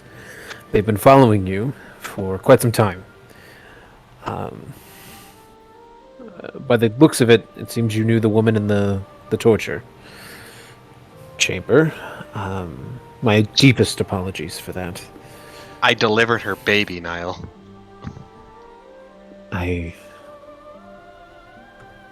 This is jarring. And I'm feeling a mix of emotions. But it would seem that she was a descendant of a Hellrider, and that is why she was hunted and taken, as per what seems to be their MO. The other thing to note here is that someone named Vaz was corresponding with someone named the Emissary. They don't seem to mention me in their letters, but it did seem that they had you followed into the bathhouse, and then after you destroyed it, they blamed, presumably, Remigo for this. And then on our way here, they saw all of you. There was no mention of me, so... And we've basically dealt with anyone who could have possibly seen me here other than the citizens, which they don't know which member of the Watch it would be yet, but it wouldn't take much to deduce.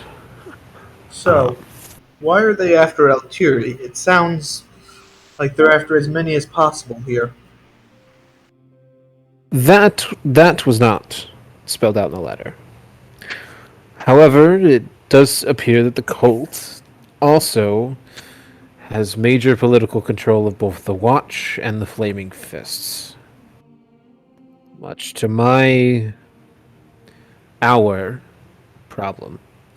Before, this was a mission of secrecy purely because I was doing this out of the kindness for my friend. Now it appears that this needs to be done in the name of preserving the city. In all of its, I wouldn't quite say glory, but vastness. I don't have words now.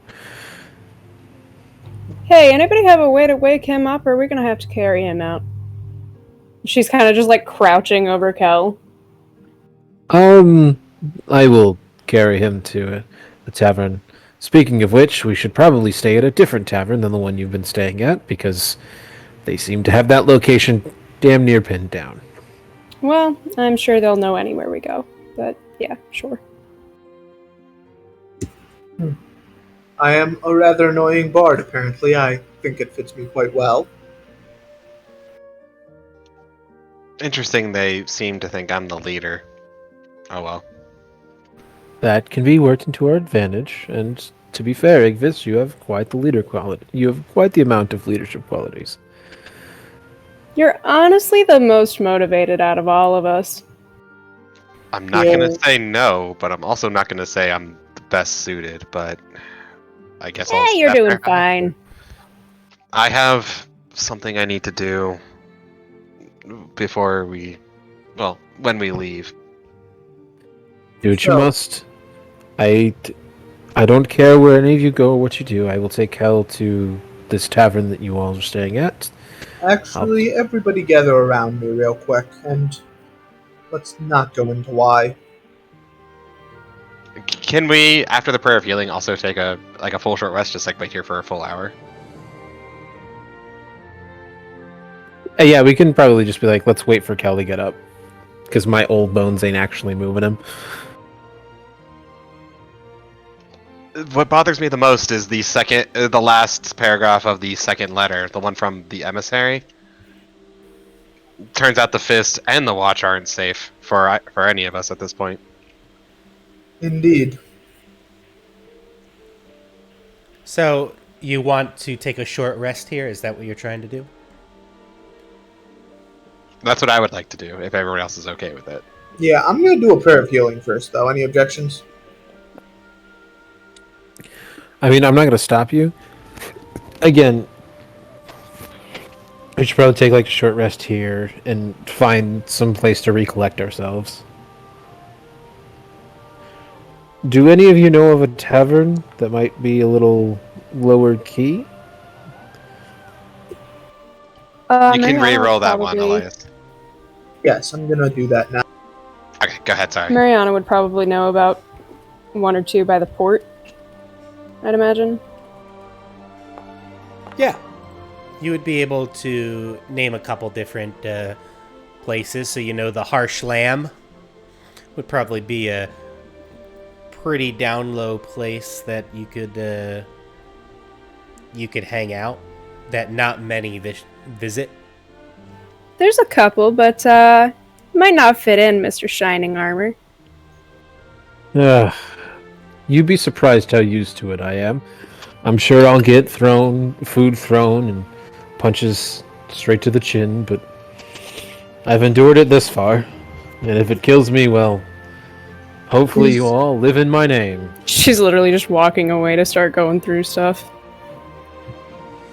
So did we decide on a location? Is it going to be that pub that we're going to meet up at? Because, as I said, I'm going to go do my thing.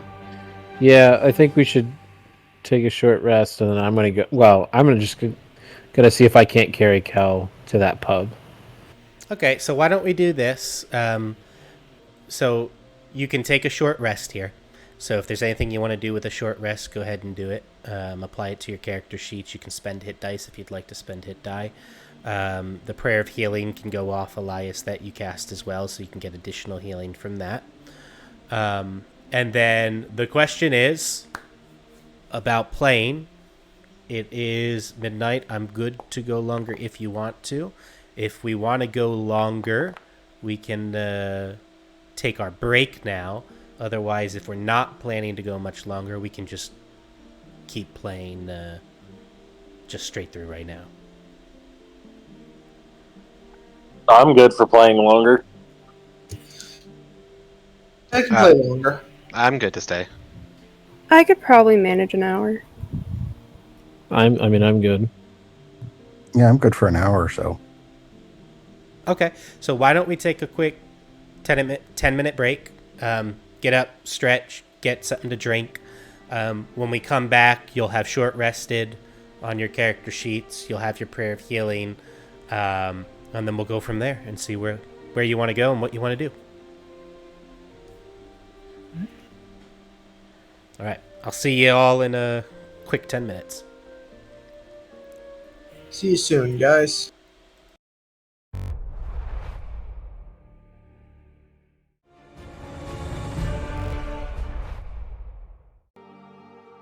All right. Here we go. We are back. Baldur's Gate, Descent into Avernus, session 22. We're back from the break. Woo! Okay. Here we are in the bottom of the Poisoned Poseidon. The group has taken a short rest.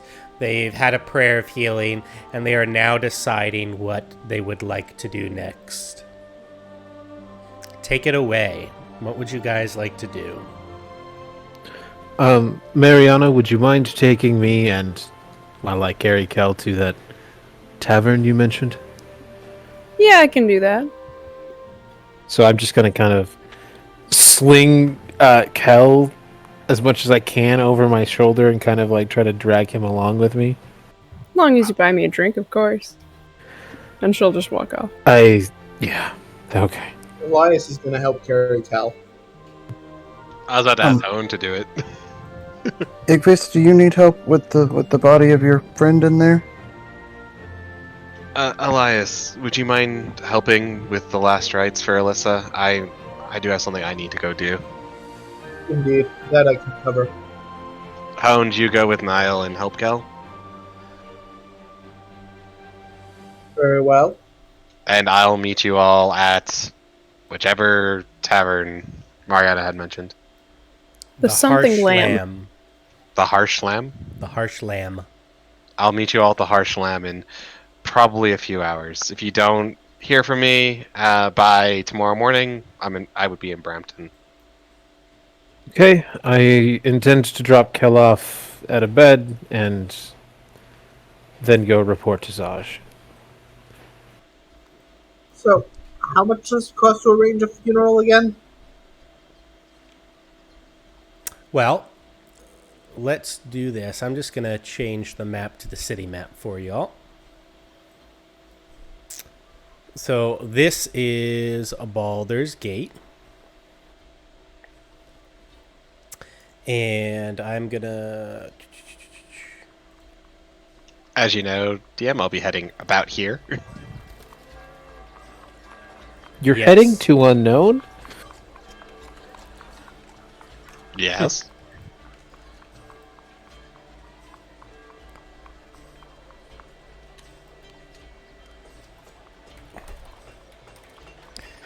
I'm just putting really quick on the map a new location for you.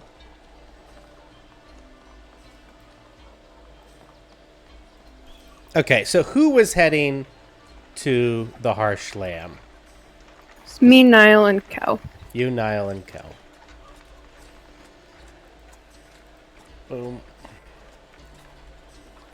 Okay, the Harsh Lamb is now on the map right here. By the way, if you haven't already, don't forget you can turn on journal notes on the left side of the screen. Make sure you have those toggled to display so you can see all these markings that are on the map.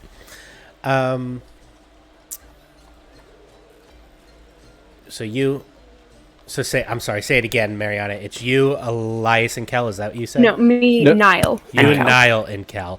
Elias and Hone. And Elias and Igvis, you were going to go visit some special stuff. Elias, Yeah, I'm going to Unknown. Unknown.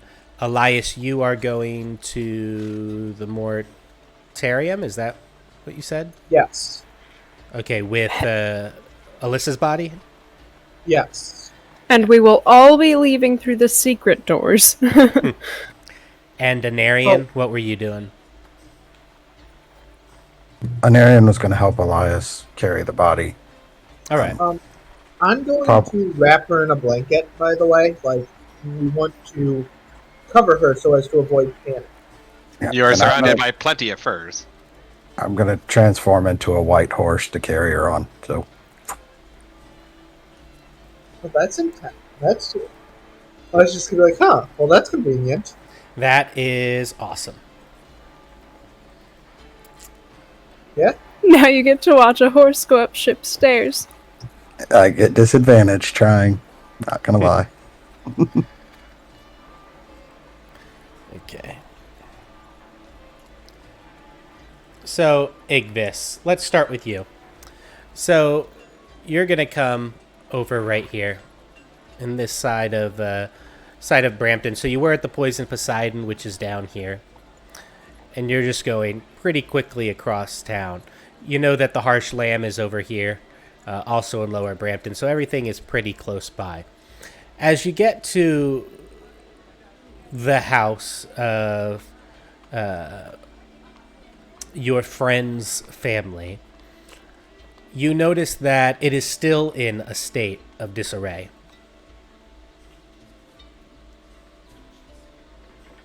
It seems like that same state it was in before is the same state it is in now.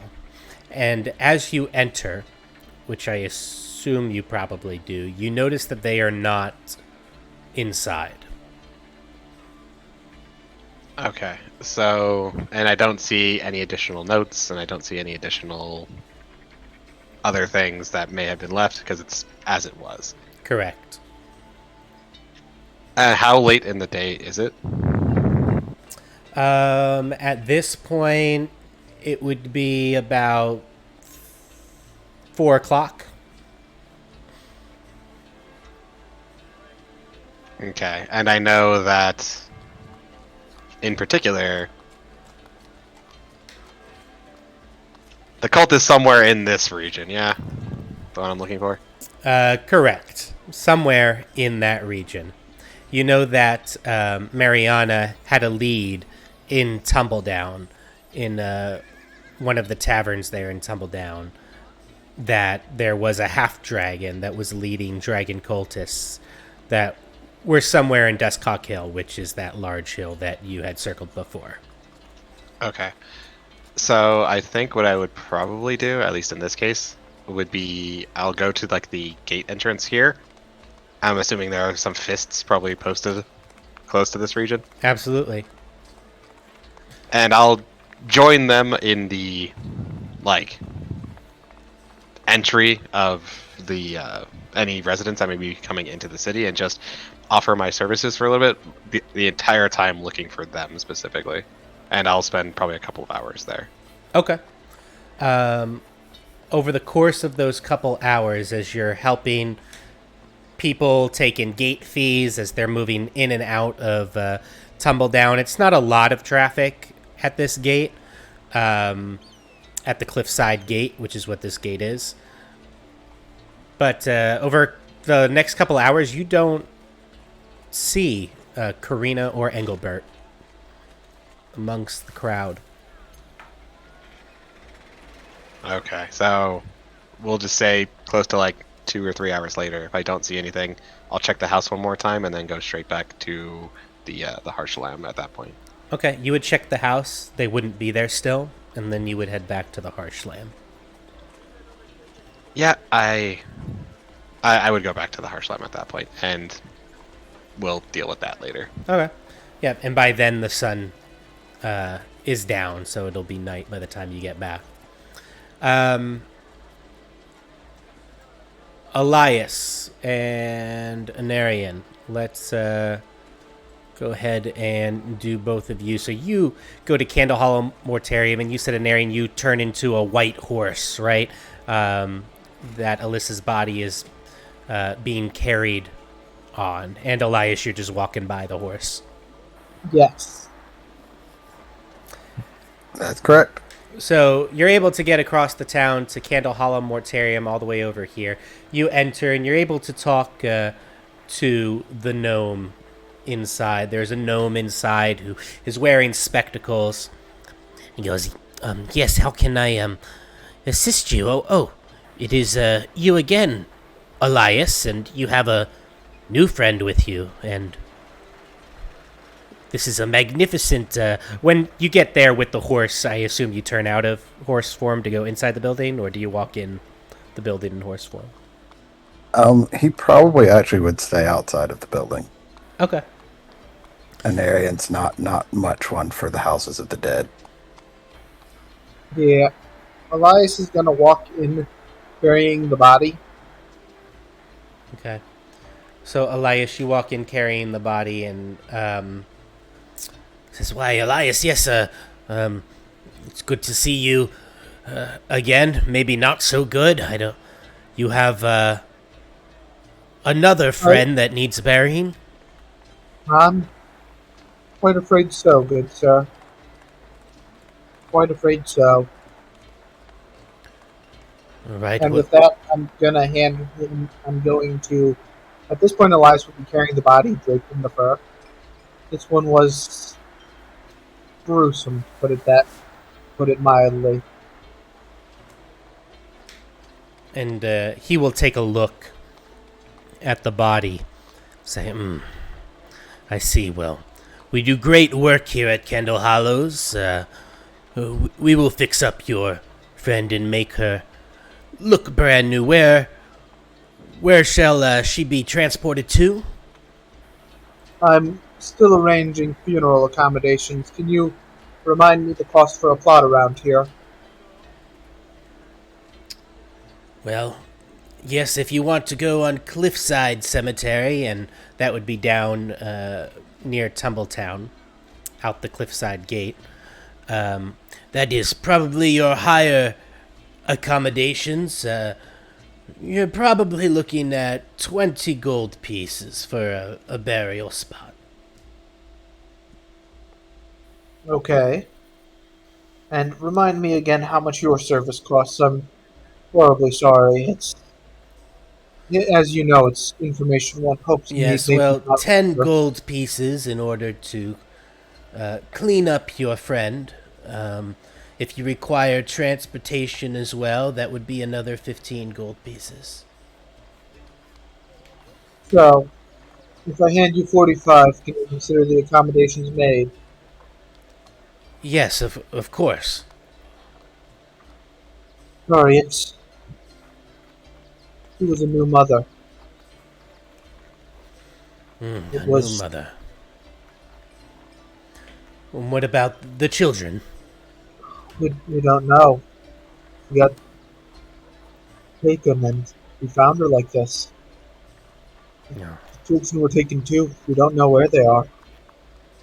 Well, this is the way in Baldur's Gate. Unfortunately, there are too many orphans running around the streets because parents have died from disease or violence.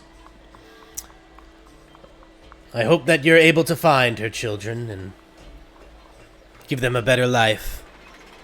Indeed. I'm quite worried about them, honestly, good sir. But for now, she was a good woman who deserved a proper burial. Well, I will take very good care of her, Elias. What was her name? Alyssa. Alyssa. And does Alyssa have any other surviving family besides her children? Because Elias never knew about the baby being fake, he's gonna tell this guy all about Thistle and how Thistle is a merchant with family.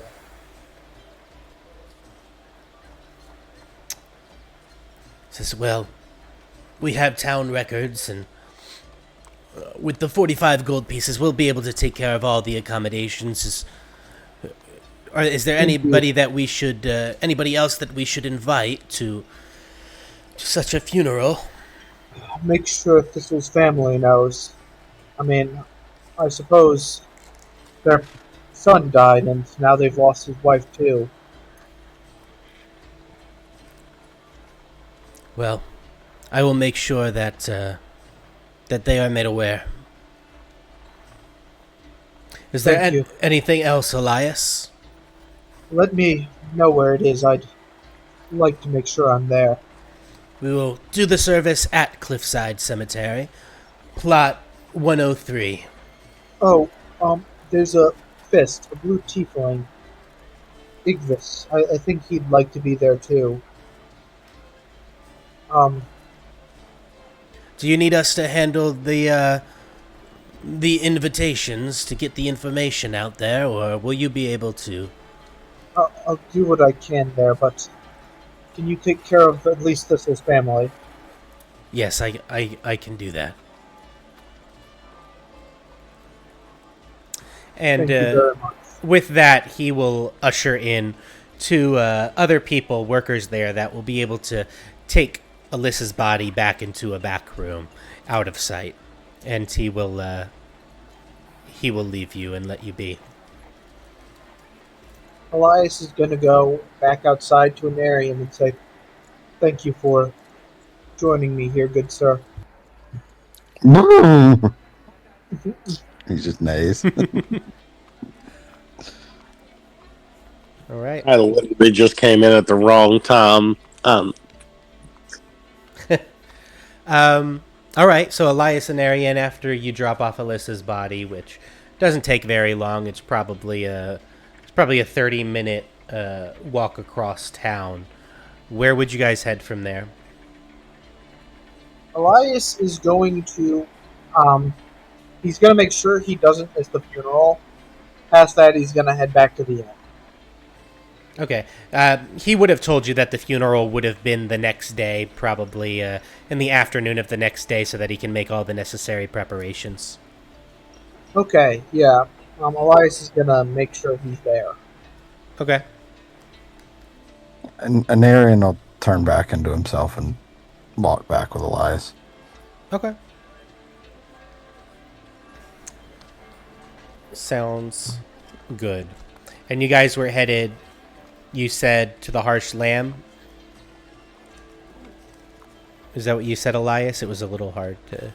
Yeah, okay. Elias is going to the Harsh Lamb. Okay.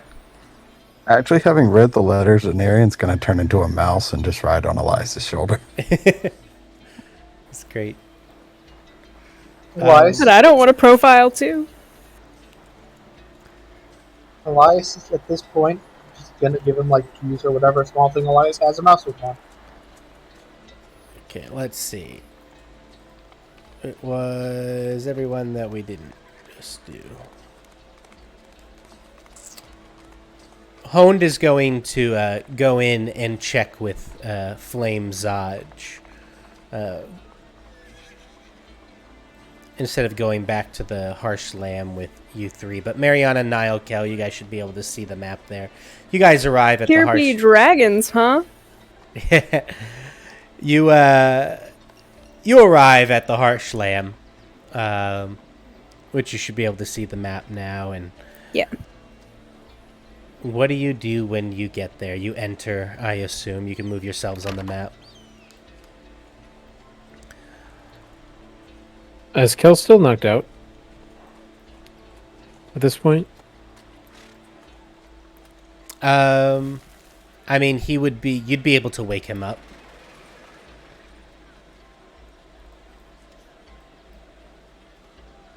I'm gonna get him a room first. Okay.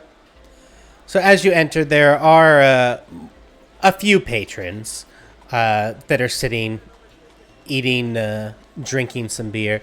And there's a scrawny, goofy-looking fellow behind the bar with short red hair. Yes, how can I help you here at the Harsh Lamb? Mariana will walk straight in with confidence, don't pay attention to the other patrons, and immediately order a drink. Her drinks are on me tonight. I'll... What kind of drinks would you like? Would you like a fat jellyfish? That's our specialty here at the Harsh Lamb. I'm intrigued. I'll take it. All right, and he will pour out of one of these barrels behind him what you can only describe as looking like Jell-O, sort of. And he puts it into a mug, and he sticks it in front of you. Kel's barely conscious, and Mariana's doing jello shots. There you are, a fat jellyfish for you. That will be 2 copper pieces, please. I'm going to hand you 10 gold pieces. Include the price of a room. Oh. Maybe make that 2. Yes, absolutely. If you head back this way, and he'll point towards the back this way, and around the corner there are 2 doors. You can have those 2 suites. One has 4 single beds, and the other has a larger bed with some nicer accommodations. Consider both yours. And again, drinks for the younger one there. All on that tab from that 10 gold as well. If they need any more, you know where to find me. Absolutely, And so- sir. And then I'm gonna go. Now I was gonna drag Kel back to the one with the big.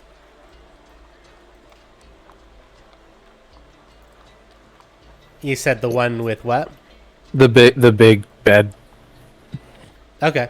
So that would be, if you go all the way around the corner, it's going to be the second door on your left, he would tell you. Would you like another fat jellyfish over there, miss? Oh, I'm just getting started. I'll let you know. Oh, sounds good. Please let me know what you think of that flavor. Flavor of the month. Kind of like prop herself up against the wall on the stool and watch the rest of the tavern and keep kind of like a subtle eye on everybody else. And then after Kel gets sat down on the bed, I'm just gonna go sit at this this desk and use Mage Hand to kind of like slap him to wake him up. All right. And you would wake up, Kel?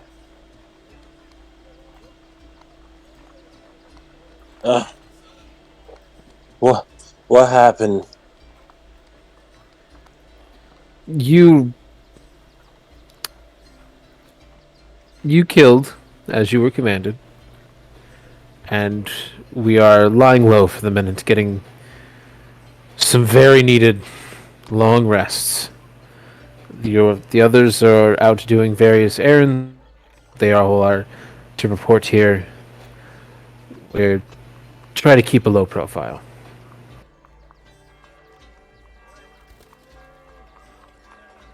And Niall's gonna open up the book that was what was his name? Remigio's book. Does it look like what's written in it? It's a spell book. Okay. Can I understand or see those spells? Yeah. You would understand the spells if you took some time to really study them. I mean, yeah, I'll probably take some time to study them. Just because, like, I need to know, since they're spells, if I can copy any of them down into my spell book. Yeah, and I can give you later in a list of the spells in the spell book. Okay, yeah. Kel's going to kind of, he's going to sit on the edge of the bed, and he's going to look at Nyle, and he's going to ask who he killed.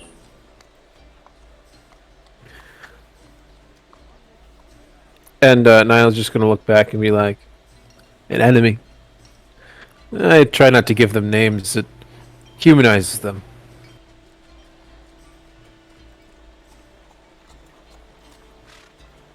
Was he innocent? No. And you kind of see some life come back into Kel. Just a little bit. He says, well, if the day is done, I would like to rest. Thank you, Nyle. I owe you. You owe me nothing, friend. But get your rest. This room is yours, as far as I'm concerned. I'm going to go out and join Mariana, and maybe get a drink.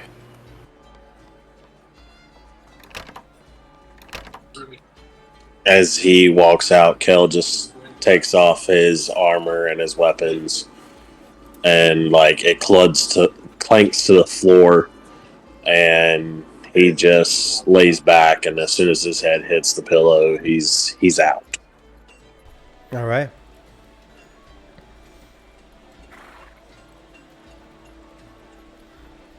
I should note, by the way, there's like no sign. Like, but the armor itself is still golden and gleaming. There's no sign of damage whatsoever. No blood, nothing. It's super clean. So hopefully they don't try to rob me. Good to know. You should have a drink. It's great. And she'll like kind of take a drink and try to hide how odd the viscosity is, just to try and convince him to get it.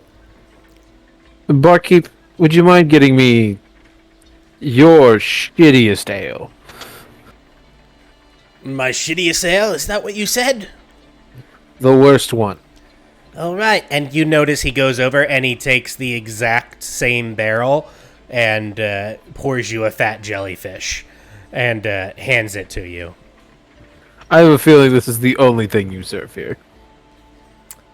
Well, whatever made you think that? It is Mariana's just simultaneously laughing in her your cup. shittiest and best ale. Now you're catching on. Cheers, I suppose. And Niall's just gonna like your turn, and he's just gonna down the whole thing get like a shot glass almost, but like the full pint. Nice. As it wobbles its way down. So, is your plan just to hang out and wait for your friends as you guys are... Yeah. Okay. So, after about an hour, Elias and Arian, you guys are able to get here to the Harsh Lamb an hour after the others arrive.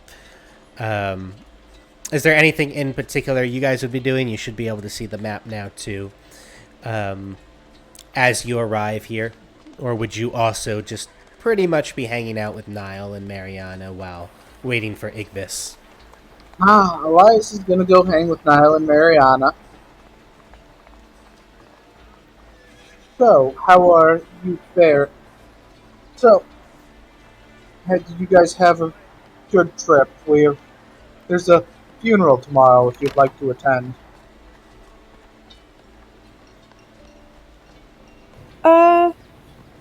Not really my deal, but you enjoy. Why don't you have a drink with us?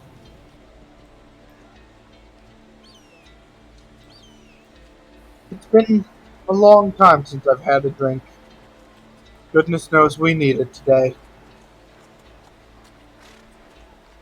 How much is it?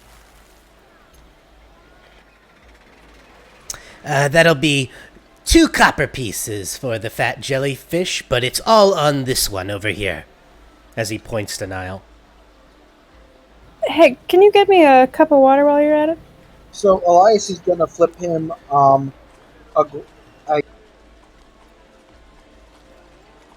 Elias is gonna flip him 2 silver.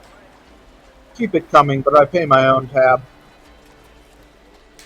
Oh, sounds good. And he will pour you a fat jellyfish, and then he'll move behind the counter and he'll get a small cup of water. And when he puts it in front of you, Mariana, you can tell that it's very dusty, this cup. And the water's a little questionable. It's a little murky.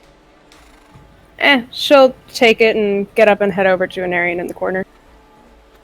So, how does drunkenness work in D&D? Because I do not picture Elias drinking enough to know his limits. Yeah, Elias, go ahead and give me a con save.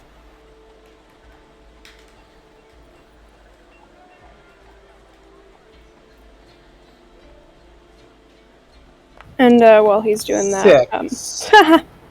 Yeah, Elias, you have 1 fat jellyfish, and you are most certainly inebriated. So you're having trouble standing, slurring your words a little bit as you're sitting there next to Nyle. And Mariana's gonna hand an Arian the glass of water. It's not great, but you said you were in there a few days. I'm sure you could use something. Thank you. We've got a couple rooms in the back if you'd prefer privacy. I think I might head off to bed. I didn't know if this was where I should stay or if I should go find a room. I mean, if you want to, I guess. I'm not in charge here. You're welcome to have a drink with us if, you're, And she'll kind of squint at him and try to, determine his age. And then just kind of shrug and walk back towards the bar. Excuse me, barkeep. Do you have a drink fit for the most majestic stallion the city of Baldur's Gate has ever seen? Why, yes, a stallion, you say? The finest of stallions. Well, we don't normally serve horses. But what do you have that is worthy? Well, I can give How you. about a fat jellyfish? I can give you my finest ale. And he goes to the other barrel, and you notice it's that exact same chunky jello-like substance that comes out, and that he sits on the counter. Now this is the finest ale in all of Baldur's Gate. Ah, the chubby jellyfish, I assume. Perfect. The slightly enlarged jellyfish. So Elias is going to take that and give it to Anarian. And as he's as you're handing it to Anarian, your hand is kind of going everywhere and shaking, and some flops onto the floor as well as your motor functions are not behaving as well as you would like. You, sir, can become the finest stallion I've ever seen.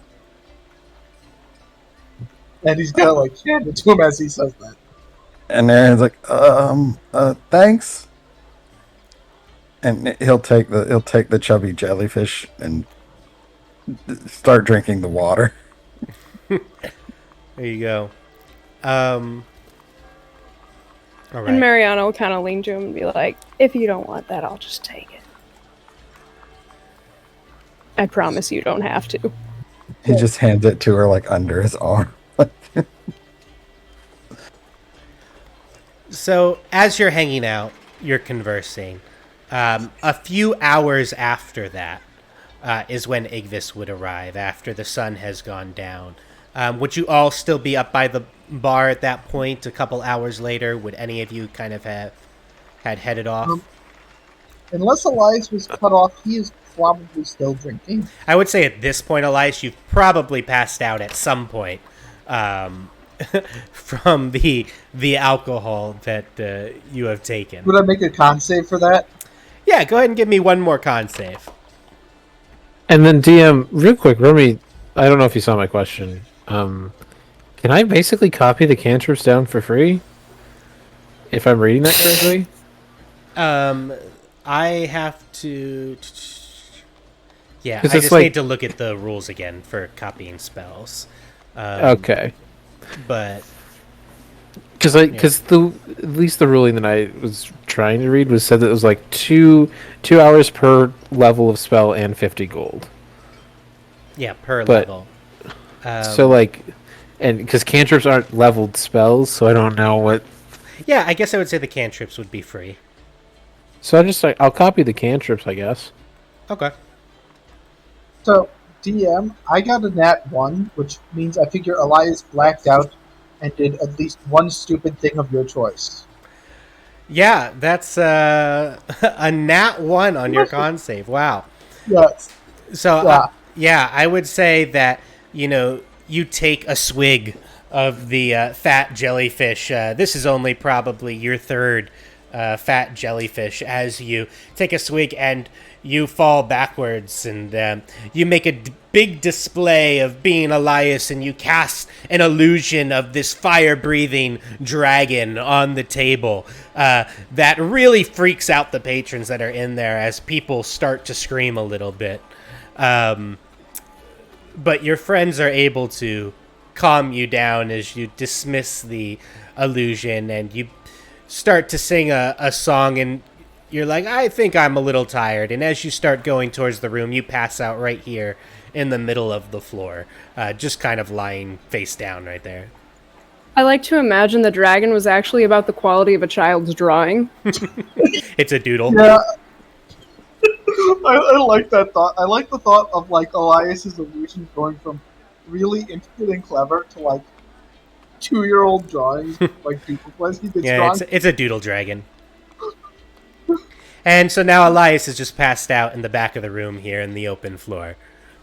And Mariana's just kind of propped herself back up as she was, pulled a chair over, or if Anarian's not on that stool anymore, has her feet up on that, and is kind of just sipping at the, whatever, and kind of just still watching, just calmly. All right. At this point, Igvis, you'd be back. The sun has gone down. It is dark. It is nighttime. It's about 7, 8 o'clock. She probably would have gotten a little food, too. A little for herself and also for Anarian. And Arian would have scarfed the food down like nobody's business. Let's see. So as I approached, I probably would have just went to Mariana.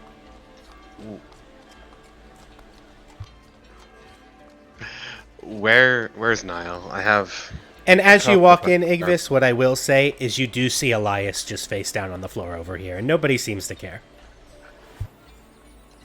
I have 2 questions. 1, where's Nyle? And 2, what with Elias?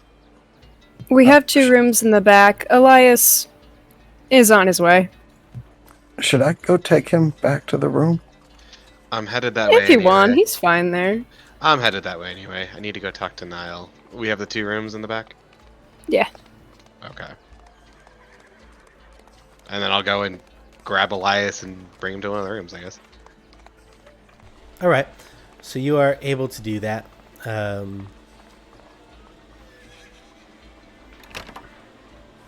As you enter that room, there are a bunch of beds there. And you can kind of... So the scroll that's normally on Nile's back is literally rolled out on the table, and the book that the necromancer had is sitting next to it as he's writing down some arcane sigils. Igvis? I don't know exactly what you're doing, but do you really trust the magic of a necromancer? It's not a matter of trust. See, that's the thing about magic. It's never chosen somebody, you know? It's just something that is. So, did you have pressing matters? Or is it time to rest? Well, there are a couple things that are bothering me. The first of which is, how long are your charges exactly for this investigation into the Duke's murder? Well, originally, I was just going to have you for the 7 days. Now, keep in mind, while he's talking, he's just writing. He's still writing. He's not, like, actually paying attention to you. He's kind of just talking and doing. Originally, was going to use your charge for 7 days, full week. That is the grief period that was given to me by the Duke's house. They didn't want me there, and it's probably very clear why, at this point. Clearly. I can tell this was rather upsetting for you. More than that, it's not hard to see the political move there of keeping me out of being surrounded, it would seem. I will have to thank her for that when I see her next.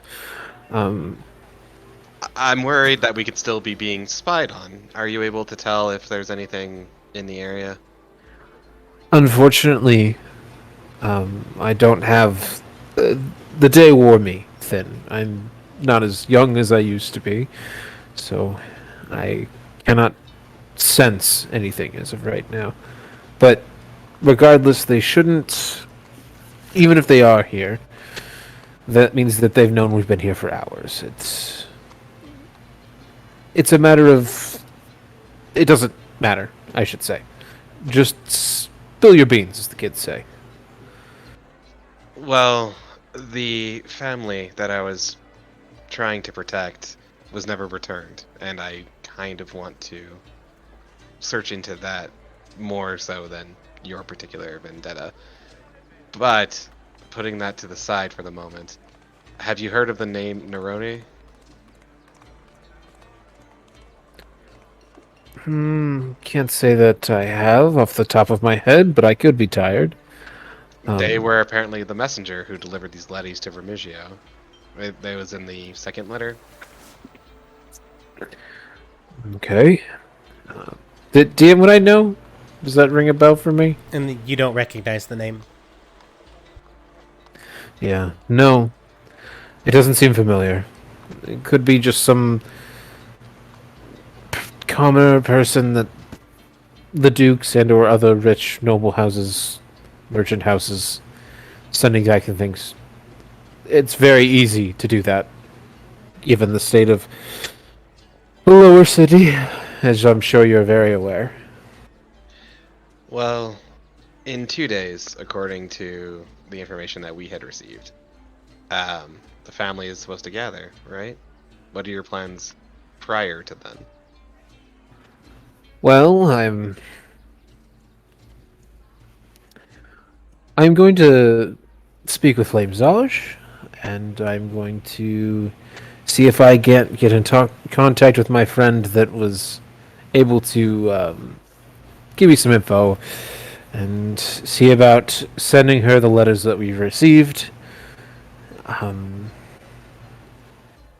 It's just hard to trust anything else at this moment, and as much as we are all very capable, can't say that we can take on the entirety of the political system of Baldur's Gate, mano a mano.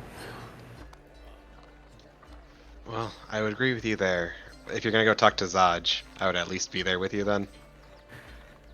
Yes, that would be appropriate after we get some rest. I'm sure that he'd be more relaxed to know that there's another fist. Now, I don't know that he's compromised or not, but I don't think that he is. I think of all of the people in your organization that could be corrupt, Zaj would be... Well, he'd be on that list, but very much lower. Alright, to tomorrow then. To tomorrow. And with that, he's going to close the necromancer spellbook and then roll up his massive scroll and set it down next to his bed and then get into bed. All right. Anarian, Mariana, what about the two of you? What would you be doing? Probably chat with Anarian a little bit, if he sat there at those hours until Igvis came, but we can do that and play by post. But after a while, it got dark, probably head off to one of the rooms to rest. Anarian will eventually turn into a cat and go and sit over in the corner. Go into his trance. Awesome. Love it.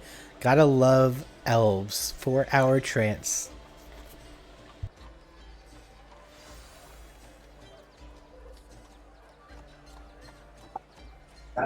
How many hours would you say it's been, DM, Since Cal got there? since he collapsed? Probably 4 hours or so. All right. 4 or 5. 5 hours. He's going to wake up.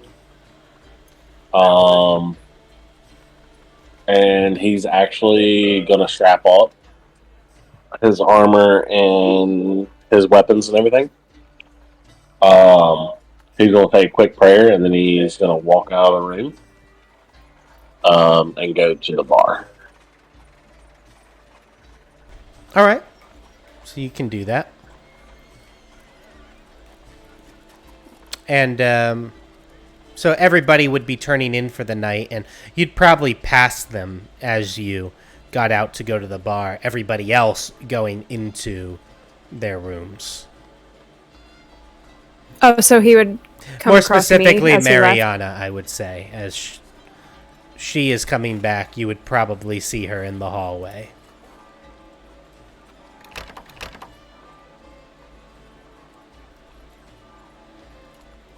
Where are you headed all geared up? There's something I must find out. Are you sure it's a good idea to go out on your own? They clearly had it out for you. They had it out for my kind, not for me specifically. No, they literally named you in the letter. Letter? What letter? Oh yeah, you were out. Yeah, no, they know everything. Probably this conversation too, honestly. You were a prime target.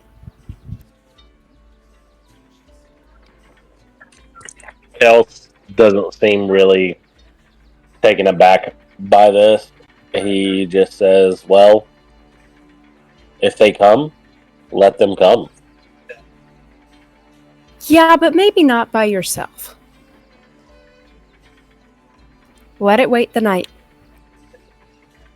Well, I'm in need of food and drink, so I'll holler if something comes amiss. And she'll sigh and shut the door and go with him.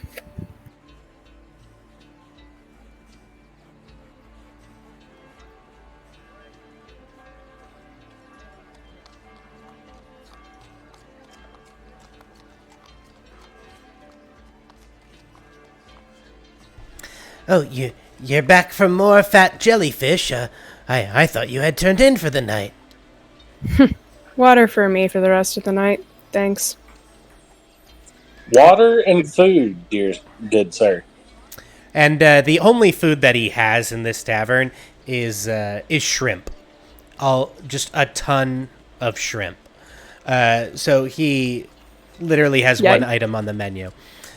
So he pours you some of his questionable water, Mariana, and Kel, he will hand a large platter of shrimp and put it right in front of you.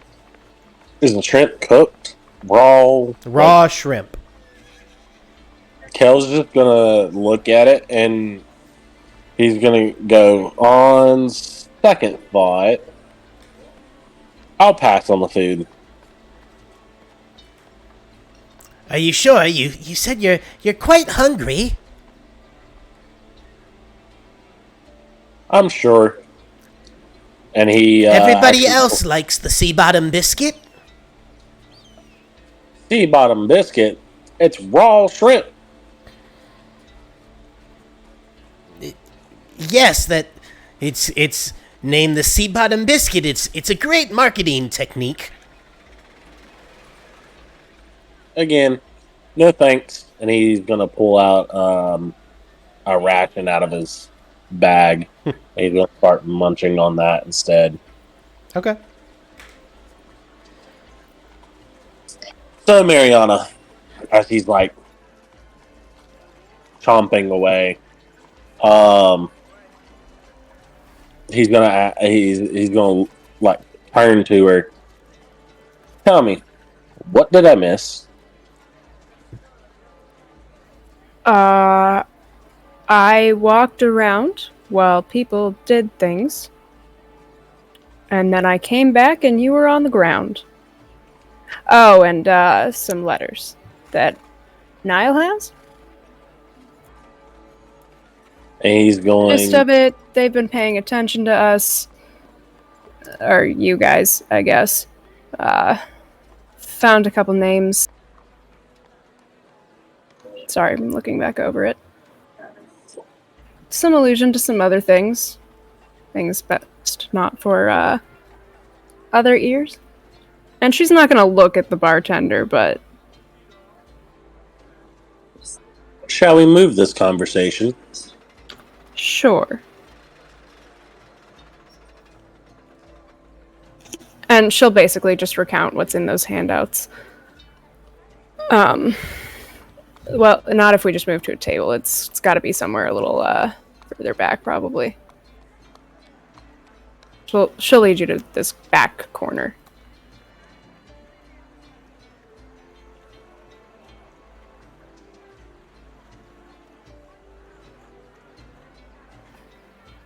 And carefully, like, kind of without making too much of a show of it, check to make sure there's nobody listening on either side of the window. Yep. Make me a perception check, Mariana.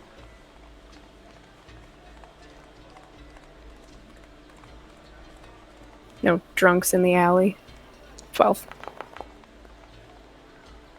Okay.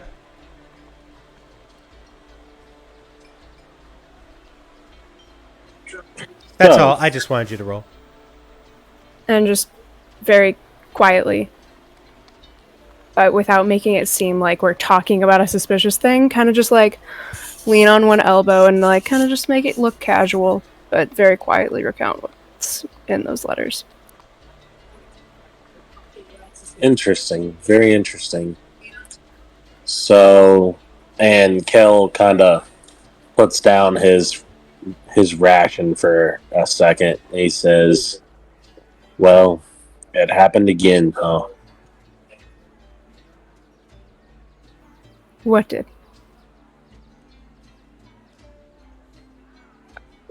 My power. It's been ages since something like that happened. I honestly think I had suppressed it, but I feel a change coming.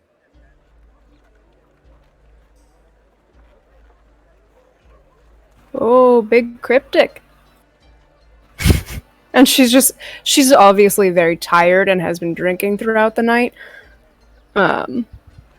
So like she's not super receptive to the conversation, but like is open to listening. Kel just kind of continues munching on his ration and says, "So, they have it out for us then, huh? Well, We have kind of fucked up a lot of shit." And that's just in the time I've been here. yes, but they've killed my people. They've killed members of my order. Hell will pay them a visit." Sure. And she'll just keep drinking her water. Cal's gonna finish his water and his ration. He says, "Well, I appreciate the accompaniment, the English, the company. You should retire." Are you? "I think I shall." Well, then after you. So Cal's gonna go back to his room, and he's going to like walk in the room and just barely close the door. Oh no, she's coming in too. We've got 2 rooms. May as well have more than one person in each one. She'll take the floor if she has to.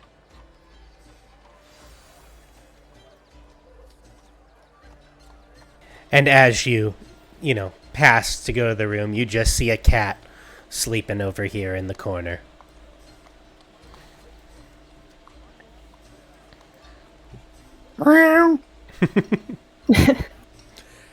And you enter that room. All right. And you rest overnight. Is anybody trying to do anything in the middle of the night, or are you all committed to resting and getting a full rest in? Nyle will get up after like 8. Like he's gonna get up really early, at like 4, 5 in the morning per se, for like a watch, just to get up and do kind of a sweep. Okay. Nyle, make me a perception check. Kel's gonna kind of like, he's gonna sleep, like half sleep, until he like notices Mariana is out, and he's gonna get up, and he's also going to walk out, and he's gonna sit at one of the tables, and he's gonna pull out a sword. His back is against the wall over here. Hold on one second. I mean, Mariana would, like, she'd sleep for a short amount of time and kind of, like, I mean, she's lived on a ship for a very long time, so she's used to like brief periods of rest, do a shift kind of thing. So that's sort of the style of rest she's going to go for, to keep an eye for Kel trying to leave on his own. Okay, give me a perception check, Mariana. And Kel, give me a stealth check. Ha! Yeah, no, she's conked.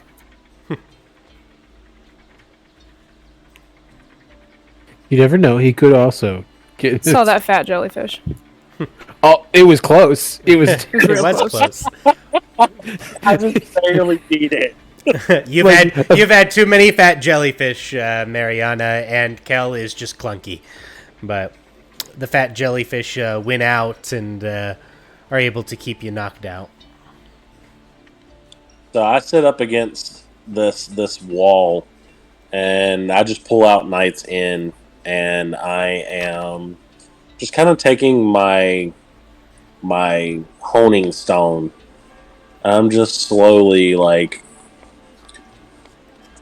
just machining out the edges of the blade, even though I know it's a magic blade. There is no getting it sharper. I'm just kind of sitting there waiting for something to happen. Okay, how long do you sit there for? I would say I'd sit there for a good hour or so. Okay. In that hour, nothing remarkable happens for you. I'm going to Except about 30 minutes into it, the cat sitting on the barrel turns into an elf. It's just laying there asleep. Kel's going to kind of cock his head sideways, and he goes, wasn't that... I think it was. And then he's just going to get up, and he's going to mumble under his breath. He's going to say, I thought so. Then he's going to go back to the ring and go back to sleep. All right. Nyle, your perception, everybody goes to sleep. You can all take a long rest on your character sheets. Anarian, you would wake up actually 4 hours before everybody else because you only need your 4-hour trance. So depending on what you would want to be doing, is there anything that you would be doing particularly in that 4 hours that you would have between midnight and 4 a.m., 1 a.m. and 5 a.m.?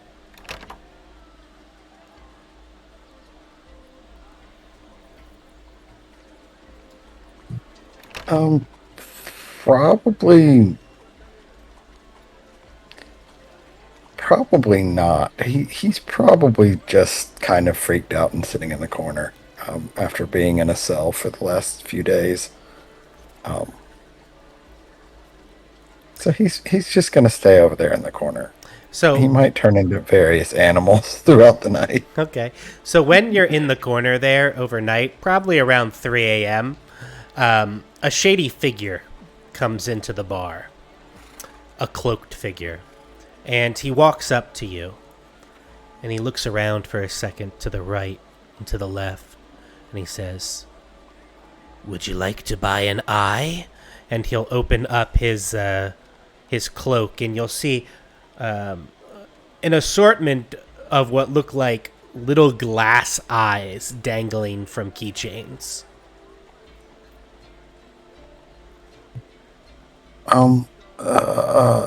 Those are creepy. I don't need an eye. Do they do something that normal eyes don't do? Yes, they can see. Oh, they give you extra sight. You look like the type that could use one of these eyes. How much do they cost? For you, the very, very low price of 1 silver piece. Are they made of real eyes? No, they are made of a special material. It is quite smooth and... No, they are not organic in nature. And you roll that one on your insight. I believe him just completely. Um,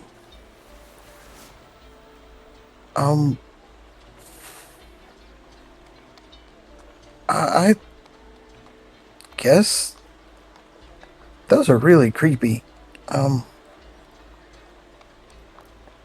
Trust So me, what when do- you're what- around these parts, you could use some extra sight. You never know what's lurking around the corner. And he quickly looks over his shoulder, each way behind him, before turning back to you. And Arian's going to turn into a spider and run under the barrel.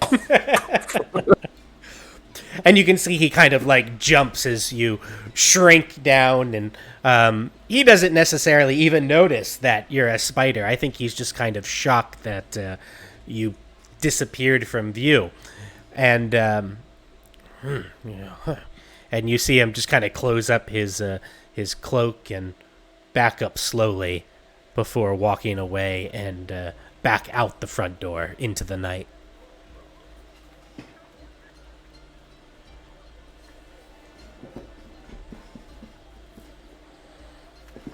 Yeah, and Arian's going to make a note to tell Mariana about the eye guy tomorrow.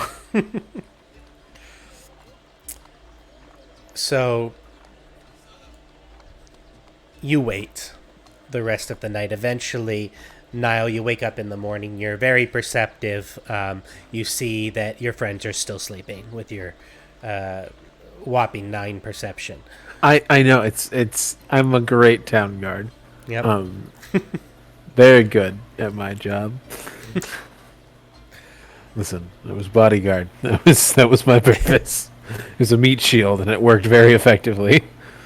So you do wake up. Eventually, everybody else wakes up in the morning. You can all put a long rest on your character sheet. You get your spells back. You're back at full hit points, etc. Based on the perception, I'm going to say that Mariana wakes up absolute last. Just like hair plastered at funky angles, tons of eye gunk, like fully was out through the whole night. Yeah, and I mean, your skin is a little sticky because some of that fat jellyfish has, dripped down, onto your skin in different various places. And, it's not stuff that's easy to wash off. So you have little chunks of jello-like substance all over you. It would be very funny if I used my single use of create water to take a shower. Elias is gonna wake up and just be like, "What happened last night?" From the sounds of the bedroom, you got very drunk, my friend. I've not touched alcohol since El Doral. I should have known. It looks like you haven't touched alcohol a day in your life. Well, I was 16 when I left El Doral. Noted. I'm pretty sure that they served a minor in that case. I'll have to check the laws. Igvis, are you awake? Yeah. I don't want to be, but I am. I think it's about time we go report to Flame Zodge. Did Honed ever come back? He was supposed to report yesterday, right? I did not see him, and he did Sure. not. So what is our plan from here? That's a good question. According to the intel that we've gathered, we've basically cleared the three main bases that were for them, and then there's one base left in the upper city. I can get you all into the upper city, but that doesn't really solve our issue. I think it's time, unless I'm wrong, to go for the family. But we don't. What evidence do we really have that implicates their name? These letters, they speak of the emissary Vaz, the people that were involved down here, but in order to confront the family, we need solid, spelled out evidence that it was We have them. direct testimony If from one of we're their own. discussing here, can I have a moment, please? What'd you say? I'm gonna stop you guys for a moment because you know what I can do now? What? Is it detect good and evil? Yeah, I have that now. So, I figure, should I make sure there aren't any of these creatures about? For right now, it's probably best to keep our use of magic close to home. But if we're in a room with others, maybe later. Indeed. I figure we should perhaps... Mariana had information on where the Cult of the Dragon are. It might be worth seeing what they know as well, if they've been going to war with the Dead Three. I doubt they've been going to war. They did steal the treasure. Oh, we encountered treasure stolen from the Cult of the Dragon in the Cult of the Dead 3 base. It must be wish they're getting at least some of their funding and money, which I don't particularly like, because if it is from any sort of dragon horde, well, it will cause problems down the road. I'm pretty good at getting in places. I heard you say you might need evidence of something. The most we have right now is direct testimony from one of their own. But that's about all we have. One of their own whom is quite easily associated with numerous petty crimes. They discredit him quite easily. Do we What- have somewhere that there might be evidence? As much as it's a personal grudge, do you think we could go... Elias is clearly rubbing his head because I imagine he's very hungover right now. Do you think we could go for the one who's targeting the Eltorelli? At the very least, he'd have leads. We don't have a location for where he might be. Not Vaz, the third brother. Vaz is no more. No, Vaz was the guy we killed. Vaz is dead. The second Van Thamper, the one who's been kind of ushering people in. Amaric, it looks like. Yeah, Amaric would be less guarded than the manor. Connected enough that we'd have things, and if he went missing in the outer city, it's easy enough to explain on, blame it on one of the cults. We know their MO if worse comes to worse. Would we know where the low lantern is at? You would. And it's pretty close to where you are now.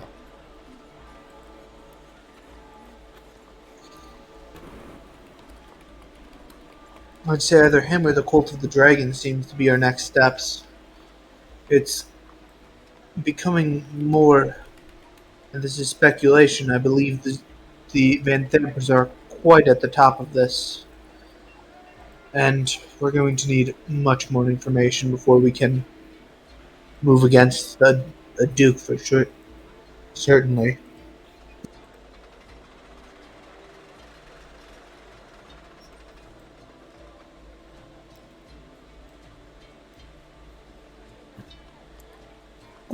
As I said, if it's just getting in somewhere, I can get in pretty much anywhere. I'm good at that. The problem with that is, with the information that they are able to gather, they may already know the moment you enter. So I would not recommend going alone.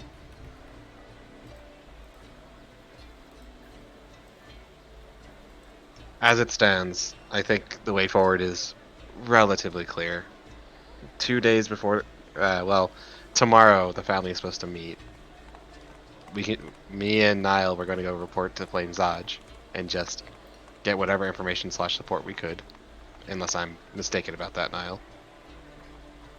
It's mostly just to pass on the letters and information that we have here to the friend that's communicating with Zaj about our current mission. She might also have some things that she can pull, some strings she can find. From there, I mean, we have the manor to deal with, but getting you into the city isn't the inner city is not that hard. It's being able to stay there. Well, the other issue really is that one of the brothers is literally close to this location. If we're going to start anywhere, we might as well start with availability. And that's... So are we going to go to the Low Lantern then? Is that what we're thinking? That's what I'm insinuating. Okay. Well, given the notes that was received from you all, if we head to the Low Lantern, we'd be able to bleed at least some information about the cults that are around here and their movements with the refugees, which will be important later anyway. I have a different score to settle with the dragons. And we will get there. I'm certain of that. I wouldn't mind getting back what they took from me, and maybe a little extra for my trouble. Again, we'll get to that. I must remind you that the people that we are dealing with in the upper city are summoning literal demons. We're gonna go deal with the dragon cult. Cough, cough. Fine. And walk out. I agree. What is it you think is the best course of action, Nile? Well, if Igvis says that the dragon cult is what we need to deal with, you all are the experts here. I'm merely on vacation, if I have to remind you. I think our best... Taking them out might be able to get us information. I'd like to... The letters didn't they mention something about a woman who was delivering the letters, looking for her might be a lead. We need a liaison between who's leading communication between these cells of the Dead Three. Onward and ever forward. Indeed. And as you go sit at that table, Igvis, through the doors here comes stumbling a man, and he has his hand over his face, and he comes and he sits down at your table, and he seems to be crying and weeping.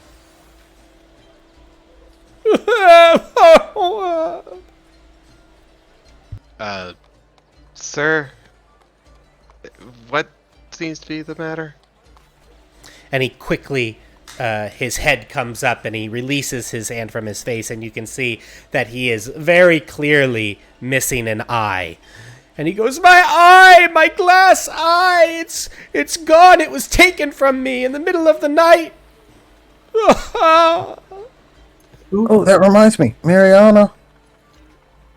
There was this guy selling eyes here last night. Oh, like, fresh? No, like glass ones. He had them in his coat. It was weird. I just wanted to tell you that. Oh, did you? You saw someone with glass eye? Yeah, he was very creepy. Where did he go? Where did he go with my eye? Were you able to get it back? No. I ran away from him. Oh no, my eye! Oh, what am I ever to do? And you see him stumble back I'm going to out. attempt to stop him. Okay. Sir, what is the problem? The problem is my eye. In the middle of the night, I was attacked from behind and knocked out, and I woke and I came to, and my eye was gone. They took my damn glass eye. Can Do you have a description of the person that took the eye? No, they came in the middle of the night from behind. I didn't see them. I just What were you doing prior to being robbed of your eye? Oh, I was headed home. I was headed home after a long shift. I worked the overnights and I was tired. Where at did you wake up? I woke up and he'll give you a dock number that you recognize as being maybe a 5-minute walk away. I was just on my way home coming through into Brampton, and maybe a couple minutes into my walk, I was attacked. I mean, I hear eye patches are very in fashion, says the clear pirate. I don't want a patch. I just want my eye. Just May I trying to look on the ask, bright sir, side. what was special about that eye? Oh, it was a family heirloom. My father wore it before me and his father before him. It's a 3rd-generation eye. How does your That's a family really unfortunate. Wow. That's a bit unsanitary, but I understand. It Can you keeps give me your me address? close to them. And you're gonna see Nile just kind of like. Where might I locate you after I locate the eye? Oh, you'll find my eye for me. It is my duty to protect all citizens of Baldur's Gate. Oh, bless you, bless you. Oh, what is your name?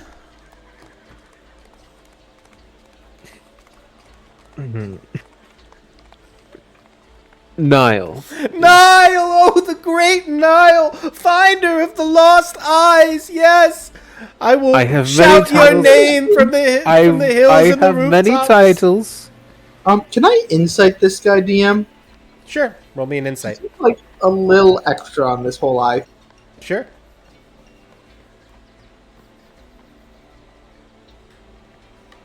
Right. He's extra. Yes, a lot. I didn't. The irony was lost on me. Oh, you are very drugged still, very hungover. Oh no, +6 insight. Damn. Okay. No, Elias is very good at insight. That's why he keeps being like, "Hey, you want me to help with these interrogations?" Yeah, no, he seems like he's distraught. That's the feeling you get, is he is genuinely distraught. I'm also going to give that an insight check. Yeah, go for it. Yeah. Straight up 11. Let's go. Yeah, 13 per Abyss. No. Yeah, cool if I roll into him. He's distraught. He is most certainly distraught. Oh, you can find me over at my home, and he gives you a house number that is in Brampton. What is your family name? Oh, my name? My name is Jasper.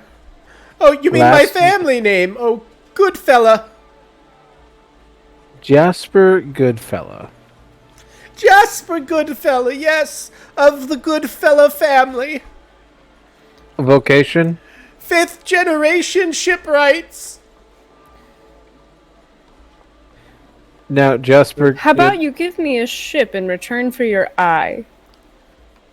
I'm just gonna like put my hand over Mariana's mouth, like no. Is it? and okay. He'll say, "Is that the price for my eye?" No. Please ignore another fellow citizen. So your vacation is shipwright. Your family name is Goodfella. I think I have your address. I have the last location. Have you reported this to anyone else?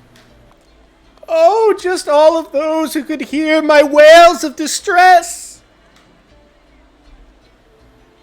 And how long have you been wailing? Oh, ever since I woke up and saw that my eye was missing. I need an approximation. Hours, minutes. Oh, maybe the past 30 minutes or so. Oh, I'm sure I'm it not felt sure. like days. I want to imagine, like, Nile actually has, like, a piece of pen and paper, like a book, writing the complaint officially down in. Okay. Like, it's almost like he's filling out a form. Okay, well, I will see to it to find your eye. If I don't report back in 1 to 3 days, please understand that it will be labeled as missing, and it will be filed away with the Flaming Fists, and it will be up to them to find that. They'll probably send some lower end recruits. Does that sound amenable to you? Oh, yes, please find my eye and bring it back to me. 1883 Cloud Street. You have that down? I have that down, sir. Oh, And then I'm gonna bless open you, the door. Great Nile. And on your way. And as he goes out the door and he starts going down the street, the Great Nile is going to save my eye. Making friends, Nile. Poison is sent. You must understand that it is my duty to do that. And then I think we'll both probably leave at this point to go talk to Zaj. Okay. Sounds good. Unless I'm mistaken. Do you want to come too, Mariana? I probably shouldn't go there. Can Elias go? Because this will end badly. I might go check in with Wilkes back in the Majestic, see if he's heard anything yet. Yeah, see if you can find anything on Vati. Or He if did he's have being- a lot of information that I'm sure would be useful to Nile. Also, see if he has anything for Vati or anything for... I doubt it, but you can always check for Craggle. Okay. And Arian's going to wild shape into a mastiff and see if he can pick up the scent of the guy in the black cloak from last night. All right. Don't forget to ask about Hound. Will do. He was put under my charge after all. So, I guess should Elias go with Anarian or Mariana, or should he go with the Talk to Flame Zaj? It could be fun. I don't know, use all that insight. You might want to go talk to Kel at the very least, find out what he's doing.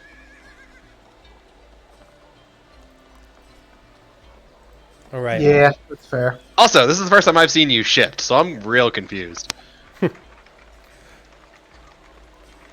Well, I mean, I guess he it just would had be a perfect. cat This form. is a perfect moment. So I'm Oh, gonna no, see you're right. Igvis's surprise face, basically like the first time seeing a druid, eh?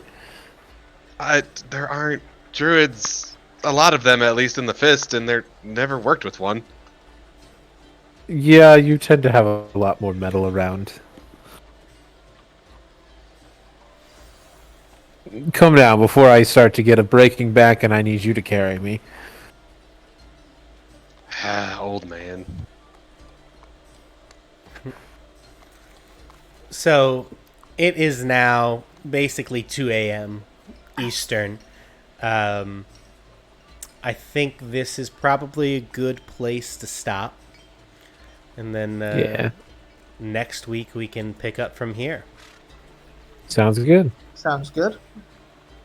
All right. Everybody say bye to the stream. Bye. Boy. Bye. Bye. Bye.